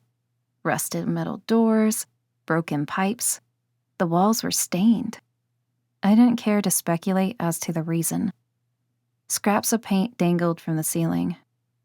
Maybe we should have brought a gift, I said. Mariska had often prattled on about manners in the mortal realm. Strange habits like saying, "God bless you," when someone sneezed. I'd spent the next month blessing the elders after that revelation. Elder Alistair wasn't amused and commanded me to stop. Mariska felt so guilty for getting me in trouble that she baked 2 trays of chocolate brownies. I noticed with a trace of bitterness that Elder Alistair had no problem devouring the mortal dessert. Apparently, it was acceptable to eat their food, but not engage in their customs. Like what? The number of an interior decorator? No one came to greet us or remove us from the premises, so we kept going. As we continued down the corridor, I realized that the building was not unlike the design of the spires. Further ahead was a central hub, in this case, a rotunda, and the rest of the penitentiary radiated out from its center. Rafe kept pace with me, as though afraid to wander too far ahead. "It's not the swankiest coven," I said. I was hoping it would be one of those situations where it looked dilapidated on the outside, but then we would discover it was only a glamour. It would take a lot of magic to keep a place this big glamored all the time, Rafe said. I'm sure the coven would rather make better use of their power. I instinctively thought of Domus in the sky above. If only Rafe knew that 10 spires looked down upon us at this very moment. I wasn't sure how the elders kept the academy cloaked. They never discussed it, at least not in front of me. They'd likely struck a deal with someone very powerful and very discreet. "Rafe, look," I said. A set of footprints appeared ahead of us and began to move. Up ahead, one of the metal doors creaked open, creating an eerie sound in the seemingly empty building. I caught a glance at Rafe. He slowed his pace and motioned for me to do the same. The footprints turned left to cross the threshold into one of the side rooms. Rafe went first, and I trailed behind him, keeping only about 2 inches between us, so that the door couldn't suddenly swing shut and separate us. The creepy room was devoid of furniture and windows. A single light bulb hung loosely from the ceiling, casting strange shadows on the walls. There was no sign of a witch or anyone else for that matter. I scanned the floor for the footprints. They'd stopped in the center of the room, directly below the light bulb. The toes now faced our direction. Rafe made a noise at the back of his throat. "We seek counsel with the witches." The air in front of us shimmered with a crimson light, and a woman's head appeared. A hood sagged where her shoulders should be. Once she removed the rest of the cloak, she became fully visible, and I swallowed a gasp. She wasn't what I expected. Mariska had always told me that witches were ugly and green-skinned, with warts and a taste for the flesh of chubby children. This woman was tall and slim, with golden hair and rosy cheeks. She didn't look like she ate much at all, let alone small children. "Who seeks such counsel?" she asked. Even her voice was soft and gentle. "I am Raphael, a watcher tasked with protecting the city," Rafe said. "This is my companion, Cassia." The witch frowned. "Nephilim and demon spawn, working together? This is most unusual." "We realize that, but it seems we have a common goal, and so it made sense to join forces," Rafe said. The witch observed us with interest. "I am Elsbeth. Any business you have with this coven must first go through me." "You're like a triage witch," I said. Mariska once compared her role at the academy to the role of a triage nurse in mortal hospitals, and then spent the next half an hour explaining what a triage nurse was. Typical Mariska. Elsbeth smiled. "I suppose I am." "We're looking for information," Rafe said. "A book of great importance has been stolen." The ward protecting its pages is so powerful that only witches of your caliber could break it. Her face was luminous. I see.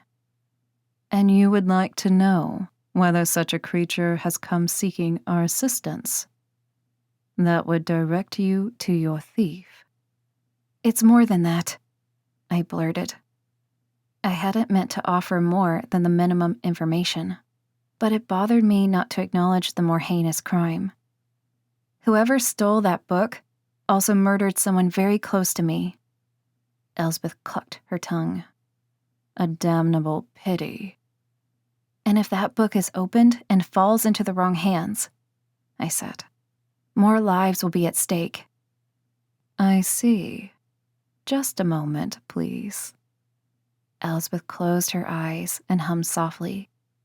I recognized the tune from Somewhere Over the Rainbow.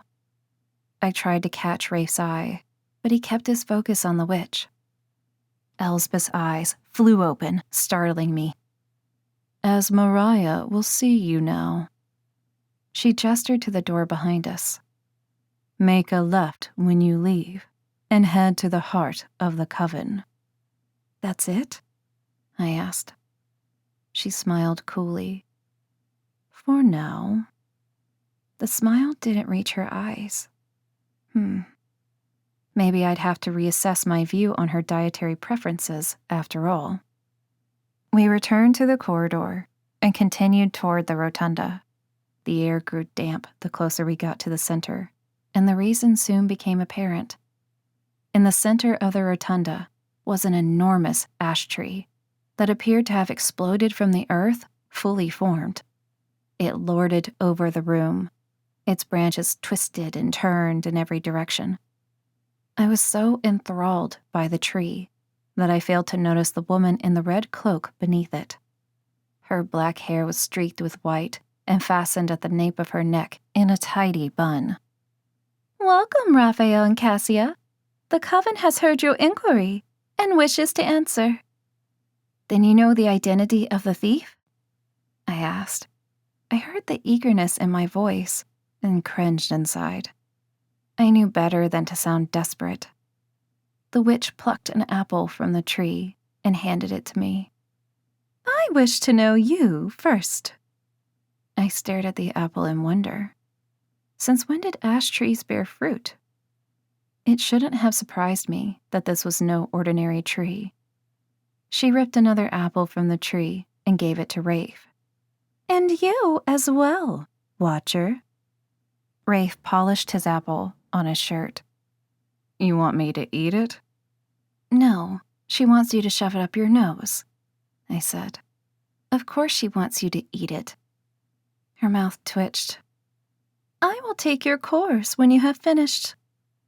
Thankfully, I was hungry enough to polish mine off quickly. Even with that, Rafe managed to finish before me and handed the core to Esmeralda with a satisfied smile. I handed over my core next. The witch flicked a finger, and 2 spades appeared. They dug 2 small holes in the dirt mound beneath the tree. Just to clarify, those holes are for the apple cores, right? I asked. Esmeralda's vague smile intensified. We would not welcome you in only to harm you, child. She tossed each core into a hole, and the spades covered them with the earth. Now what? Rafe asked. The witch circled the wide base of the tree until she reached a branch on the other side, where a black cauldron hung in solitude. She reached up and lifted a ladle, scooping liquid along with it. She carried the ladle back to the overturned ground and sprinkled water over each spot. Once the ladle was empty, it left her hand and returned to the cauldron on its own. Esmeralda wiped her hands on her cloak. Well, I'm glad that part's over. I'm not a huge fan of formality, but I understand it comes with the territory. She unclasped her cloak and slid the red fabric from her shoulders to reveal a sleek black dress. A string of pearls adorned her slender neck. She noticed our stares and glanced down at her outfit. I have a charity dinner in about an hour at the art museum, you see. There wasn't enough time to run home and change between coven duties and the event. She shrugged her narrow shoulders. Such is the life of the modern witch. So, what happens with the apple core? I asked. Some kind of plant grows and provides an answer? Wouldn't that be lovely? She punctuated the question with a dainty laugh. No, nothing of the sort. Do you know what this tree represents? I gazed upward. Death? It was an answer I recalled from my lessons. While there are certainly trees of death, and those linked with sacrifice, that is not this tree. Rafe's gaze lingered on the tree. The gift of mortality? Her laughter tinkled. How sweet that you would consider it a gift. No, that is not this tree. She clasped her hands in front of her. This tree bears knowledge. She looked at me. Not, however, direct answers. It doesn't take a magic tree to tell us who came to you and requested that you break the ward on the book. I heard the frustration in my voice and immediately regretted it. The coven owed us nothing. If I lost my temper, I lost my lead. No one has come to us, halfling, she said. Not with a request concerning a book. But you said... She silenced me with a look. I said that the coven wishes to answer, not that we have the answer you seek. We'd like to be clear that we have no information on this subject. I was so frustrated. I wanted to rip a branch off the tree and beat her with it. The mere thought made me queasy. What would Elder Sam say if I told him I'd had such a violent thought? Actually, I knew what he would say. You can't control your thoughts, Cassia, but you can control your actions. Or something along those lines. The realization gave me comfort. Have you heard anything at all about a stolen book? Rafe asked. I'm afraid not, she said. I'm sorry to disappoint you. What was the point of the apples then? I asked. Esmeralda wore a vague smile. You seemed famished, my dear. What kind of hostess would I be if I failed to serve my guests? The glint in her eye made me wary. Something about these witches unsettled me. I trusted Balthazar more than I trusted the members of this coven, and he was a vampire that warned me not to trust him. Will you contact me if anyone approaches you to break the ward on a book? Rafe asked. I don't care if it's Barakiel himself. I want to know. Esmeralda inclined her head. You have my word, Watcher. Our interests are aligned when it comes to preserving peace in this realm. Thank you, Rafe said. The witch gestured to the right. Elspeth will show you out. You don't want to risk wandering down the wrong path in here. You never know where you might end up. Elspeth wriggled a few fingers, and we made our way toward her. Although she made polite conversation all the way to the exit, my mind was still on our interaction with Esmeralda. I feel like we've been tricked somehow, I said to Rafe, once we were away from Coven headquarters and out of earshot. You think they lied to us? No, not lied exactly, but I feel like Esmeralda was withholding information. Didn't you get that impression? No, but I'm willing to entertain the theory. What do you think she's holding back? I blew out a breath. I wish I knew. Whatever it was, I had the distinct impression that it wasn't good for either of us. Chapter 13. Rafe was nowhere to be seen, so I retrieved the book from Liesel's library from the end table and rested it on my lap.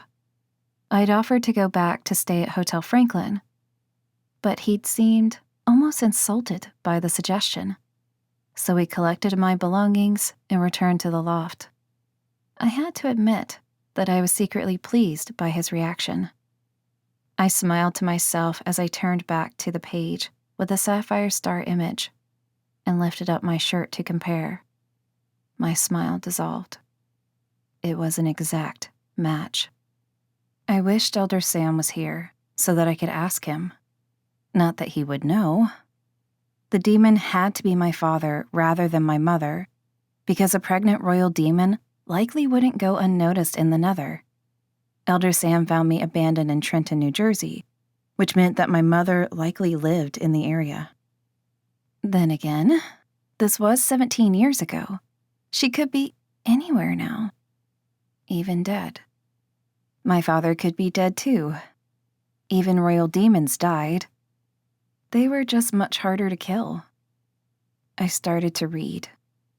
The mark had been passed down for generations, since the very first king of the Nether presented his bride with a sapphire ring in the shape of a star, and decreed that all the offspring of their love would share this precious gift. It was actually a romantic story, but it read more like a myth than a fact. My fingers brushed over the mark. It was perfectly flat against my skin, not raised like a mole would be. It wasn't unattractive, just different. It stood out on my skin mostly because there were no freckles on my torso. I only had a few small dots here and there on the rest of my body. Mariska's arms had been covered in freckles. We used to pretend they were stars and draw constellations on them. I smiled at the memory, and my heart squeezed. How I missed her generous hugs. Find anything? Rafe's voice came from above, and I realized he must have flown to the rooftop balcony. I pulled down my shirt and craned my neck to look at him. Not yet. I couldn't tell him about this. If a watcher knew that I was related to the king of the Nether, I didn't know what the protocol was. Would I be allowed to remain in the city, or would they force me to go to the Nether? Demon halflings didn't tend to fare well in the Nether. Some levels were better than others, but a young human hybrid would be an easy target. It was one of the reasons the elders trained us until we reached maturity. It gave us a fighting chance in any realm. He flew down to the main living area to join me, and I noticed his somber expression. "What's wrong?" I asked. When I first met you, you were looking for a Ludum demon. That's right, Harlan, but we found him.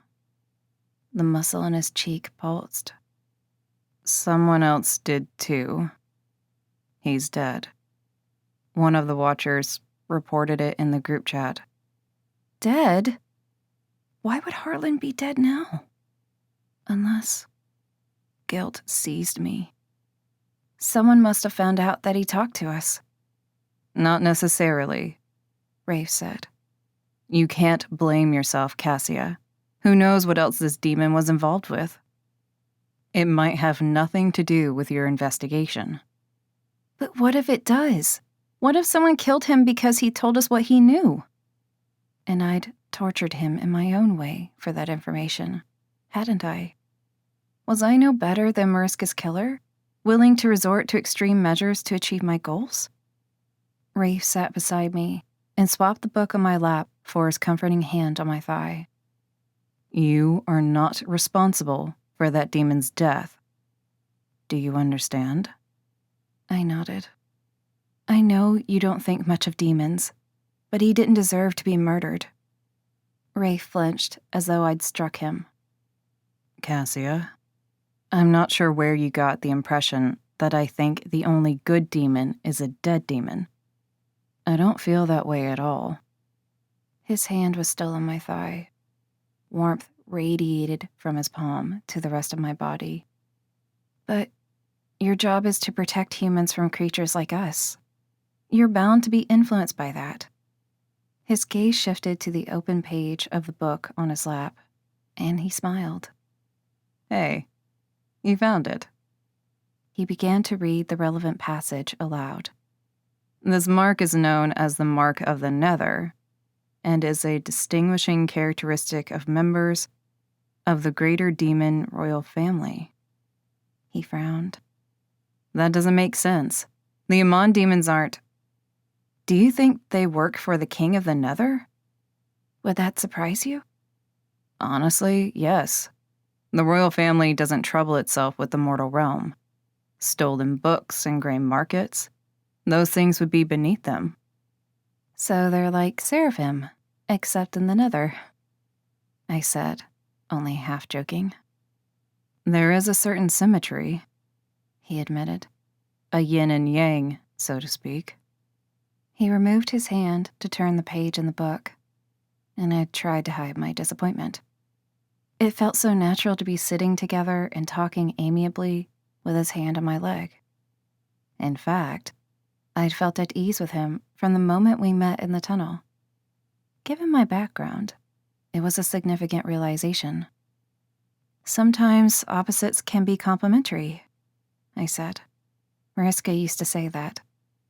Rafe closed the book and inched closer to me. And what else did Mariska used to say? I'd like to know more about her. She gave me this bracelet. I showed him my wrist, and his fingers brushed the silver heart. It's pretty. His fingers moved to stroke the inside of my wrist, and my heart beat faster. Was it a birthday present? No, we don't celebrate those because we don't. I cut myself off. Forget it.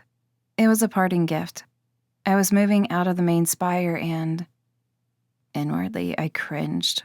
I couldn't seem to say anything about Mariska without invoking the academy. What do you mean by the main spire? Rafe asked. Is that some sort of apartment complex? No, I said vaguely. We have spires in Dominion, he said. It's one of the things I missed when I first moved to the mortal realm. He let go of my wrist. You never did say where you were raised. Not Dominion, that's for sure. I hoped to deflect the question with a joke. He cocked his head. Where did the thief steal the book from? Your home? And where are your friends now, Barris and Sage? They seem to have disappeared.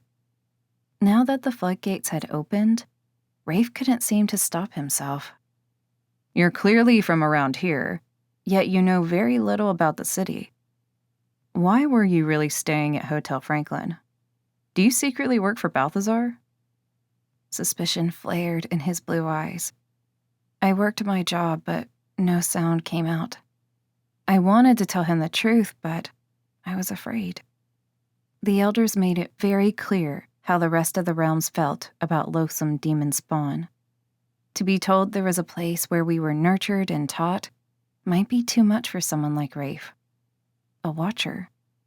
On the other hand, what if it wasn't? He'd proven himself to be an ally, someone to trust. I was already lying to him about the demon mark. Would it really be so bad to confide in him? I don't work for Balthazar, I said, but he sometimes works for us. Us? Rafe narrowed his eyes. What does that mean? You're part of some criminal organization? Gods, no. Nothing like that. I drew a steadying breath. I attend an academy for cambions like me. You're still in school? He edged away. How old are you? 17, I said. He scratched his cheek. I'm not aware of a school in the area that caters to cambions. It's more than just a school, I said. It's a safe haven for my kind. Did you know that demon-human hybrids are the most abandoned children and the most likely to die in infancy? I never really gave it much thought. Why would you? It doesn't impact you. I said this without blame. I was nearly killed as an infant. Someone saved me and brought me to the academy where they knew I'd be safe. Where is this place? He asked. Hidden, I said. That's why this break-in is a bigger issue than it seems. It puts the entire academy at risk. because it means that someone knows our location. And the book that was stolen includes the names and abilities of every cambion currently living at the Academy. Which is why the information is heavily warded. I hugged myself. You said the entrance to the gray market is the best kept secret in the city. It isn't. We are. Rafe appeared stunned. How many of you are there? Does it matter? You said you lived in a spire. He said, and instinctively glanced upward. Do you have an entire academy hidden in the clouds above the city? I started to feel uncomfortable. I don't think I should say anything else. I only wanted you to understand. What do they teach you there? What did you mean when you said Balthazar works for the academy? I began with the second question because it was easier. If he finds an abandoned cambion, he sends word so that Elder Sam can come for it. Who's Elder Sam? The academy is run by a group of demons, except Sam. They're called the Elders. Mariska was my caretaker, but she wasn't one of them. And these elders, they teach you history and science? Algebra? He seemed to be trying to wrap his head around the concept. We have general subjects, but some training depends on our skills and abilities, I said. Barris is half genie, for example, so he has projects that develop his magical abilities. And what about the human side? How is that nurtured? I opened my mouth, but quickly realized that I didn't have a good answer. We learn their customs, absorb their pop culture. They try to make sure that we can fit into the mortal realm if that's where we choose to live when we graduate. And when do you graduate? This year. I didn't offer details about my unique position within the academy. There would be too much I couldn't explain. If the academy is such a secret, why are its students racing around the city without a chaperone? It isn't typical, I said. It's because of what happened. And Barris and Sage are back there now. I'm only here because... My eyes turned downcast. I broke the rules, so I'm not allowed back until I found Mariska's killer. They cast you out? Rafe seemed aghast. I lifted my chin. I deserved it. It isn't like they sent me into the realm unprepared. I have my weapons from the armory. He shot to his feet. There's an armory? For what purpose? His expression shifted as a thought occurred to him. You knew how to defeat the Kappa demon. I watched you fight the demons at the burial ground. They taught you how to fight like that? Yes. But why? He sputtered. To defend ourselves, I said. Against what threat? His wings stiffened. Me? Other watchers? Anyone, I said. They just want to keep us safe. They have their own army of demon spawn to call upon should the need arise? He asked. Is that why they keep a list of current and former attendees? Of course not. Tension flooded my body. How could he not understand? They keep a list because Domus Academy is a school, and that's what schools do. You said yourself that the cambions you meet in the city are well behaved, that they seem to come from a finishing school. Well, they kind of do. Rafe paced the floor in front of me. Cassia, this is... He jerked his body toward me. I don't know what to do with this information. Do? You do nothing. There's no harm to the mortal realm. No threat to you or any of the Nephilim. His expression was pained. You don't understand. I have an obligation. There might be thousands of demon spawn living above our heads, ready to wreak havoc if this book isn't found. If the killer isn't brought to justice, I can't risk that. We're cambions, I said quietly. Who cares about semantics right now? I do, I said. I kept my tone even and calm. I wasn't about to give him the satisfaction of a demonic response. As far as I'm concerned, we've shown you that we're not a threat. We show the city every day by not causing a whiff of trouble here. Yet you still hear this information and want to treat us like criminals. I took a step closer to him. I told you the truth because I trusted you, and I thought it would be helpful for you to know more so that you can help me find the book. I see now that I made a horrible mistake. I'm sorry. I'm leaving now. Thank you for your kindness. It won't be forgotten. Before he could say another hurtful word, I flew to the loft to grab my weapons. Cassia, wait. I didn't wait. With tears streaking down my cheeks, I escaped to the rooftop balcony, where I launched myself into oblivion. Chapter 14. I landed when I reached the path alongside the Schuylkill River. Moonlight rippled across the water, and I was grateful for the clear skies. I stuffed my hands in my pockets and continued to walk. I wanted to put as much distance between Rafe and me as possible. I should have known better than to trust any Nephilim. He was a watcher. His sole duty was to protect mortals from creatures like me, like everyone at Domus Academy. How could I have expected a different reaction to the truth? Leaves rustled across the path and skimmed the top of the water. The area was devoid of life at this hour. No people, no birds, not even a squirrel. It was as though they all knew to steer clear of the path tonight. A strong sense of foreboding wrapped around me, and I shivered. I curled my wings around my arms to stave off the chill, but part of me knew that it wasn't anything to do with the temperature. Something was coming. I cast a wary glance over my shoulder. The path behind me was dark and still, and then I heard it. Not the wind this time. A whistle. Fear coiled in the pit of my stomach. A whistle didn't necessarily mean a whistler. It could be a bounder walking home after a drunken evening and amusing himself with a haunting accompaniment. The sound stopped, and I hurried at my pace. There was nothing within my immediate view except the river and trees. Signs of life winked in the distance. Not that anyone there could help me.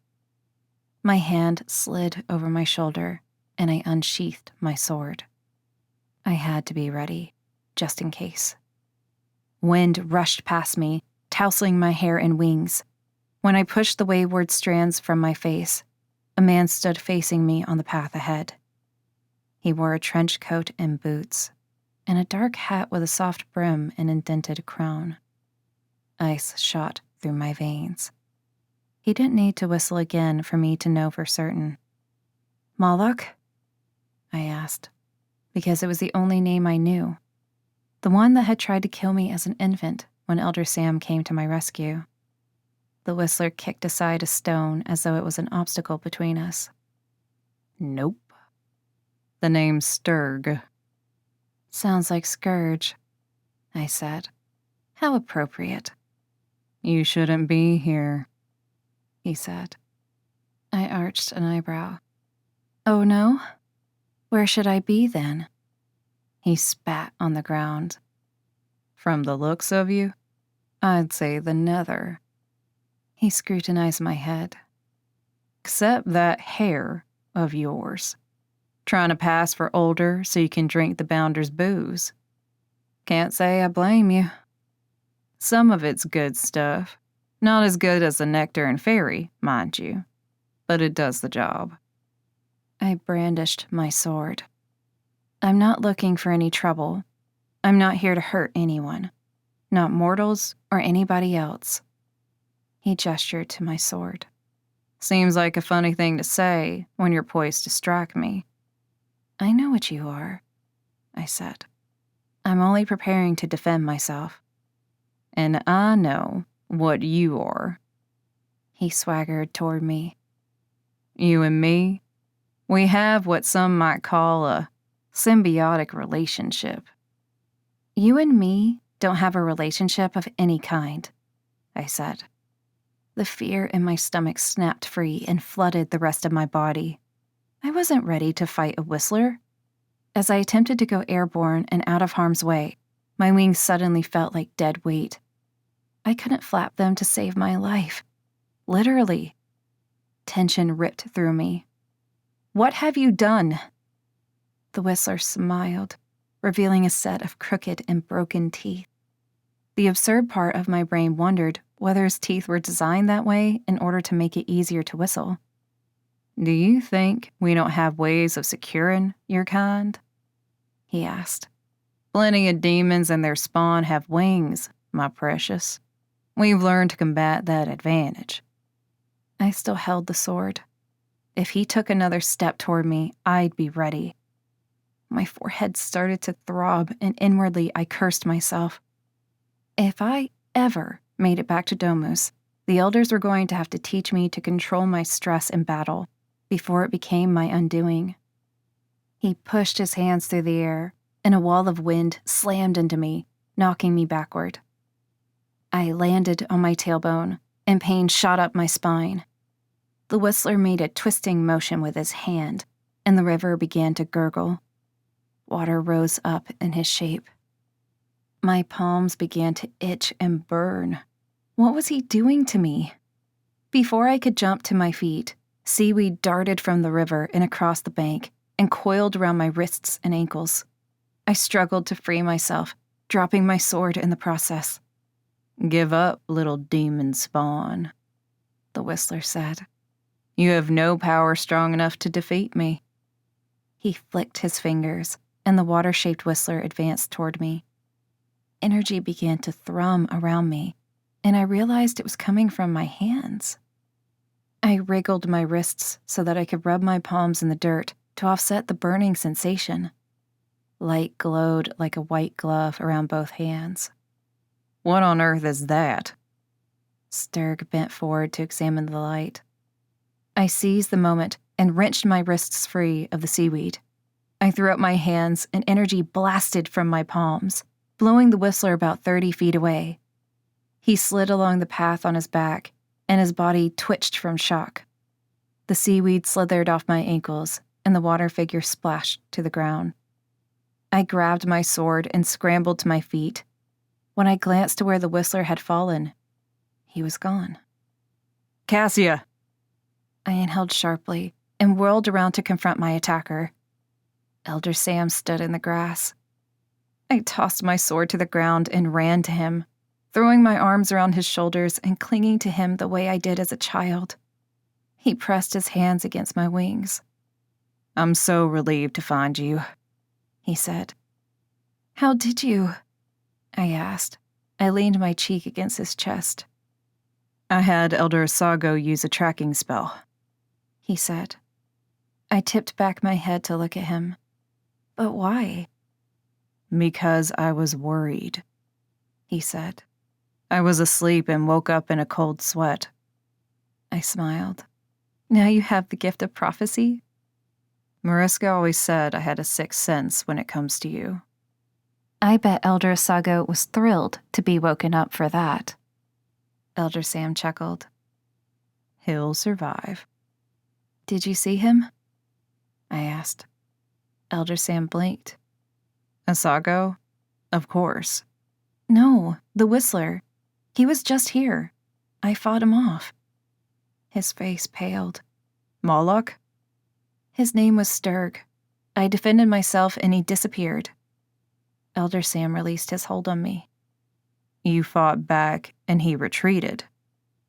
I nodded. "I did something. I don't know what." I stared at my hands. There was a white light. Elder Sam audibly swallowed. "You must have imagined it." "I didn't," I said. "It blasted him all the way to that tree." I pointed. By the time I recovered, he was gone. Elder Sam held out his hand. "Come back to the academy. I'll speak to Alistair. I'm sure I can persuade him to be reasonable." "The way you did when he cast me out?" I asked. I sheathed my sword. Elder Sam dipped his head. I'm sorry for the way things ended, but I'm prepared to challenge him. It's too dangerous for you here alone. No, I said firmly. I'm not going back. Not yet. Why risk your life? Elder Sam asked. He could have killed you. But he didn't, I said. I took care of myself. Exactly how, I still wasn't sure. I'm close to finding Mariska's killer. That was the deal, and I intend to keep my end of it. There's something you should know, he said. Whoever did this, they have the ability to create portals. All this time, we thought they'd accessed the external portal and then gone downstairs to the archives room, that they ran into Mariska in the corridor on their way back out again. But they didn't? He shook his head. We studied the external portal to see if we could find any clues, and it became clear that the portal hadn't been activated during the relevant time frame at all. The killer created their own portal directly into the archives room. We found traces of residual magic there. Then how does that explain Mariska? I asked. It doesn't. As he started to say more, he was interrupted by another familiar voice. Cassia, is that you? I whipped around to see Rafe hurrying toward us, a look of concern etched into his handsome features. He saw my face, which must have looked as shell-shocked as I felt after my run-in with the Whistler, and directed his ire at Elder Sam. His sword seemed to appear out of thin air, and he slashed at the Elder. Thankfully, Elder Sam was gifted with fast reflexes, like me, and blocked the blade with his own. "Rafe, stop!" The Watcher's arm jerked to his side. I thought you were in trouble. I was, but not anymore. I tilted my head. This is Elder Sam. Rafe balked. From the academy? Elder Sam gaped at me. You told him? He's a friend, I insisted. I hoped. He's a watcher, Elder Sam shot back. And you're a seraph, Rafe said, and I detected the note of surprise. He took in the Elder's wingless and scarred form. Cassia didn't mention that. My situation is somewhat unique, Elder Sam said. You no longer live in Dominion? Rafe asked. Elder Sam's gaze shifted to me. Not in the last 17 years. I've had other priorities. Rafe offered a hand to the Elder. Your secret is safe with me. It better be, Elder Sam said. Too many lives depend on it. He looked at me. We'll discuss this later. I'd hoped to ask Elder Sam about the Sapphire Star mark. With Rafe present, it would have to wait. How did you find me? I asked. I saw the direction you flew and followed your trail, Rafe said. I didn't like the way we parted. Me neither. We stared at each other for a long beat, and Elder Sam seemed to sense the tension. I should be going, Elder Sam said. Now that I know you're all right. I'm fine, I said. I'll come back when the task is complete, as agreed. Elder Sam glanced from me to Rafe. Be careful, Cassia. I will, I promise. Once he was gone, Rafe turned to me. I'm sorry I reacted the way I did. I was just so surprised and, to be honest, a little embarrassed.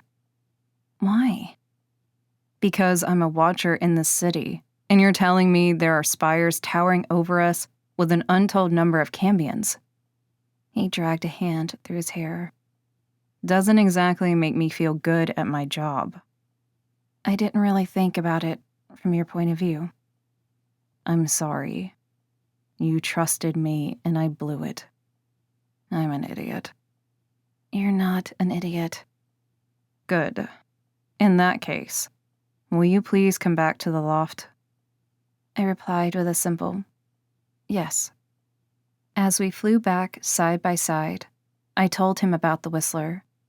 He slowed as though he intended to turn around. "What do you think you're doing?" I asked. "I'm going to find him and kill him," Rafe said. I reached out and grabbed the edge of his wing. "Don't you dare. He's gone now." "But not for good." "No, never for good. We live in fear of them. Always." We landed on the rooftop balcony. Rafe reached for my hand, but I entered the loft without taking it. "I need a shower," I said, and flew downstairs. I stripped off my clothes and stepped into the shower. I was more aware than ever that this was the same shower Rafe used every day. The water sluiced down my wings, which were tucked tightly against my body. I washed off all evidence of the fight with the Whistler. As I lathered the soap in my hands, I thought of the white light I'd conjured. The itching and burning must have been the energy trying to get out. What was it? And why had I never experienced it before? If the Whistler had done something to me, I wanted to know what it was.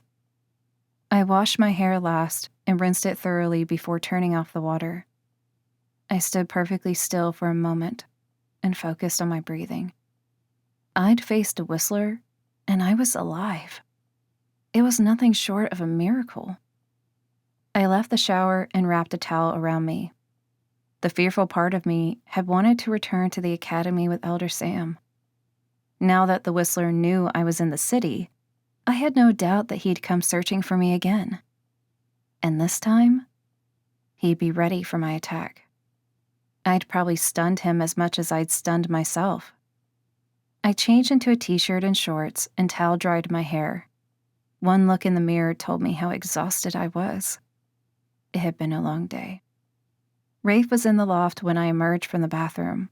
His gaze was fixed on the enormous window in the city outside. "Bathroom is all yours," I called. He turned and looked down at me. "Thanks." He seemed sullen for a guy who didn't have to face off with a Whistler tonight. I soared to the loft and placed a hand on his shoulder. "Hey, everything okay?" He flinched at my touch, and I wrenched my hand away. "It'll be fine. It's been an eventful day is all." "No kidding." He brushed past me. "You can have the bed again. I'll take the sofa. Although I deserve the gutter, or worse." "What do you mean?" His whole body tensed. "I almost got you killed tonight. If he had killed you, your blood would have been on my hands. That's not the Watcher way." "You didn't send him after me," I said. "Besides, he didn't kill me. I'm right here." Rafe met my gaze. His eyes smoldered like two sapphires ready to burst into flames. "Thank the heavens you are." His hungry lips found mine, sending a jolt through me. "I'm so sorry, Cassia," he murmured between kisses. "Can you ever forgive me?" "I already have." Each kiss was more delicious than the last. "You taste like raspberries." He chuckled. "That's because I had a few while you were in the shower." He planted another kiss on my lips. "I would never have forgiven myself if something had happened to you. When I saw you with that seraph, Elder Sam, I felt sick." "I'm fine. I defended myself." "Because you were taught well." Rafe's fingers brushed my cheek. "Did the seraph teach you?" I nodded. "He's handled most of my weapons training. He's been my sparring partner since I was a little girl." Rafe's lips were soft against my cheek. "Don't run away again, okay? If we argue, let's just stomp away about 2 feet and then make up." "Are you sure that's what you want?" I asked. "I'm demon spawn, Rafe. I live in a secret academy that harbors children of the enemy. I represent everything you're supposed to." I trailed off.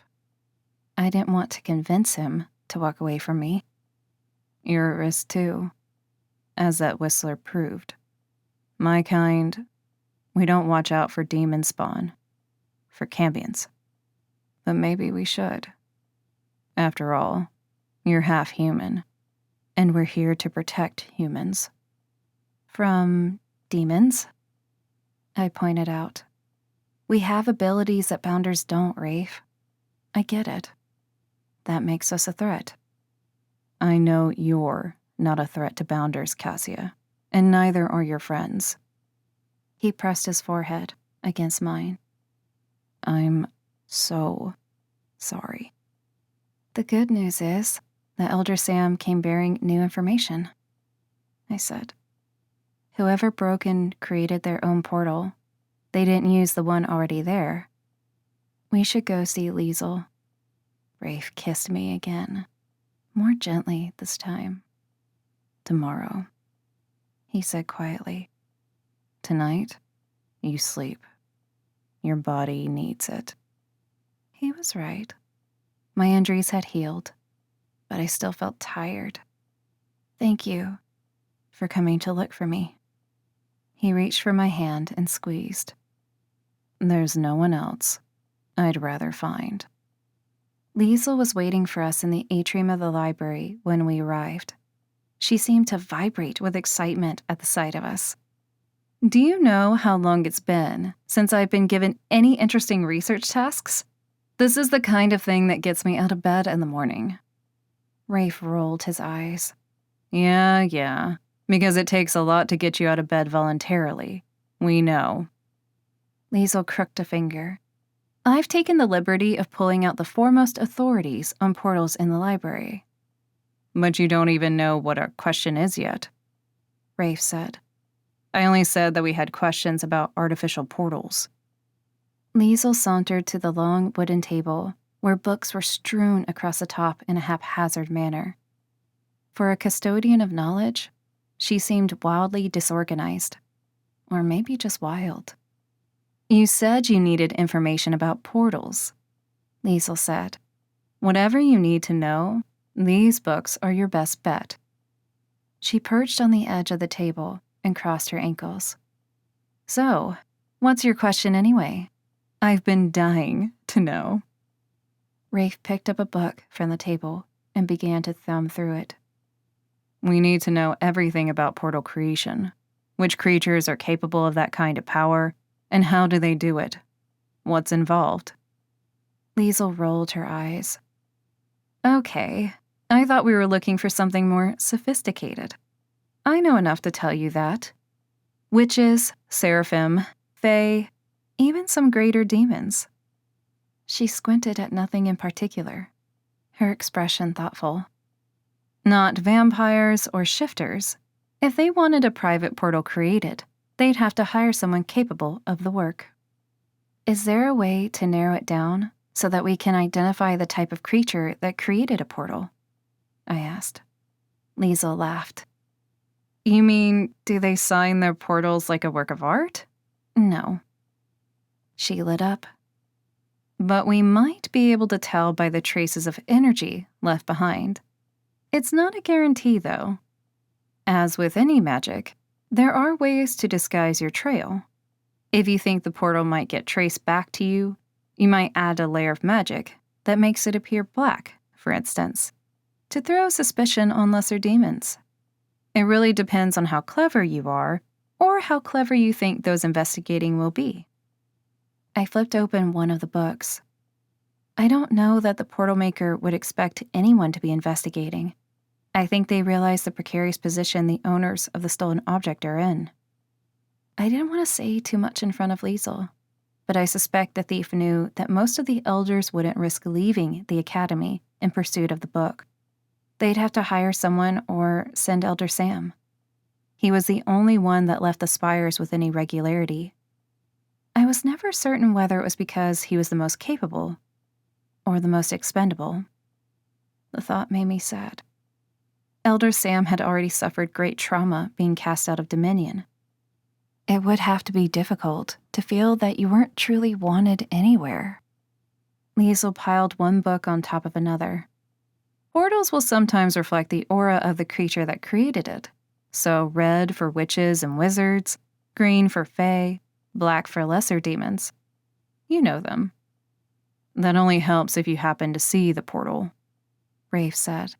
No one saw this one, and energy traces would be long gone. But we did see the portal at the burial ground, I said. My mind flashed back to the glowing headstone. There had been a flash of green just before the second wave of demons appeared. It had been quick enough that I might have missed it. Only I didn't. You think whoever's creating the gray market entrances might also have created the portal to steal the book? Liesl asked. It's an interesting theory. Artificial portals require a lot of magic. Rafe scratched his head. I didn't notice a color at the burial ground, though. Did you? I closed the book in front of me. I'm pretty sure I saw green at the burial ground. Are you sure? Rafe asked. If we're dealing with fae. Liesl snorted. And who would be better? Witches? Seraphim? Face it, Rafe. There are no good options here.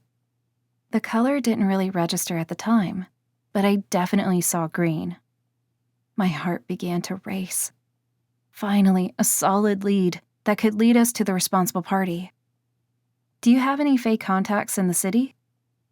Rafe and Liesl exchanged amused glances. Have you ever met one of them? Liesl asked. No. Then again, I lived a more isolated existence than either of the Watchers. They don't tend to spend any time in the human world, Rafe said. They stick to their own realm like Seraphim. They think bounders are beneath them, and demons even more so. How do we get into Fairy? I asked. Rafe grunted. We can't just march into Fairy and demand to know which one of them created a portal for a thief and a murderer. Why not? I asked. Liesl and Rafe looked at each other and she smiled. I don't know, Rafe. Why not? Because it's a bad idea. Do you have a better one? I shot back. We can find their emissary, Rafe said. Go through the proper channels. Do you really think we have time for that? I asked. Even more importantly, do you really think they'll admit us once they know the reason why we want to go? Liesl asked. Ask for forgiveness, mate, not permission. Exactly. I can see I'm outnumbered here, Rafe said, though he didn't seem truly bothered. I suppose we'll need appropriate weapons. What's wrong with swords? I asked. Nothing, except that regular swords won't do them any damage, Liesl said. I snapped my fingers, remembering. Iron. Liesl headed to a panel on the wall and opened it, revealing a secret door. She turned to look at me through hooded eyes. What are you waiting for? Come and choose your weapons. It's time to pay a visit to the fair folk. Chapter 15. We arrived at Wissahickon State Park, which apparently housed the closest natural portal to Fairy. The Watchers kept it under surveillance, in case any fairies decided to steal humans away to their realm. It didn't happen as often as it used to, mainly because of the Nephilim. We stood in an oak grove and prepared to enter the glowing portal. You must be careful, Cassia, Rafe said. Under no circumstances can you trust them. I looked at him askance. How can we expect to learn anything helpful about the portal if we can't trust anything they say? We can't. We just have to decide which tidbits of information to give attention to and which to ignore. It won't be easy. I heaved a sigh. Nothing ever is. Make sure not to accept any gifts either, no matter how small they seem. They delight in tricking unsuspecting guests. Tricking them how? Somehow I got the impression that these tricks were more than amusing jokes. Take your pick, Rafe said. They'll offer you certain food or drink that binds you to Fairy for the next cycle of the moon. If you're really unlucky, They'll trick you into agreeing to be part of their hunt. So what? You end up riding horses with them for a couple of days? I'd always wanted to ride a horse, ever since I read about them. It wouldn't be as pleasant as that, Rafe said. They are as beautiful as they are vicious and cruel. I know seraphim get a bad rap for their treatment of demons, but fae are just as bad in my opinion. It doesn't need to be a contest, I said. They can both be terrible. Enough chatter. Let's go, team. Liesel said. The portal swallowed her whole. Rafe grinned at me. You're up. I took a step forward and felt the familiar sensation of falling. It only lasted for a moment before I stepped into another forest. I knew it wasn't the same one. The colors here were more vivid. The leaves were greener, and the sky was bluer. I surveyed the bucolic forest and tried to imagine running for my life here. The revulsion in my stomach seemed in sharp contrast to the beauty of the forest.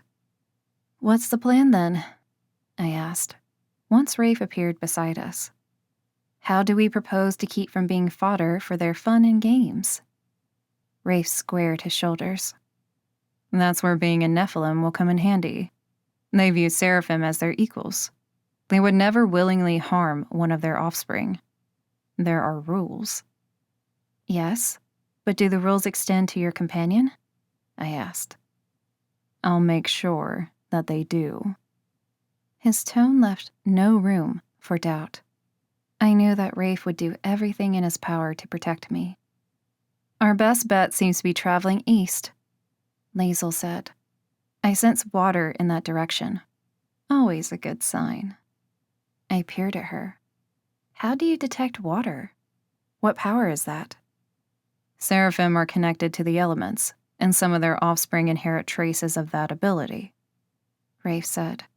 Liesel's connection to water is strong. She gave her shoulders a subtle lift. Strong is probably an overstatement. I can't control water. I can't control any elements. I just have an acute sense of when it's nearby. Not the most exciting power, but it has its uses.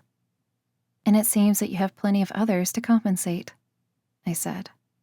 Liesel offered a flirtatious smile. One of these days, maybe I'll get to show you. Give it a rest, will you? Rafe asked. Liesel's eyes danced with amusement. I know you're not jealous when it comes to me, so it can only be Bianco Diablo here. I can't blame you. You know I'm smitten myself. Rafe groaned. Nobody's smitten. Nobody even uses the word smitten. Liesel smiled and patted his cheek. You're so easy to torture. We headed east until we encountered a river. The air was refreshing along the riverbank, so we moved closer to take advantage of it. Look how clear the water is, I said. I could see shiny pebbles nestled at the bottom. I'd never been anywhere like this. Outside of the spires, the city was the only place I'd visited. The landscape of Fairy seemed vast and empty in comparison. Why don't we fly? I asked. Wouldn't that give us a better vantage point? It would also risk an arrow piercing your heart if the three of us took to the skies here, Liesel said. They would take it as a threat. Personally, I think they're still bitter that they didn't get wings, Rafe said. It's one of the main advantages that other creatures have over them, even one that they deem beneath them. He gave me a pointed look. The more I learned about the Fae, the less I wanted to meet one. Unfortunately, I didn't have a choice if I wanted to follow up on the one good lead we had. A rustling sound in the trees drew my attention to the top branches. A flash of gold nearly blinded me. Someone's watching us, I said quietly. More rustling indicated that our follower was not alone. Someone jumped down from a tree branch. Rafe's hand moved instinctively to the hilt of his sword. My fingers itched, but I kept them still. If I needed a dagger, I was confident I could reach it quickly enough. The Fae strode toward us.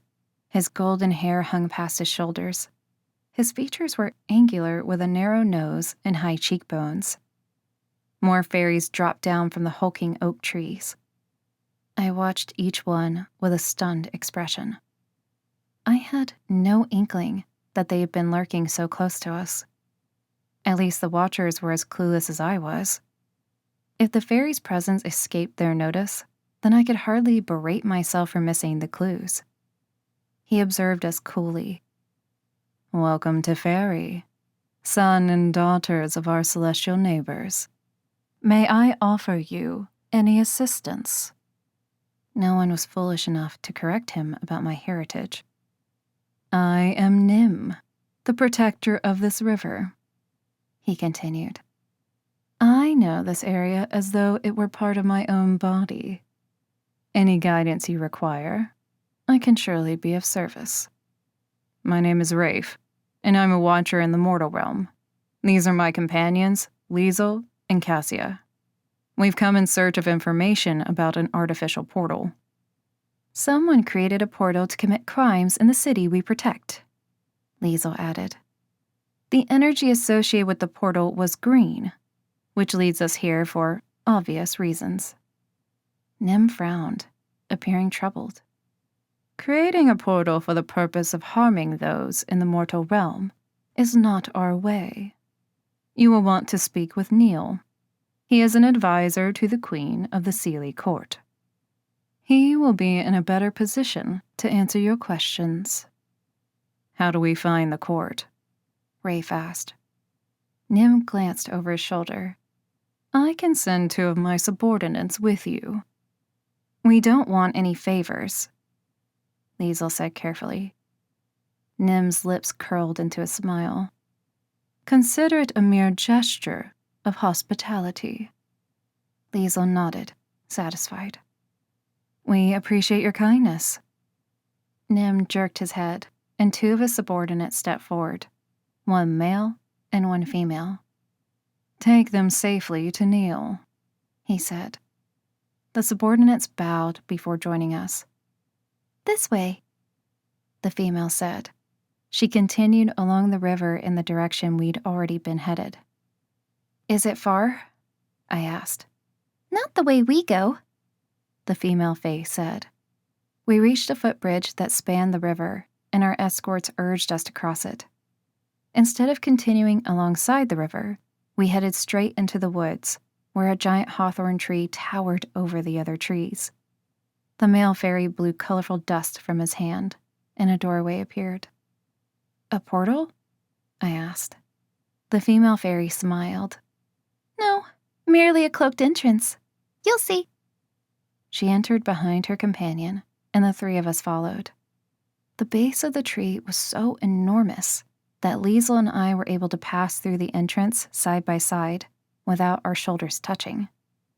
Steps spiraled downward, but those we had to take one at a time. The earthy scents of the forest permeated the passageway. "We're lucky we're on the side of Fairy that belongs to the Seelie Court," Liesel said. "I'd much rather take my chances with them than the unseelie." The female escort craned her neck to look at us. "Don't be so quick to dismiss the strength of our Seelie Queen," she said. "She is not as soft as her appearance suggests." We reached the bottom of the spiraling steps and continued along a tunnel. Thankfully, it smelled far more pleasant than the tunnels beneath the city. Instead of reaching another set of steps, we emerged from another tree, and I quickly realized that we were near a cliff overlooking the sea. The ruins of a castle beckoned in the distance. "Quite the shortcut," Liesel said. The male fairy offered a smug smile. "It has its uses." The sound of pipes drifted through the air, growing louder as we approached the court. Random Fae gave us cursory glances as we entered through a courtyard. Flowers loomed all around us, and a gurgling fountain served as the focal point of the courtyard. The pipes continued as we passed through. When we reached the stone archway, we were intercepted by another golden-haired fairy with a dagger cinched at the waist. Most of the fairies wore gauzy white dresses or light tunics with golden breeches. The soldier in front of us wore armor that appeared to be made of light blue glass. It was strangely beautiful. Nim has instructed us to deliver these guests to Neil. The guard gave a curt nod and motioned us forward.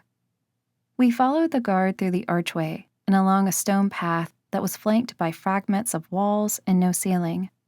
Most of the castle seemed to be exposed to the elements. In the distance, I could still hear the faint sounds of waves crashing against the cliff.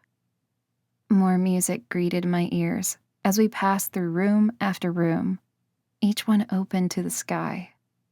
We passed a pole with colorful ribbons streaming from its middle, and each ribbon decorated with flowers. Fairies giggled and whispered as we walked by. The guard finally stopped in front of an open doorway. "Guests of the realm here to see you, sir," he said. The guard moved aside to allow us entry. "Welcome, friends," Neil said. The fairy was shorter than the ones we'd already encountered, with fuller lips and golden hair tied at the nape of his neck with a light blue ribbon. Rafe entered first and bowed slightly. "I'm Rafe, a watcher from the mortal realm, and these are my companions. We seek your help in obtaining information." "We seek a fairy capable of creating portals," Liesel interjected. "one that is skilled in such matters and willing to do so for a price or a cause." "And what trouble has this portal caused?" Neil asked. "It resulted in a theft of a valuable object, as well as the death of an innocent victim," Rafe said. "Death?" Neil regarded us somberly. "You level a serious accusation against one of our kind." "We haven't come here to create trouble," I said. "We wouldn't have come at all if the matter weren't serious. Whoever created this portal has no regard for life. We have to find them." "I agree. This is no small matter. As such, I will need to discuss it with the Queen." He adjusted the ribbon at the back of his neck. "I shall return in a moment." We remained rooted in place. "On the upside, no one looks particularly violent," I said. "Looks can be deceiving," Rafe said. "They play pipes," I said. "So do the Scots," Liesel shot back. I thought about our human history lessons. "I take your point." Neil finally returned with an inscrutable expression. "Queen May has requested that you feast with us this evening." "We appreciate the offer, sir, but we don't want to inconvenience your queen," Rafe said. "We're happy to discuss the matter now and return to our realm where we belong." I could tell by Neil's heavy stare that this was the wrong response. "Then do not think of it as a request," Neil said in a low voice. Then he bowed. "When you hear the horn, you will know it is time to dine." That was clearly our cue to leave. We shuffled out of the room, uncertain where to go next.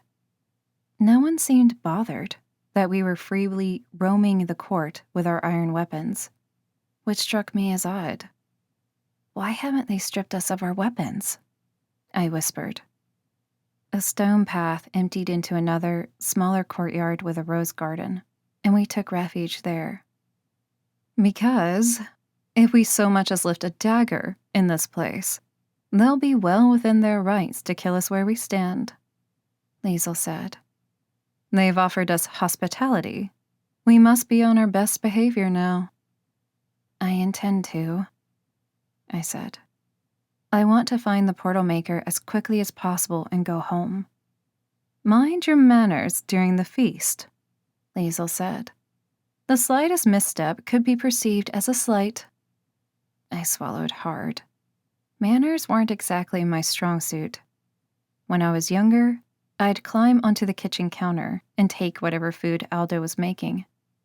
No one chastised me for it except Elder Alistair, and only because he chastised me for everything, even breathing when the mood struck him. If our visit had been under different circumstances, it would have been a pleasant way to pass the day.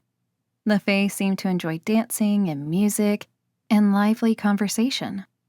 There didn't seem to be a grumpy Elder Alistair among them. Lucky Fae. When the horn sounded, we followed the trail of Fae to the dining area, an open-air section of the castle with a breathtaking view of the sea. The Fae know how to eat a meal, Liesel said. As we approached the table, a young fairy intercepted us. She was pretty and petite, with a faded blue ribbon woven through a braid. Queen May insists that you sit beside her. She directed us to 2 chairs to the queen's left and 1 to the queen's right. I'd remain standing until she's seated if I were you. She winked and skipped down to the opposite end of the table. The table sat 20 guests, and we all stood behind our chairs until the queen arrived. Pipes changed abruptly to a flute to announce her entrance. She was resplendent in a pale green dress and a crown of oak leaves on her golden hair. She gave us a benevolent smile. "Welcome to the Seelie Court, honored guests," she said. "Thank you for your hospitality, Your Majesty," Liesel said. The queen inclined her head. "My friends look hungry tonight. Let us eat so that they may be sated." She sat, and everyone quickly followed suit. The feast was impressive. Servants brought dishes filled with exotic fruits and vegetables in deep, rich colors. A large platter in the middle of the table boasted a few different types of meat. There was also a fish stew and several offerings of cheese. A servant filled my empty goblet with a pale pink liquid, and I tasted it. "It's sweet," I said. "Not too sweet, I hope," the queen said. She took a sip from her own goblet. "Ah, yes, satisfyingly sweet, like a first kiss." "Now you're speaking my language," Liesel said. "Neil has explained your situation," Queen May said. "Where was this portal created?" "In the mortal realm, Your Majesty," Rafe said. "A city called Philadelphia." "I see.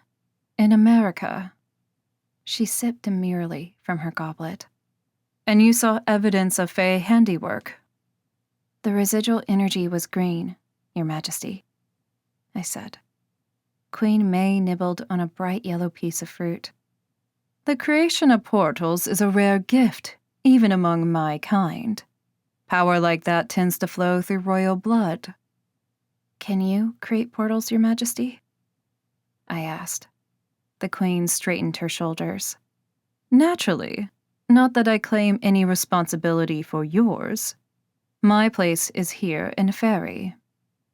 My cheeks colored. "I didn't mean to insinuate." The queen waved me off.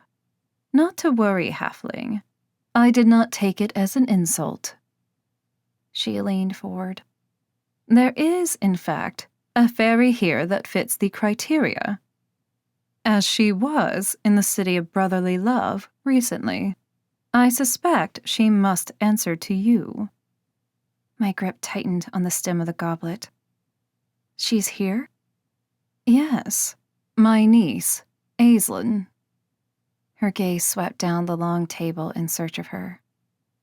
"It seems she's opted not to join us this evening. Pity." "When do you think we'd be able to speak to her, Your Majesty?" Rafe asked. "After the feast." The queen's eyes glittered with mischief. "No, I think not." Liesel chewed her healthy portion of roast pheasant. "You want something from us first?" It was more of a statement than a question. "My, aren't you the clever one?" Queen May said in a condescending tone. "I suppose it's only fair. If I do this courtesy for you, Then is it too much to expect a favor in return? Rafe offered her an easy smile. Not at all, Your Majesty. We'd be happy to oblige. She leaned back against her chair, satisfied. I thought as much. What is it you'd like us to do? Liesel asked.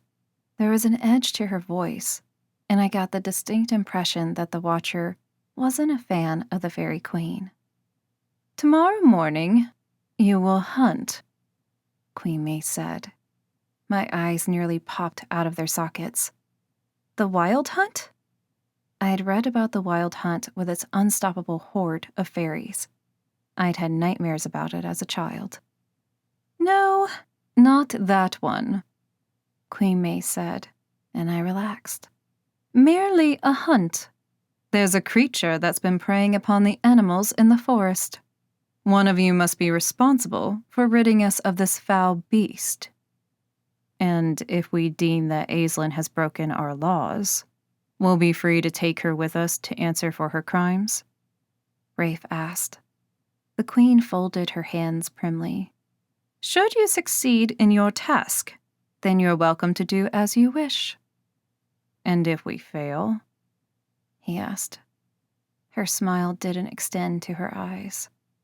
Then I'm welcome to do as I wish. Liesel downed her drink. You would really agree to hand over your niece and let us try her by our laws instead of yours? We have a treaty to uphold, halfling, or have you forgotten? Liesel narrowed her eyes, appearing to assess the Queen.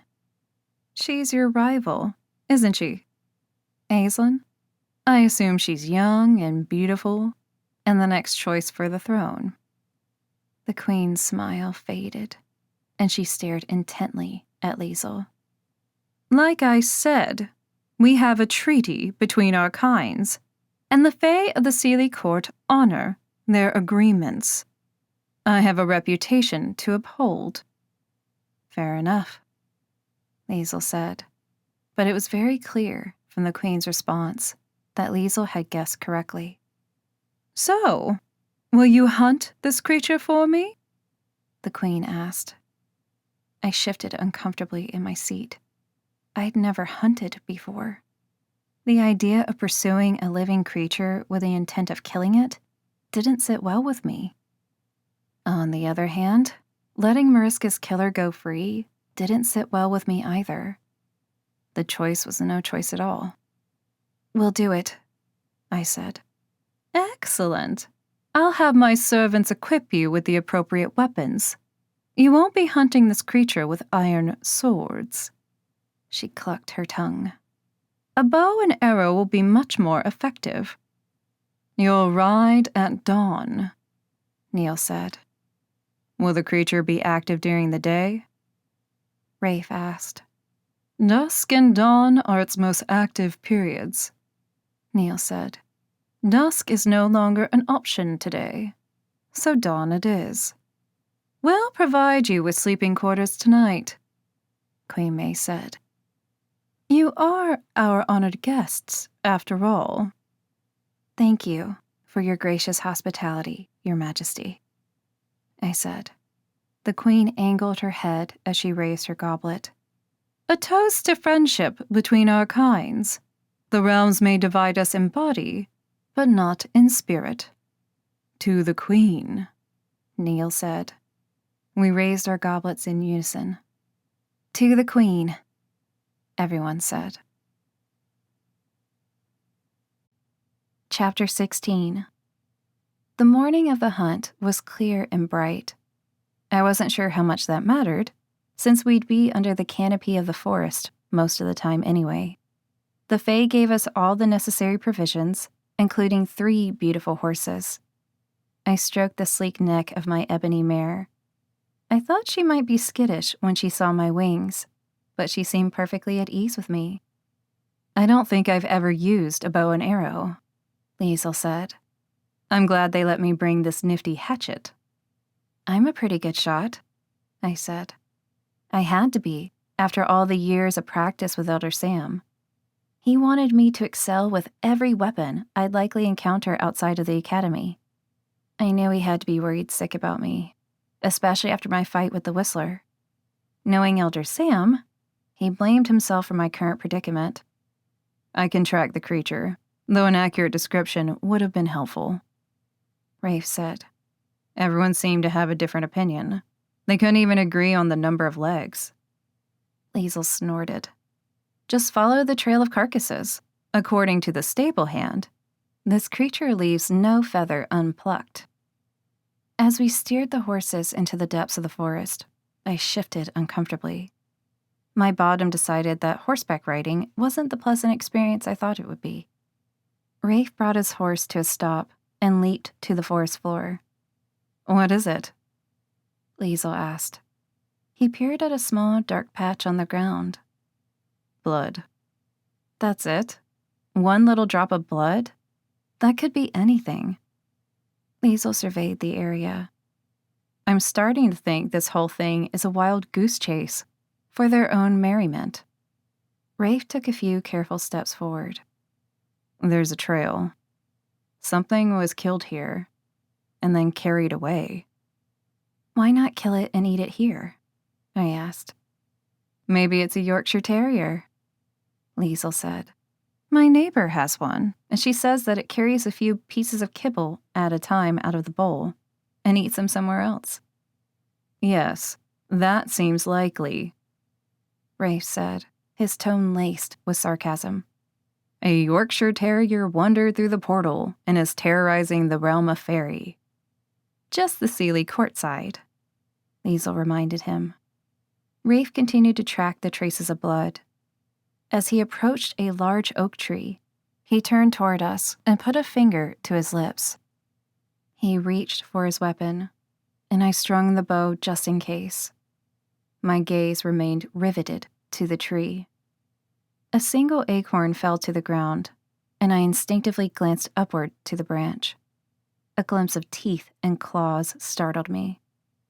Unfortunately, it surprised the horses as well. My mare reared up, so I released my hold on her and went airborne. Flying in a forest wasn't easy, something I would have known if Elder Sam had ever taken me elsewhere for training exercises. The creature jumped to the safety of a neighboring oak.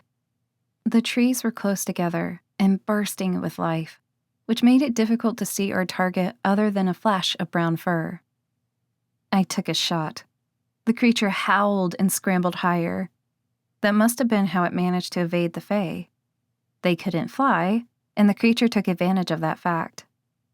Then again, the woodland Fae seemed to be skilled climbers. I flew level with the creature and drew the bow. It leapt to the next tree, and I realized that it had flaps under its arms. Either the creature was too injured to fly, or the flaps only allowed it to glide. My money was on the latter. I let the arrow fly, and a soft grunt followed. The creature fell to the ground with a thud. The arrow had pierced its side and remained stuck there. Finish it off, Liesel called. I watched as the creature clawed at the earth to get away. The pain had to be overwhelming, yet it refused to give up. Something stirred inside me. It had no chance of survival now, except... I can't kill it, I said. The creature seemed to understand, because it stopped moving. Well, I'll do it then. Liesel leaped down from the horse. No! I blocked her path to the wounded creature. Please don't. She eyed me closely. What's going on? I turned back to see that the wound was bright pink and bleeding. I crouched beside the creature. No one is killing it. Then the queen won't hold up her end of the bargain, Rafe said. She only said we had to rid them of the beast, I said, recalling the queen's words. She didn't specifically say we had to kill it. The creature's breathing was slow and labored now. Hesitantly, I leaned closer. How do I remove the arrow without killing it? Rafe and Liesel loomed over us. What is it? Rafe asked. I can't say I've seen a beast like this before. The creature turned its mournful eyes to us. It doesn't matter, I said. It's just trying to survive like the rest of us. It doesn't deserve to be hunted. Then what do you plan to do with it? Liesel asked. If you let it go, it'll just continue to steal from the Fae. Rafe rubbed his hands together, emitting a white light. Remove the arrow, Cassia. The wound is small enough that I should be able to heal it. Liesel's head swiveled. Are you too serious? I removed the arrow as carefully as I could, and Rafe placed his hands over the wound. The creature's fur began to recede, and I scrambled backward. Rafe, what are you doing? He removed his hands, his expression puzzled. It isn't me. The teeth and claws retracted, and the flaps dissolved. The body stretched and smoothed, forming an entirely new shape. I gasped. The creature looked like us. He's a greater demon, Liesel said. The greater demon moved to a seated position. Thank you. I am in your debt. Don't thank us yet, Rafe said. It was impossible to miss the note of suspicion in his voice. Are you a shapeshifter? No, he said. My name is Damaska. My home is in the Nether. Or was. His eyes took on the same sorrowful expression as when he'd dropped to the ground. How did you end up here? I asked. We fled our home in the Nether because of hostilities there, and arranged transport to a different part of the realm until we decided on next steps. Rafe's expression hardened. Let me guess. You weren't taken to the agreed-upon place. He shook his head. We paid our handlers and were brought here instead, and left in the mountains. We didn't even realize it was fairy until we encountered a group of Fae. How long ago was this? Rafe asked. The demon lowered his head. Too long, my friend. How did you get turned into whatever you were? Rafe asked. One of the Fae, he said. We come down from the mountain to source food. If we're unlucky, we're captured and used by the Fae for their own purposes. It seems they like to hunt, but consider it more sporting if we don't look like greater demons. Anger rushed through me. They turned you into a beast and then wanted us to hunt you? And you broke the spell, the demon said, managing a smile. I think it might have been Rafe's healing powers. I looked at the Nephilim. So, there are more of you? Liesel asked, stepping closer. He nodded. We live in the mountains. When we need provisions, we send 2 volunteers. Sometimes we don't come back. It took a few disappearances to discover why. Why can't you all leave through the main portal? I asked. The only portal in this realm between here and the Nether is on the lands of the Unseelie Court, and we don't dare trespass there, he said. We'd be killed before we all made it through. So, that's why you only come to this side to find food? Rafe asked. It's not safe, as you can see, he said. But our chances of survival are better. I've been fortunate in evading the Fae and have been able to leave game at the base of the mountain, hoping that one of my brethren would find it. I'd just caught another rabbit when you happened upon me. Why would they treat us like honored guests and hunt you like an animal? I asked. I told you, Cassia. Rafe extended a hand to help Damaska to his feet and handed the demon a spare tunic from the pack. The Fae have a hierarchy.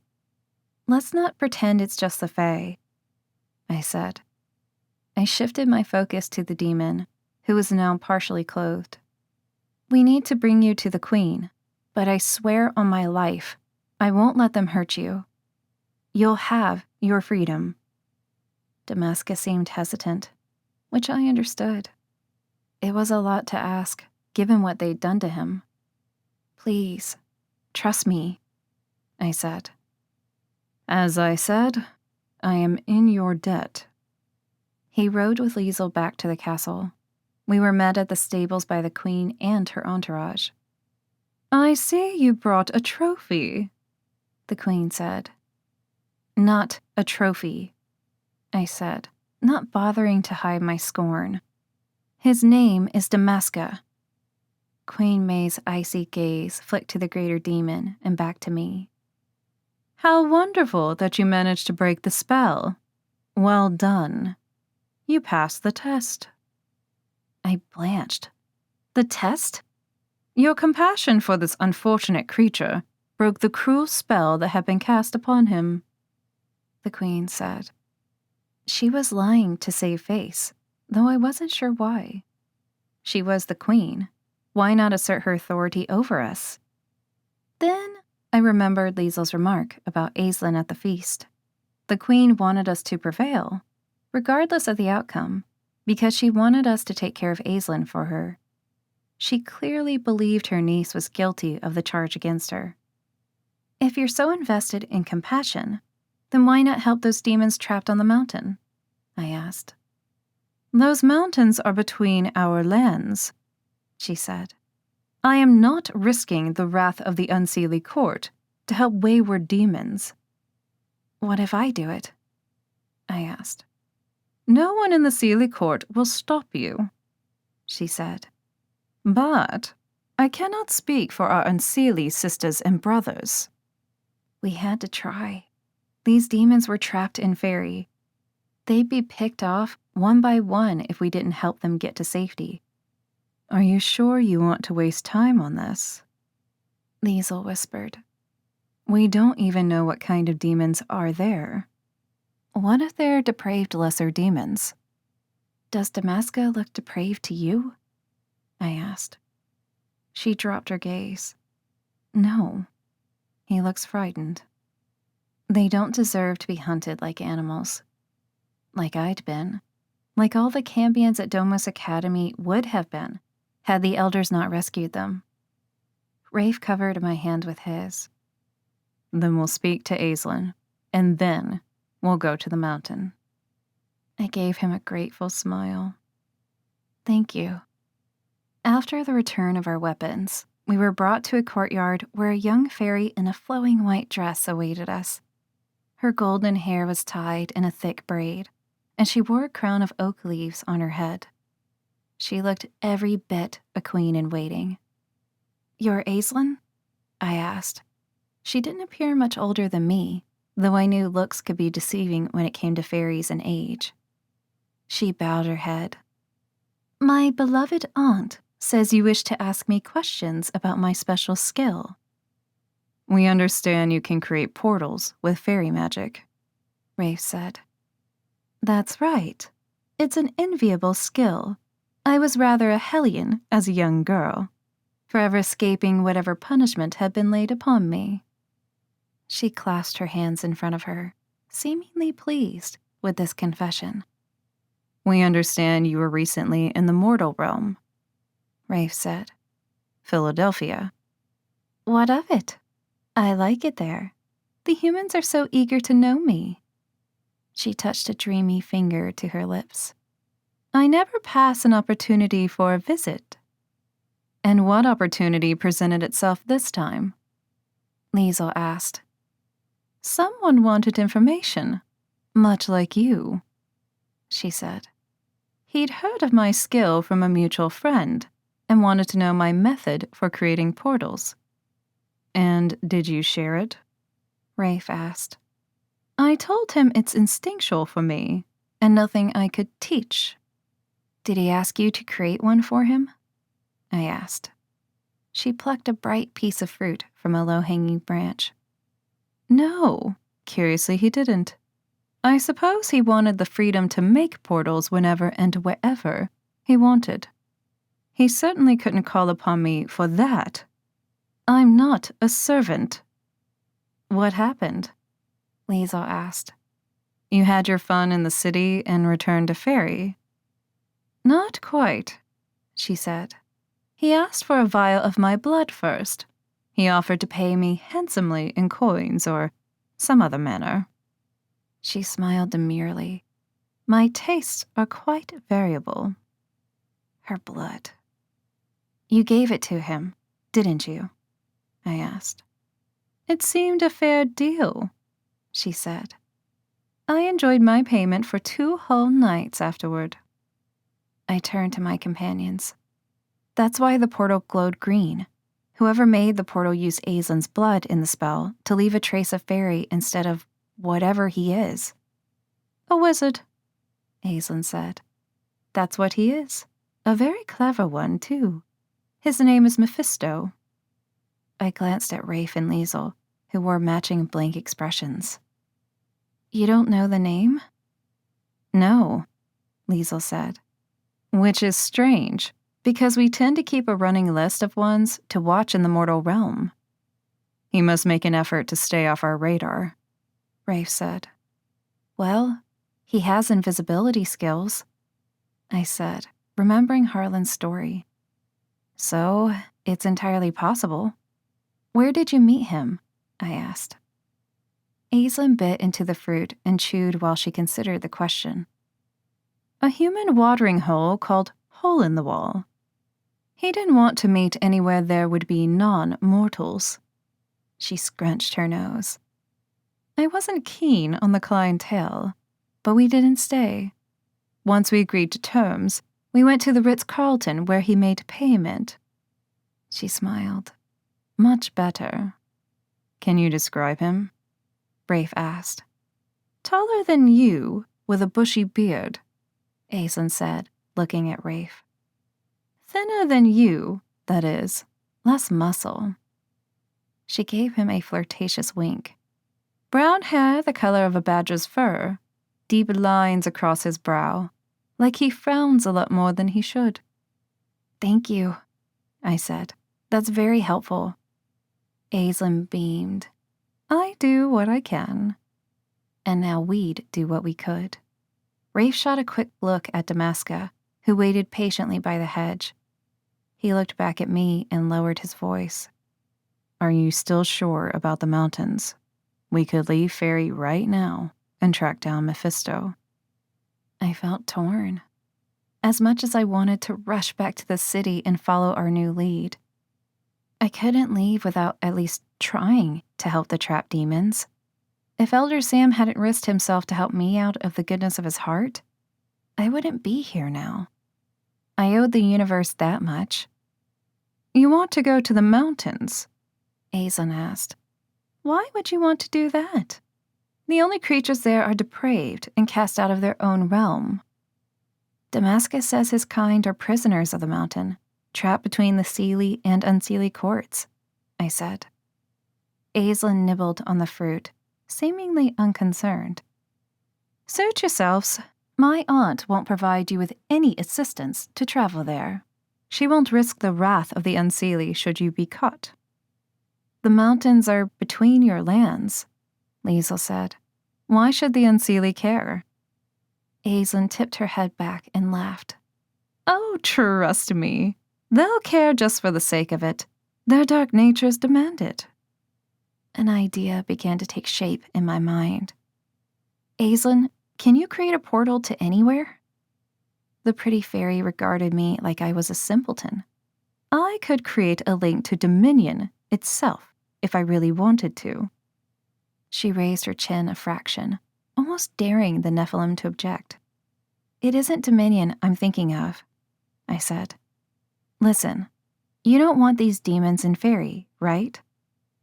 This isn't their home. Aislinn agreed. What if you used your special skill to relocate the demons back to the Nether? I asked.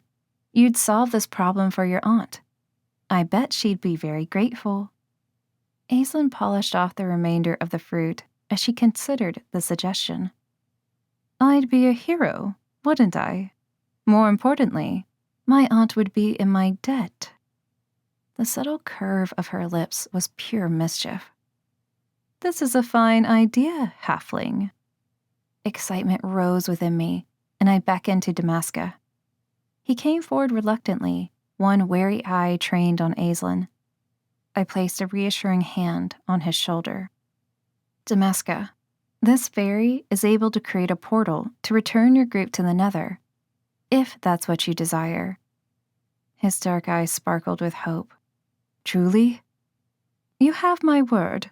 Just let me know where and when. Aislinn tossed the core over her shoulder and sauntered out of the courtyard. May the wind rise at your back, halflings. And then she was gone. Cassia, that was genius, Liesl said, bursting into a wide smile.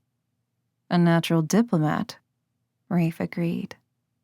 I cannot speak on behalf of the group, Damaska said. It is not my place, but I cannot see why they wouldn't agree. We'll take our proposal to them, I said. Can you show us the way? The demon broke into a smile. With pleasure. Screw it, we're flying up, Liesl said. We stood at the base of the mountain, ready to escort Damaska back to his group. I can handle our wingless friend. Are you sure?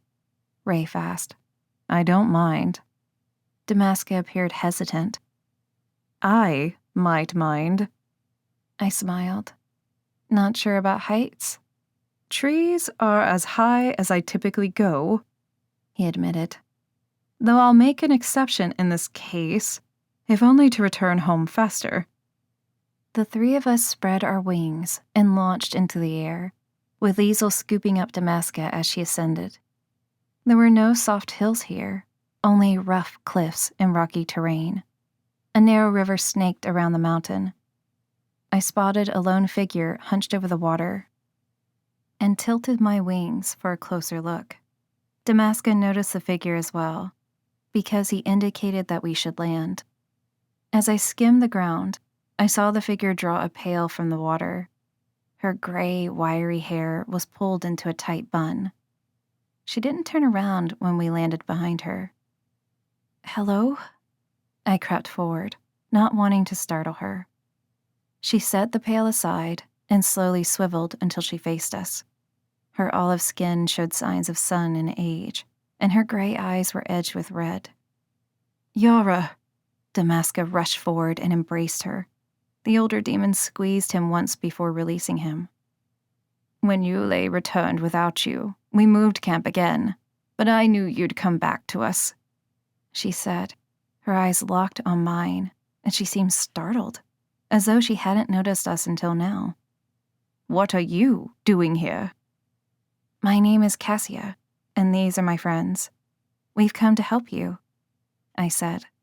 Although the weight of her stare made me uneasy, I refused to show it. There was an air of confidence about her that seemed at odds with her situation. The older demon narrowed her eyes. Why would you do such a thing? Yara, be kind. They saved me, Damaska said. We're not enemies, Liesl said. Our role is to protect the mortal realm, and you're not a threat there. She angled her head. And why are you here and not there? It's a long story, I said. The older demon lifted the full pail from the ground. I offered to take it from her, but she shooed my hand away. My family? Damaska asked. Safe, the older demon replied. Come. She walked away from the river, and we trailed behind her. We trudged along a rocky path until we reached a winding path through a forest. The trees were so close together that their branches overlapped, and I was tempted to slice through them with my blade. Finally, we spilled out into a large grove, where the rest of the demons had set up temporary living arrangements. I saw beds of straw and leaves, and a campfire with a spit. The first demon to spot us dropped the small knife in his hand and narrowly avoided stabbing his own foot.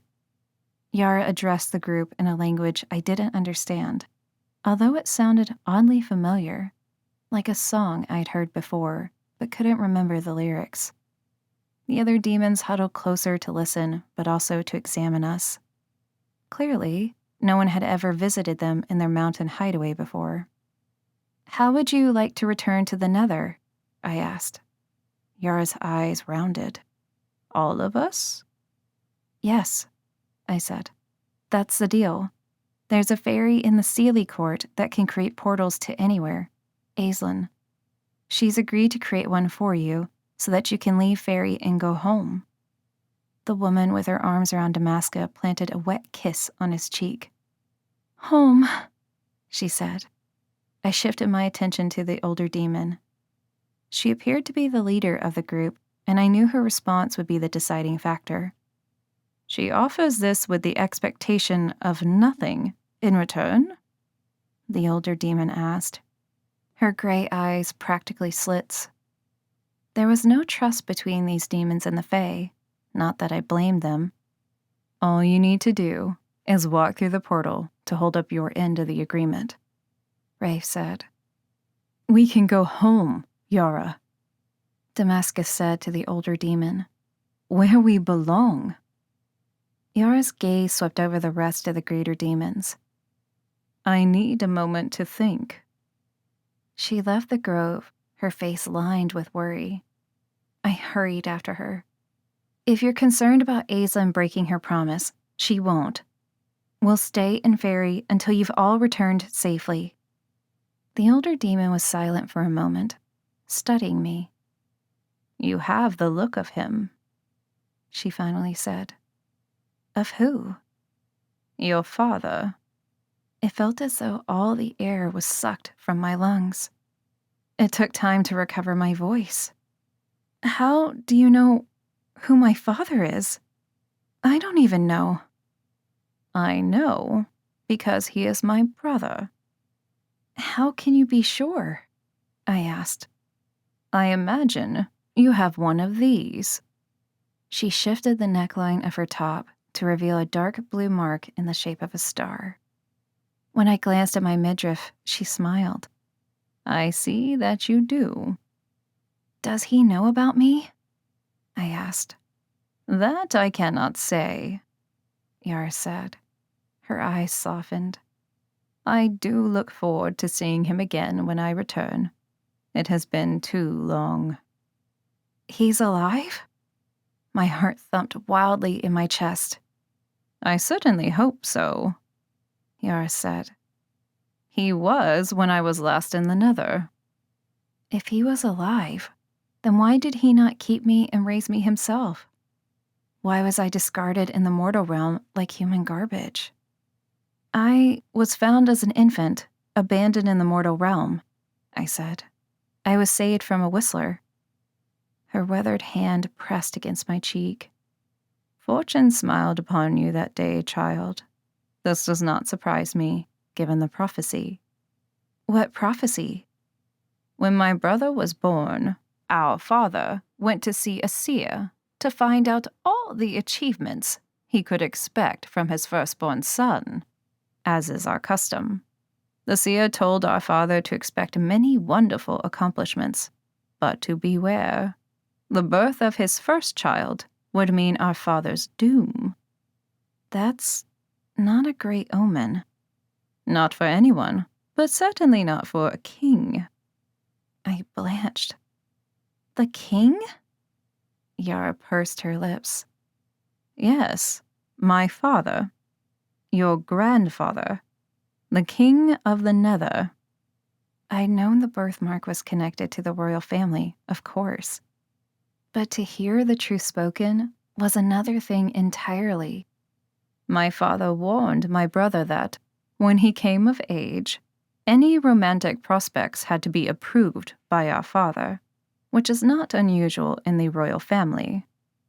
He didn't know about the prophecy? I asked. Not at first, but it was common knowledge by the time he reached maturity. Eventually, he chose the role of emissary to escape our father's constant scrutiny.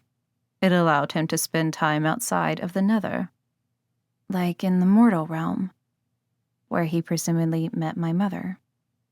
The Nether has dealings with all the realms, Eeyore said. Even here, though there is not much need for it, sadly. Or our presence may have been discovered sooner. Do you know who my mother is? I asked. If she's alive? Yara averted her gaze. I'm sorry. I wish I knew more.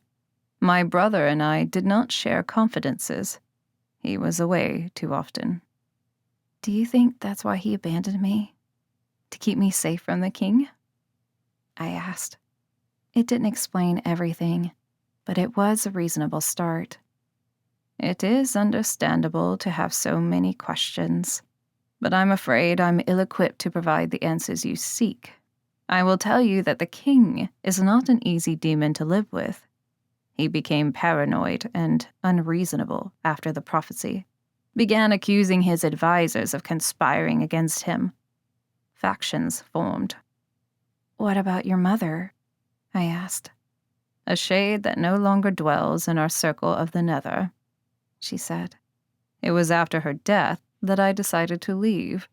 The tensions grew worse between factions. I worried for the safety of the greater demons without royal blood. Are you sure you want to go back? I asked. The older demon nodded. It is time. I have hidden from my responsibilities long enough. It's not your fault that you got stuck here, I said. It's not as though you knew. It is my fault. I chose to leave the conflict behind and to take innocence with me. Will you be in danger when you go back? Will the king punish you? She scratched her cheek with a long, sharp nail. It is a chance I must take. Then I guess you've made your decision, I said. Yara glanced over her shoulder toward the grove. It was no decision at all, really. There are others who suffer because of my choice. I will not allow it to continue out of fear. She fixed her gaze on me. Your friends, the Nephilim, they do not know, do they? Instinctively, I glanced in the direction of the grove. No, there's still too much I don't know. We returned to the grove where a celebration appeared to be taking place. Children had made wreaths of flowers and leaves to wear as necklaces. Rafe had a pink daisy tucked behind his ear and held the hand of a small demon girl. You make an adorable couple, I said. He grinned. Thank you. Pink is my signature color. Have we reached an agreement? Damaska asked. His chest rose and fell as he awaited the answer. We are going home, Yaris said, loud enough for all to hear. Cries of joy erupted, and the demons embraced one another. Promise you won't say anything to anyone about me, I whispered to the older demon.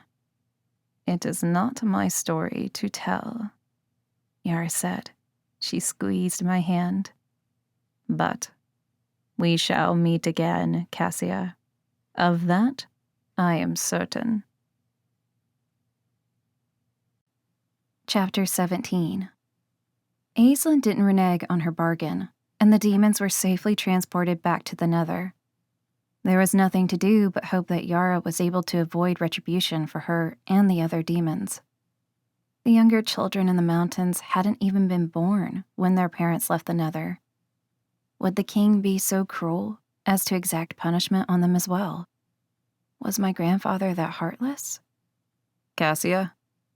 Rafe's voice snapped me out of my trance. We were back in Liesel's library, where we'd decided to regroup before heading out to Hole in the Wall to track down Mephisto. Yes? I asked. Liesel and I were saying that we should change our appearances before we find Mephisto. It's a bounderbar, so we need to look the part. What are you saying? My wings might stand out? I fluttered the feathers on my back. Not to worry, Liesel said. We'll all be good and glamoured. You might cloak that scowl, too. She clapped Rafe on the shoulder. Makes you look grumpy. We don't want to scare off the mortals with your sourpuss expression. One of them might know something. I suppressed a laugh. What's the plan? Find Mephisto and shake the information out of him? This wizard is smart, so we have to be smarter, Rafe said. I say we go in and ask enough questions to locate him without raising suspicion. I suspect the simple act of mentioning his name will trigger some sort of alarm, Liesel said. He likes to stay in the shadows. Someone asking for him is going to trigger automatic paranoia. At the mention of paranoia, I thought of Yara and her revelation about my grandfather. Mephisto is probably not a reasonable guy, I said. I don't think we're going to be able to ask polite questions over a cup of tea and expect responses. In other words, you think he'll try to kill us on the spot? Liesel said. I shrugged. Or worse, he tortured Harlan for information when he could have used the truth serum first. He's not exactly a cuddly wizard. Are any of them cuddly? Liesel asked. Seriously, I don't think I've ever met a wizard I wanted to cuddle. That's because you've never met a man you wanted to cuddle. Rafe shot back. Fair enough, Liesel said. Mephisto is powerful and ruthless, I said.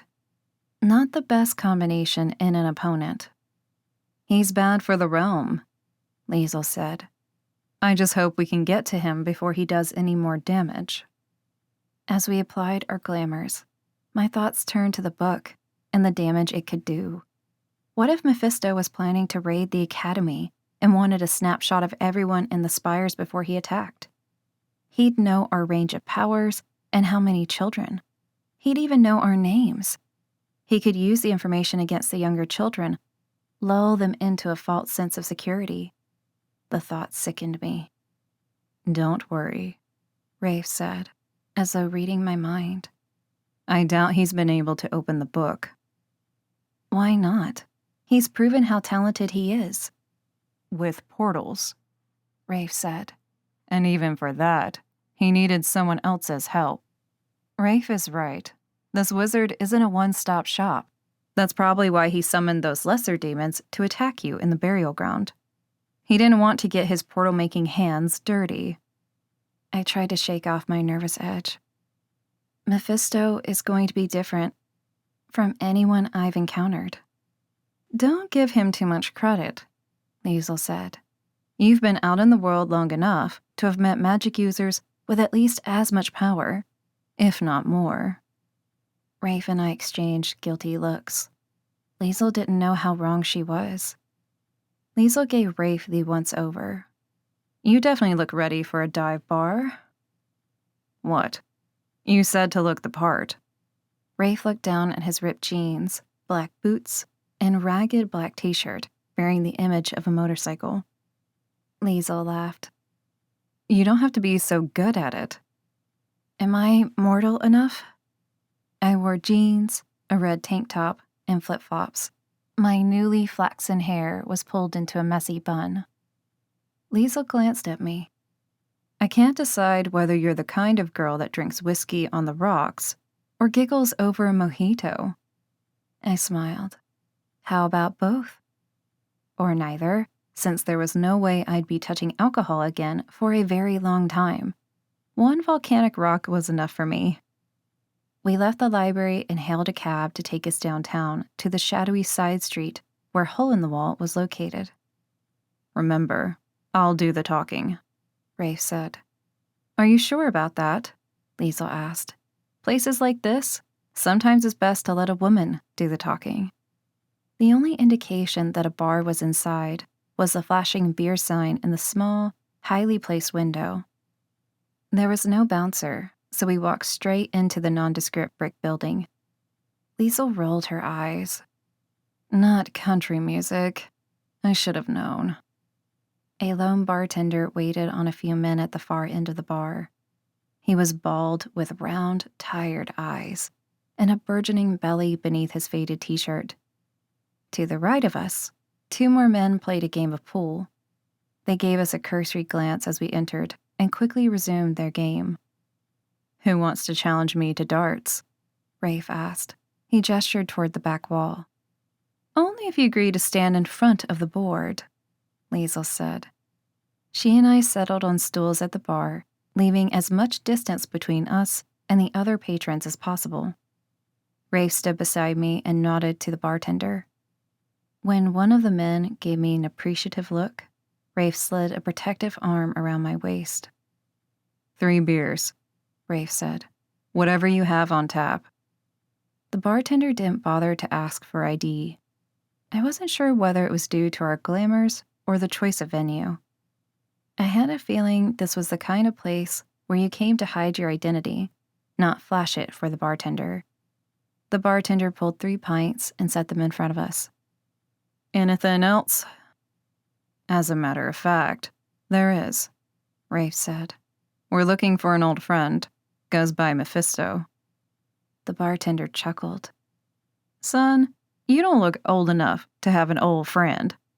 He's my father, I blurted. I've been searching the city for him, and someone said he's been known to hang out here. The bartender eyed me curiously. Didn't know he had a daughter. I sucked in a breath. He doesn't know. Not yet, anyway. I offered a rueful smile. My friends are here for moral support. They know what a big deal this is for me. Her mom only told her the truth about her dad a month ago. Hazel chimed in. She hasn't been able to focus on anything else except finding him. The bartender tossed a white cloth over his shoulder. I got a daughter. Her name's Alexia. I can't imagine meeting her now. Missing out on all those years. His expression grew wistful. I haven't seen him for a week or more, but I can point you in the direction of someone who might know more. Yes, please, I said. The bartender pointed to the 2 guys playing pool. The one in the blue shirt is Jake. He's done some work for Mephisto. Don't know what sort, but I've heard them talking a few times. I spun around on my stool and slid to the floor. I motioned for Rafe and Liesel to stay at the bar. If the 3 of us approached this guy, he'd clam up. I knew he would. Hi, I said. Are you Jake? The blonde in the blue shirt took his shot before looking up at me. Who's asking? My name is Bianca, I said. I understand you've done work for Mephisto. Jake leaned against his stick. Maybe. I do work for a lot of people. I inched closer to him and lowered my voice. I'm supposed to be in on the next job, but I left my phone in a cab after a little too much tequila last night. And I just might have forgotten the location. Not that I would ever admit that. My face turned to stone. To anyone. Ever. Jake offered a sympathetic nod. I feel you. I've seen the dude get pissed, and it's not pretty. No surprise that he had a violent temper. Anyone who could murder someone as soft and lovable as Mariska was nothing short of a monster. Look, I don't know if this is your project or not, Jake continued, but I know something's going down at Mount Martha Cemetery tonight, because I overheard him on the phone when he and I were in a meeting. Something about the new moon. I snapped my fingers. Yes, of course. How could I forget the cemetery? He seems to have a creepy love of them. You'd almost think he was a vampire. Jake managed a small smile. You wouldn't be the first person to say that. Thanks, Jake. You're a lifesaver. I started to walk away. Hey, don't tell him I'm the one that told you, okay? I craned my neck to look at him. Are you kidding? Do you think I'm going to admit I forgot? He'll never let me work for him again, and the pay is too good to screw it up. Are we gonna play, or are you gonna flirt all night? I heard Jake's companion ask. I sauntered back to the bar, hardly able to contain my glee. Someone looks proud of herself, Rafe said. I noticed his glass was only half full, and Liesel's was empty. Actually, so was mine. Let's go, I said. We've got a location. Rafe withdrew money from his jeans pocket and left it on the counter. He waited until we left the bar to ask the obvious question. Where is it? A place called Mount Martha Cemetery, I said. Liesel and Rafe exchanged glances. You're not serious, Liesel said. Why? I asked. It's another cemetery. Doesn't seem strange to me. It's not strange, Rafe said. It's just that cemetery has a reputation.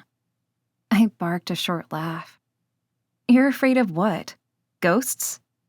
No, but the place is legitimately creepy, Liesel said. Well, we don't have to convince you. You can see for yourself. We need more weapons, Rafe said. It sounds like the kind of place where lesser demons might be coming out of the woodwork and the headstones. We exited the side street and headed to the corner when a familiar face filled my vision. Cassia! Sage bounded over to us like a strangely sexy Labrador with Barris hot on her heels. By the devil! What are you doing here? Barris used a locator spell, Sage said. Took him way too long, but he finally did it. I needed something of yours, Barris said apologetically. Barris, most of my personal effects are still in my room, I said. His face burned bright red. I know, and I tried a few, but nothing worked until I found your brush. It had fallen behind the dresser, Sage said, but a strand of your hair did the trick. Well, not right away. It took days. That's because we were in Fairy, I said. You probably couldn't track me there. Sage shoved me. You went to Fairy? You're so lucky.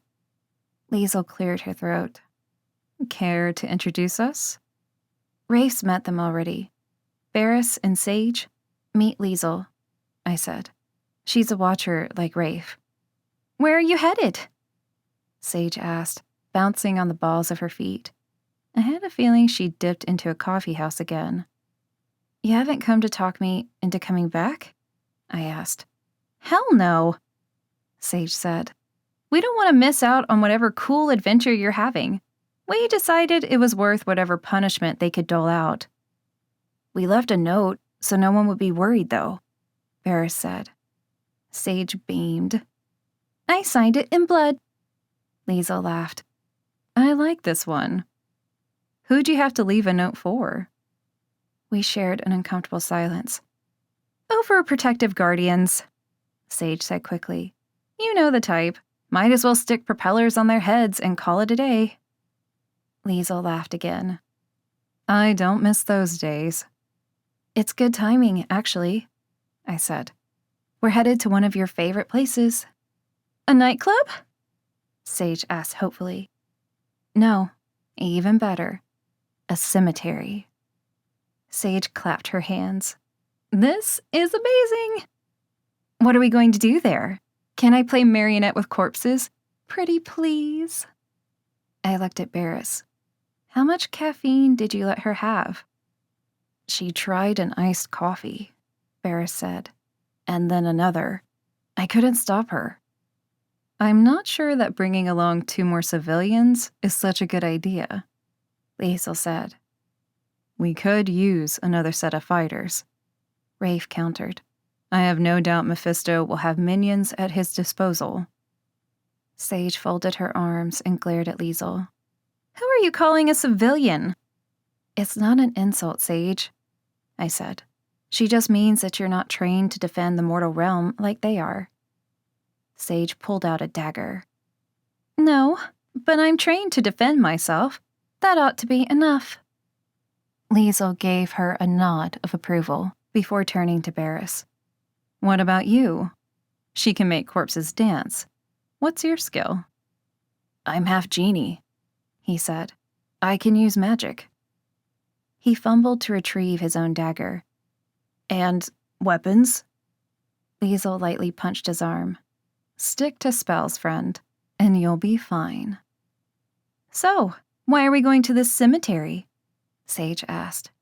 I motioned her forward. It's a fair distance. We'll give you a lift and tell you on the way. Chapter 18. Mount Martha Cemetery was over 300 acres of overgrown brush and headstones. We passed over the dilapidated brownstone gatehouse and landed just inside the entrance. The cemetery is huge, Liesel said. And woefully neglected, Sage added. I thought Bounders had gardeners. Rafe contemplated the expansive cemetery. There were mausoleums and headstones covered in weeds in every direction. He could be anywhere. Or he could be in the very center of the cemetery, Sage said. Does the center have special significance? Varys asked. I don't know, but I caught sight of a cloaked dude near an obelisk in the middle when we were airborne, Sage said. I'm no detective, but it might be our guy. Good eye. Liesl held up a fist. Knuckles. Sage copied her fist and they bumped knuckles. Look at us, working with the Nephilim. The Rakshasa demon grinned. We need to stay alert, Rafe said. Mephisto might not be anticipating us, but he seems like the kind of wizard that prepares for the unexpected. Sage rolled up her sleeves. Plenty of corpses to puppet here, although I guess they'll all be skeletons by now from the looks of this dump. Whatever. I've been looking forward to some real-world experience. Liesl arched an eyebrow. You've never actually piloted one before? Sage cleared her throat. Yes, of course I have. Just not in a cemetery as old and forgotten as this one. I don't know that they'll be the same quality I'm used to. She shrugged helplessly behind Liesl's back. Knowing the elders, they never would have allowed her to practice on a real corpse. We need to get to the middle quickly, I said, so let's fly low to stay out of sight. Varys and I will come on foot, Sage said. The second wave. Be careful, I said. I took off after Rafe and Liesl. We stayed as low as we could without knocking into a random mausoleum or pillar. As we neared the obelisk, we returned to the ground and closed our wings.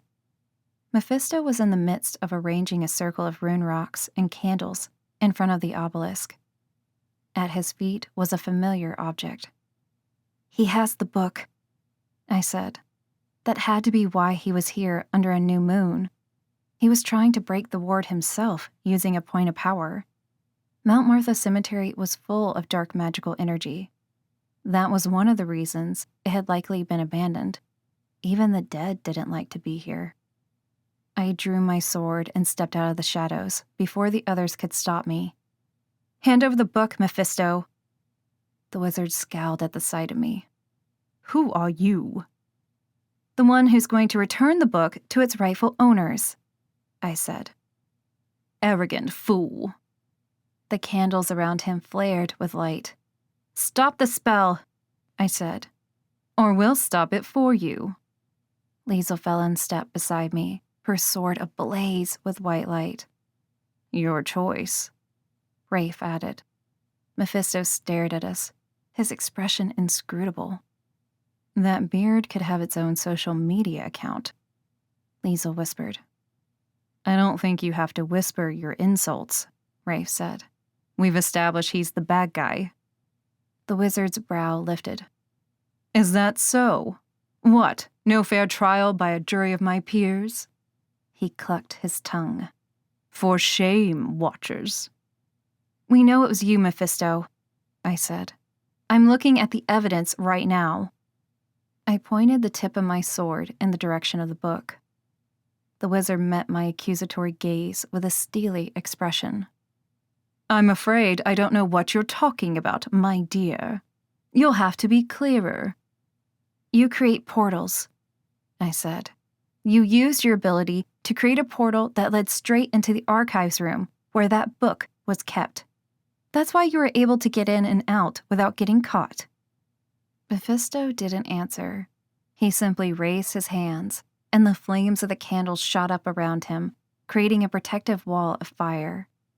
Unseen hands grabbed me, and I tried to wrench free of their vice-like grip. Someone twisted my arm, causing my sword to fall to the ground. Oh, did I forget to mention my companions? Mephisto said. I make a point never to perform an outdoor ritual alone, to prevent just these types of interruptions. Well, somebody's angling for a Boy Scout badge, Liesl said. She sailed toward him before anyone could grab her, her wings and hair streaming behind her. Her sword sliced through the flames, and she landed in the circle across from Mephisto. He opened his palm and blew. Liesl shot backward as though he'd struck. Her body crashed right through the flames and kept going, into the arms of another invisible henchman. Rafe managed to free himself and charged the wizard. Mephisto blocked the blow of his sword with magic. Then he flicked his bony fingers, and a headstone shot into Rafe's side like a cannonball. He fell to the ground, managing to keep hold of the hilt. The earth trembled, and all at once, it seemed to rip apart at the seams. Bones pushed their way through the dirt, and my heart hammered, remembering the grave demons. "Let me go," I said, struggling to break free. One of the skeletons crawled to an upright position and raced toward us. I ducked my head in the nick of time. The skeleton swung an arm and must have caught the invisible minion because he let go of my arms. I plucked my sword from the ground and bolted, but soon came face to face with more skeletons. I held my sword, preparing to fight, but the skeletons went straight past me to where the original skeleton was beating a silhouette on the ground. My gaze swept the cemetery, and I realized the minions were all under attack and all visible. Rafe was helping Liesel to her feet, and I noticed a fresh gash on the side of his head. "What is this?" Mephisto boomed. His face was twisted with rage. Sage skipped out of the shadows with a cheerful smile. "Ever met a Rakshasa demon?" She winked. "Congratulations. You have now." She began to dance around the graveyard, humming a tune as the skeletons continued to pummel our assailants. I turned to see that Barris had managed to command some of the overgrown vines to wrap around one of the henchmen. "Enough! I cannot waste any more time," Mephisto said. He needed the new moon for his spell. Even if we could delay him rather than defeat him, we had a chance to stop him from opening the book. Although the flames continued to burn around him, I caught a glimpse of the book still at his feet. "Sage, to the circle!" I said. Her skeleton army joined forces and marched toward the wizard. Mephisto was quick to react. With a snap of his fingers, he brought down a large tree branch on Sage's head, and she slumped to the ground. The moment she dropped, so did her hold on the skeletons. Bones clattered all around us, and Mephisto smiled. "Don't look so smug," Rafe said. He barreled toward the wizard again, only this time, he kept his sword sheathed. He broke through the circle and lunged, knocking the wizard against the obelisk. Mephisto cracked the back of his head, and Rafe unsheathed his sword. Barris was tending to an unconscious Sage, so I took a flying leap to stand beside Rafe. Before we could take action, Mephisto made a fist and brought the obelisk crashing down. The wizard rolled to the side, leaving Rafe and me in its path. I wasn't fast enough. The obelisk clipped my shoulder and bent my wing. "Cassia, the book!" Barris yelled. The obelisk had destroyed the circle, but the book was still underneath. Mephisto must have realized it at the same time, because he sprinted toward the circle, muttering an incantation as he ran. He held out his hand, probably trying to summon the book to him, the way he's manipulated other objects in the cemetery. I slid on my knees to reach the book first, but to no avail. As my fingers grazed the spine, the book shimmered and disappeared. "Where is it?" I demanded. I touched the place where the book had been, and my hand hit the ground. It wasn't simply invisible. It was gone. Mephisto only laughed. Liesel appeared behind the wizard, but he sensed her presence. He spun around and disappeared. "Sweet Dominion, I hate invisibility spells," Liesel grumbled. "Either that, or he's transported himself to wherever the book is," I said. "I don't think so," Rafe said. "If he could transport himself, he wouldn't need to create portals with the help of a fairy. He might only be able to manage small objects." The glint of a dagger confirmed Rafe's theory. The wizard was still here.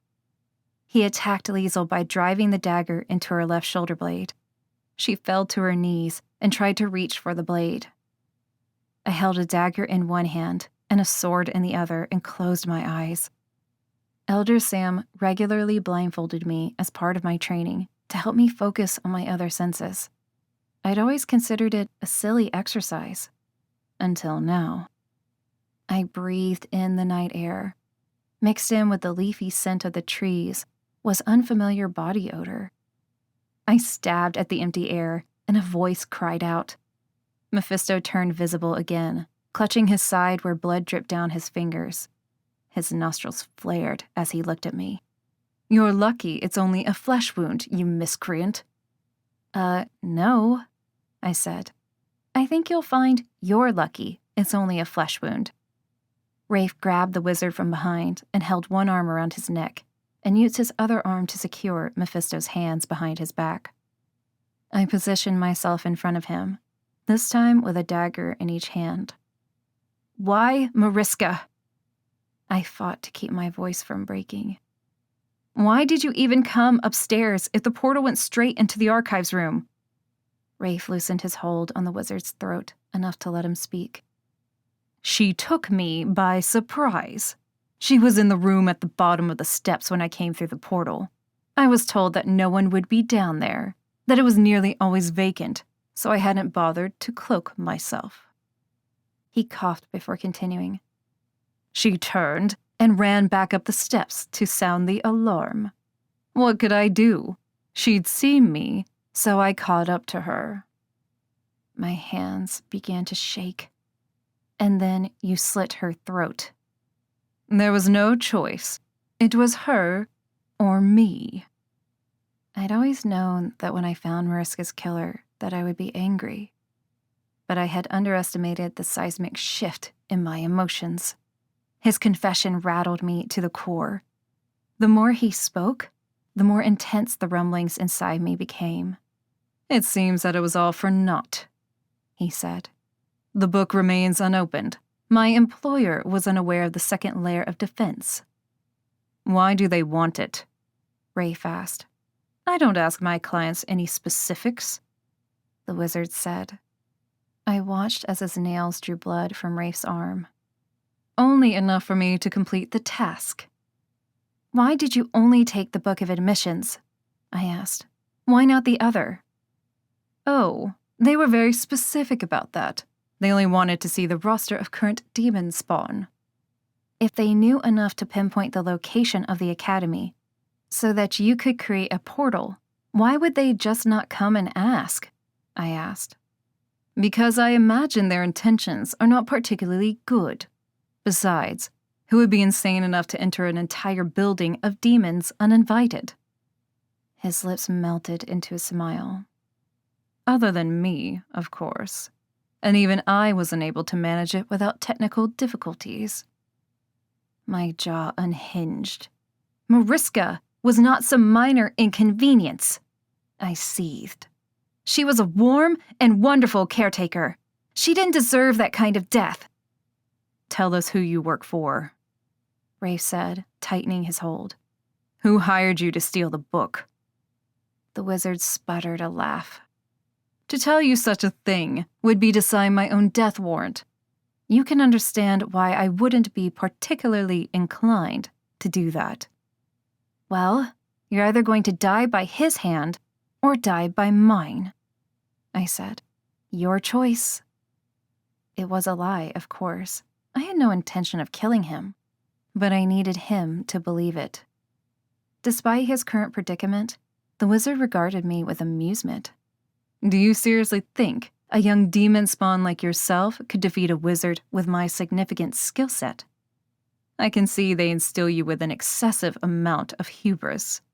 I suppose they tell you that you're each a special snowflake." His head jerked backward and smashed into Rafe's nose, slipping free of the Watcher's grip.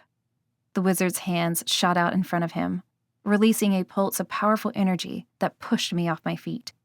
My head slammed into a headstone and pain bloomed. My dagger skidded across the lawn on either side of me. The wizard strode over to me. "You understand that I can't let any of you leave here. Like your dearly departed friend. You've seen me. Without discretion, I'm finished. My business would be forfeit." I rubbed my head. "You think I care about your business reputation? You're a murderer."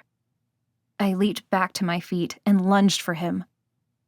Instead of crashing into him, I bounced backward and stumbled, but managed to stay upright.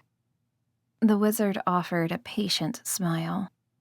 A simple protection spell does wonders.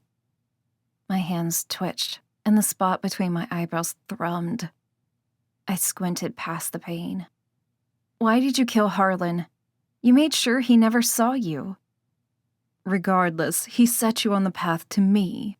He was a loose thread that I should have cut the moment I extracted the information I needed from him. His voice was so cold that I involuntarily shivered. Mephisto was more monster than wizard, yet we were the ones hunted. Such cruel irony. He laughed when he saw me reach for my dagger on the ground. I understand that the training you're given is extensive, but I would think it's obvious by now that a simple weapon like that won't kill me. It isn't even strong enough to penetrate this shield I've created, let alone my skin. The elders don't train us to kill, I said. They train us so that we can protect ourselves wherever we are when we leave the academy. They enable us to take care of ourselves. And how do you think you're faring now? He spread his arms wide, practically taunting me from within his precious bubble. Remove the protective barrier, and I swear I won't kill you, I said. He scoffed.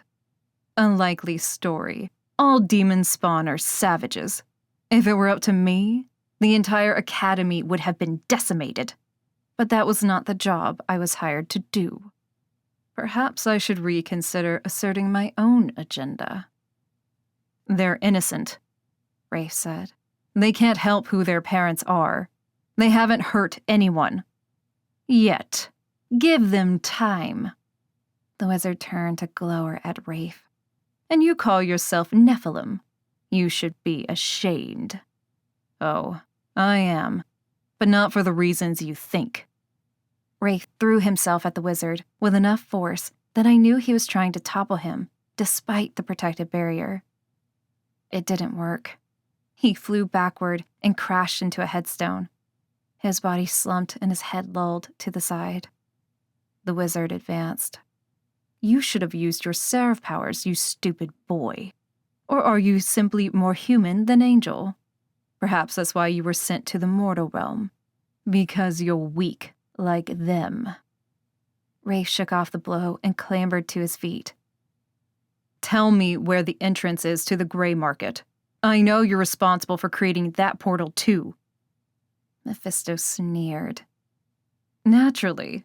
How do you think I got the academy job? I struggled to my feet, my head throbbing. Did that mean that the party responsible for the gray market was also responsible for hiring the wizard to break into the academy? Or just that his work for the gray market served as a calling card for that particular job? There wasn't time to interrogate him. The way Mephisto's hands whirled in front of him right now, I knew he was preparing to strike the death blow. Rafe! I mustered every ounce of energy I had and bolted for him. I threw myself between them, and pain exploded from my head. Blue fire streaked toward the wizard, and I realized with a start that it was coming from me. The flames engulfed him, and he howled in anguish, clawing at his body to put out the flames. His beard was the first part of him to disintegrate, and the rest of him quickly followed, leaving only a pillar of salt. I dropped to my knees and vomited. At least the pain in my head was gone. Small mercies. Cassia. Rafe stared at the remains of the wizard in disbelief. How did you do that? I don't know, I whispered. What did you see? Not much, he said. I was behind you. I only saw blue flames and then this. What weapon did you use? I don't know. Across the circle, I heard a soft moan. Sage? I scrambled to my feet to check on my friends. I was relieved to see that Liesel and Barris were in the process of helping Sage to her feet. Liesel's wound already appeared to be healing. I wasn't sure whether that was her own body or whether she'd had help from Rafe in the midst of the chaos. "Is everyone okay?" Sage asked, her eyes only partially open. "I feel like I fought a war." "You kind of did," I said. "You had your own army of the dead. Well done." "A lot of good it did me. I still ended up unconscious on the ground." "Did you even know you could command that many at once?" Varys asked. "There were a lot of skeletons." "I had an inkling," Sage said. "Back when I was tested, let's just say there were multiple conferences with the elders to discuss my particular talent." She scanned the cemetery. "What happened to the wizard?" "He's gone," I said. "Gone?" Sage asked. "Where's his corpse? I want to play with it. Maybe a few rude gestures." "Obliterated," I said. "You missed some crazy magic." I didn't want to elaborate. Not without knowing more about what happened. "You did it, Cassia," Varys said. "You avenged Mariska." Only, I hadn't intended to kill him. I'd only wanted to bring him to justice. Now I had death on my hands. It didn't feel satisfying. It felt complicated. "What about the book?" Sage asked. "Do you have it?" "He teleported it out of the circle before we could get to it," I said. "Probably to the one who hired him." The thought was nauseating. The book was still out there, but at least it was still sealed shut. "Did he say who hired him?" Liesl asked. "No, we're still in the dark on that one," I said. Rafe's finger drifted down my cheek. "You're alive. That's all that matters right now." He seemed to realize the intensity of his gaze and cleared his throat. "Everyone is safe." "We'll get the book, Cassia," Liesl said. "If I have to call in every favor in the city, we'll find it." "I think you mean if I call in every favor," Rafe corrected her. "People owe them to me, "Including you." Liesl gave his arm a playful punch. "Yeah, still hoping you'll forget." "We're going to be in so much trouble with the elders," Varys said. Sage beamed. "I know. Isn't it awesome? Wait until they hear about what happened. Elder Alistair is going to lose his mind." A gust of wind rushed past us and took the pillar of salt with it. I was so focused on the wizard's remains that I nearly missed a pair of glowing red eyes that emerged from between two headstones. For a fleeting moment, I thought we had another demon to contend with, until I glimpsed the gnarly, finger-like legs. "Jiffy?" The Dweller demon scuttled to me, and I bent over to scratch his head. "Where did you come from?" Rafe recoiled at the sight of the adorable yet murderous demon. "You've befriended this creature?" "We had to," Sage said. "He likes peanut butter crackers. You can't kill anything that likes peanut butter crackers." "I thought we couldn't kill anything that had big eyes," Varys said. "That too," I said. "What can I say? The list of what not to kill is long." "We came across him in the tunnel when we arrived," Sage said. "He must have followed us here." "But how? We flew part of the way." I rubbed his head. "Who's a clever Dweller demon?" I resumed a standing position and winced. "Cassia, you're bleeding." Rafe's gaze was fixed on my torso, where a splotch of blood stained my shirt. Before I could stop him, he lifted my shirt to tend to the wound. "Don't!" I said. I tried to yank down my shirt, but he grabbed my wrist. "You're hurt," he said. "Let me help you." He let go of my wrist. "You don't understand," I began. It was too late. I knew the second he saw the mark. The light faded from his eyes, and he released his hold on the shirt. He continued to stare at the spot on my midriff that the shirt now covered. "You?" he finally asked. His voice was barely a whisper. You said you saw it on one of the lesser demons. I didn't know how to tell you, I said. He withdrew from me, and an icy chill settled in my bones. When I asked you about it, after the burial ground, I said. The Amon demon saw the mark and fled. I never knew it was anything more than a freckle until then. I swear it. First, you lied to me about the academy. And now this. His pain was palpable. What does it matter? I asked.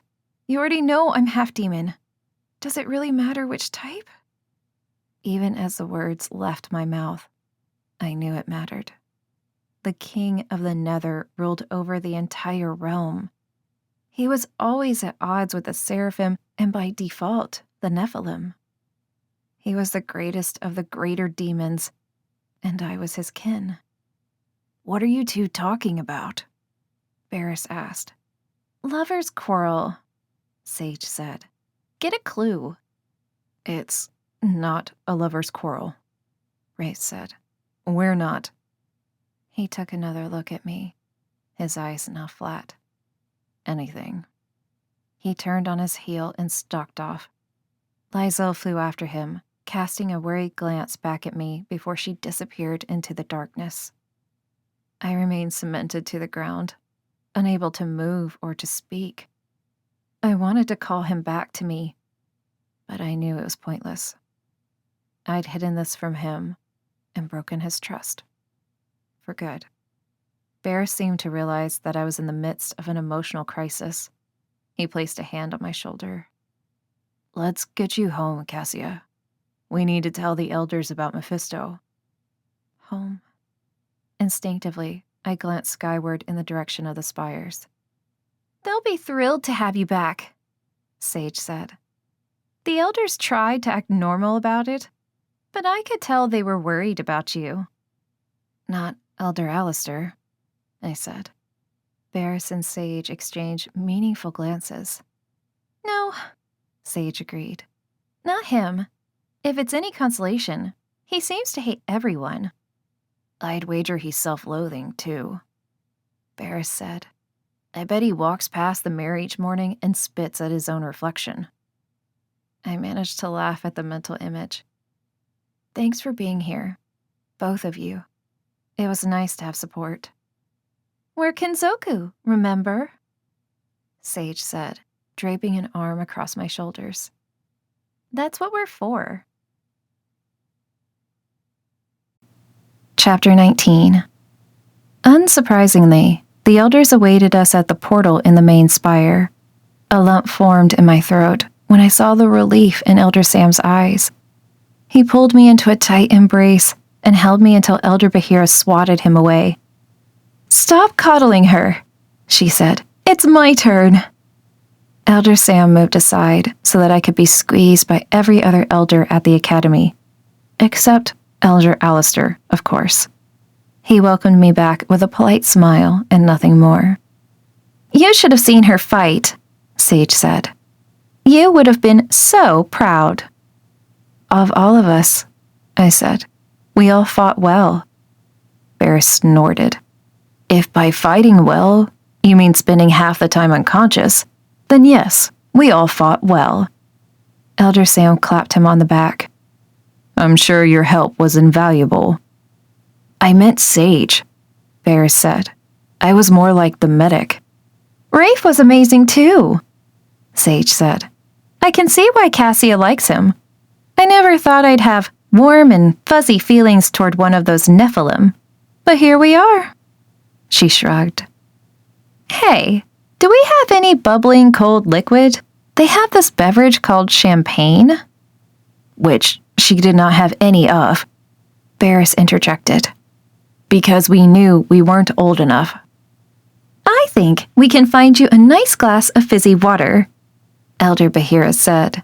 She steered them toward the kitchen. I'm sorry, I didn't get the book, I said. You caught Mariska's killer, Elder Asaga said. For that, We are eternally grateful. Aren't we, Alistair? Eternally, he said, although he didn't sound sincere. As long as the book is still out there, we're all in danger, I said. We're quite aware, Elder Callie said, and we've taken preventative measures to protect the Academy. New wards, more powerful than the last, Elder Asago said. She doesn't need the details, Elder Alistair said. She's not an elder, no matter how much you treat her like one. I'm not giving up, I said. We know Mephisto was working for someone. We just have to figure out who hired him. Elder Bahira pinched my cheek. Let's not worry about that right now. Your home's safe, and we want to keep it that way. No one is safe if we don't find that book, I said. We have no idea what the real thief intends to do with it. I have plenty of theories, Elder Alistair said. None of them good. My eyes locked on Elder Sam. Can I talk to you in private?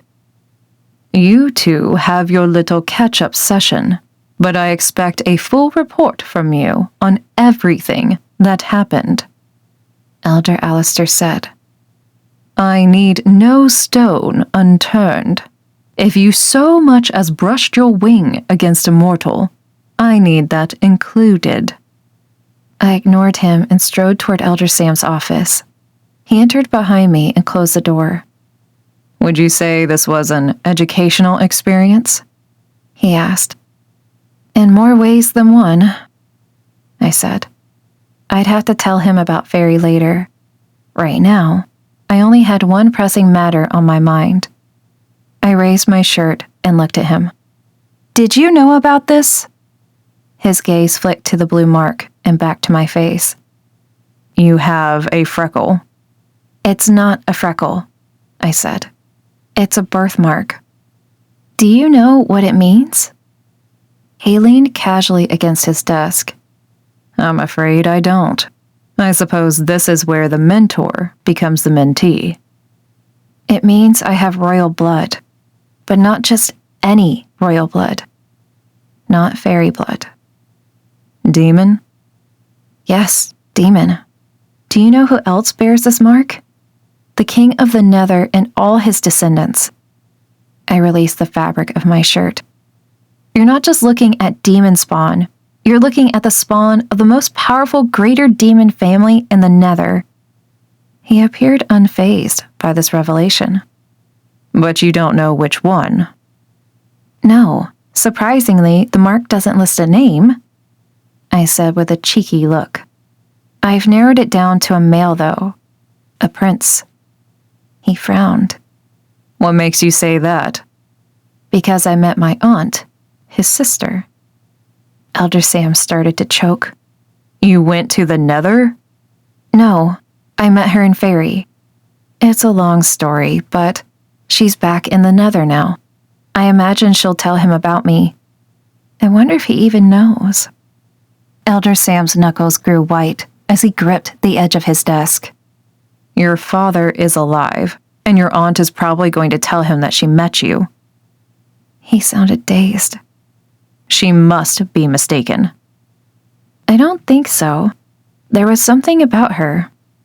I couldn't quite explain it. If it's any consolation, Rafe hates me now. Why? I thought he fought beside you. He did, but he didn't know then that I'm a royal demon of death. Let's not be dramatic, he said. You're not running around the mortal realm killing people. But I probably have sisters and brothers that do. What if they know about me and have been trying to find me to drag me back to the Nether? Or worse, kill me because I'm half human. Maybe meeting my aunt wasn't so brilliant after all. Then being hidden away your whole life at Domus was a stroke of luck for you. You should have seen Rafe's face when he realized. I shook my head, trying to clear the awful memory. It was like he'd never seen me before. Why should it matter to him? Elder Sam asked. He already knew you were a cambion. You could have been any type of demon in the world. But I happen to be one of the most feared. I tapped my fingernails on the desk, trying to decide how much to divulge. Given that this was Elder Sam, my most trusted confidant outside of Mariska, I decided to go ahead. I showed off some new powers during my time away, not just that white light with the whistler, but even more. I think you should know about them. Elder Sam shook his head. There's plenty of time for that, Cassia. Right now, I'd just like another hug. He moved around the desk and wrapped his arms around me. I settled against his chest, breathing in the scent of my childhood. I'm so glad you're okay. I hated knowing you were out there on your own. I wasn't on my own. I had help. I closed my eyes and tried not to think of Rafe, or I knew I'd burst into tears. It's been quite a learning experience. I think all field trips should be this productive. He kissed the top of my head as his arm slid back to his sides. I want you to go back to Spire 10 tonight. Rejoin your Kenzoku. I'd like that. I'd gotten to know Sage and Barris. Now I could learn more about Rylan and Zeph as well. The more the merrier. Elder Sam wagged a finger at me. I'm not going to go easy on you during training just because you've captured a killer. No special treatment. I smiled. Good, because I don't plan to go easy on you either. He escorted me to the hatch, but declined to step onto the ledge with me. I think you can take it from here, Cassia. I peered at Spire 10, where a downy layer of clouds swaddled the spire like a soft blanket. My new home. For now. I know I can, I said, and flew. This has been Spire of Shadows, Wings and Blades Academy, Book 1. Written by Annabel Chase, narrated by Torrin Andrus.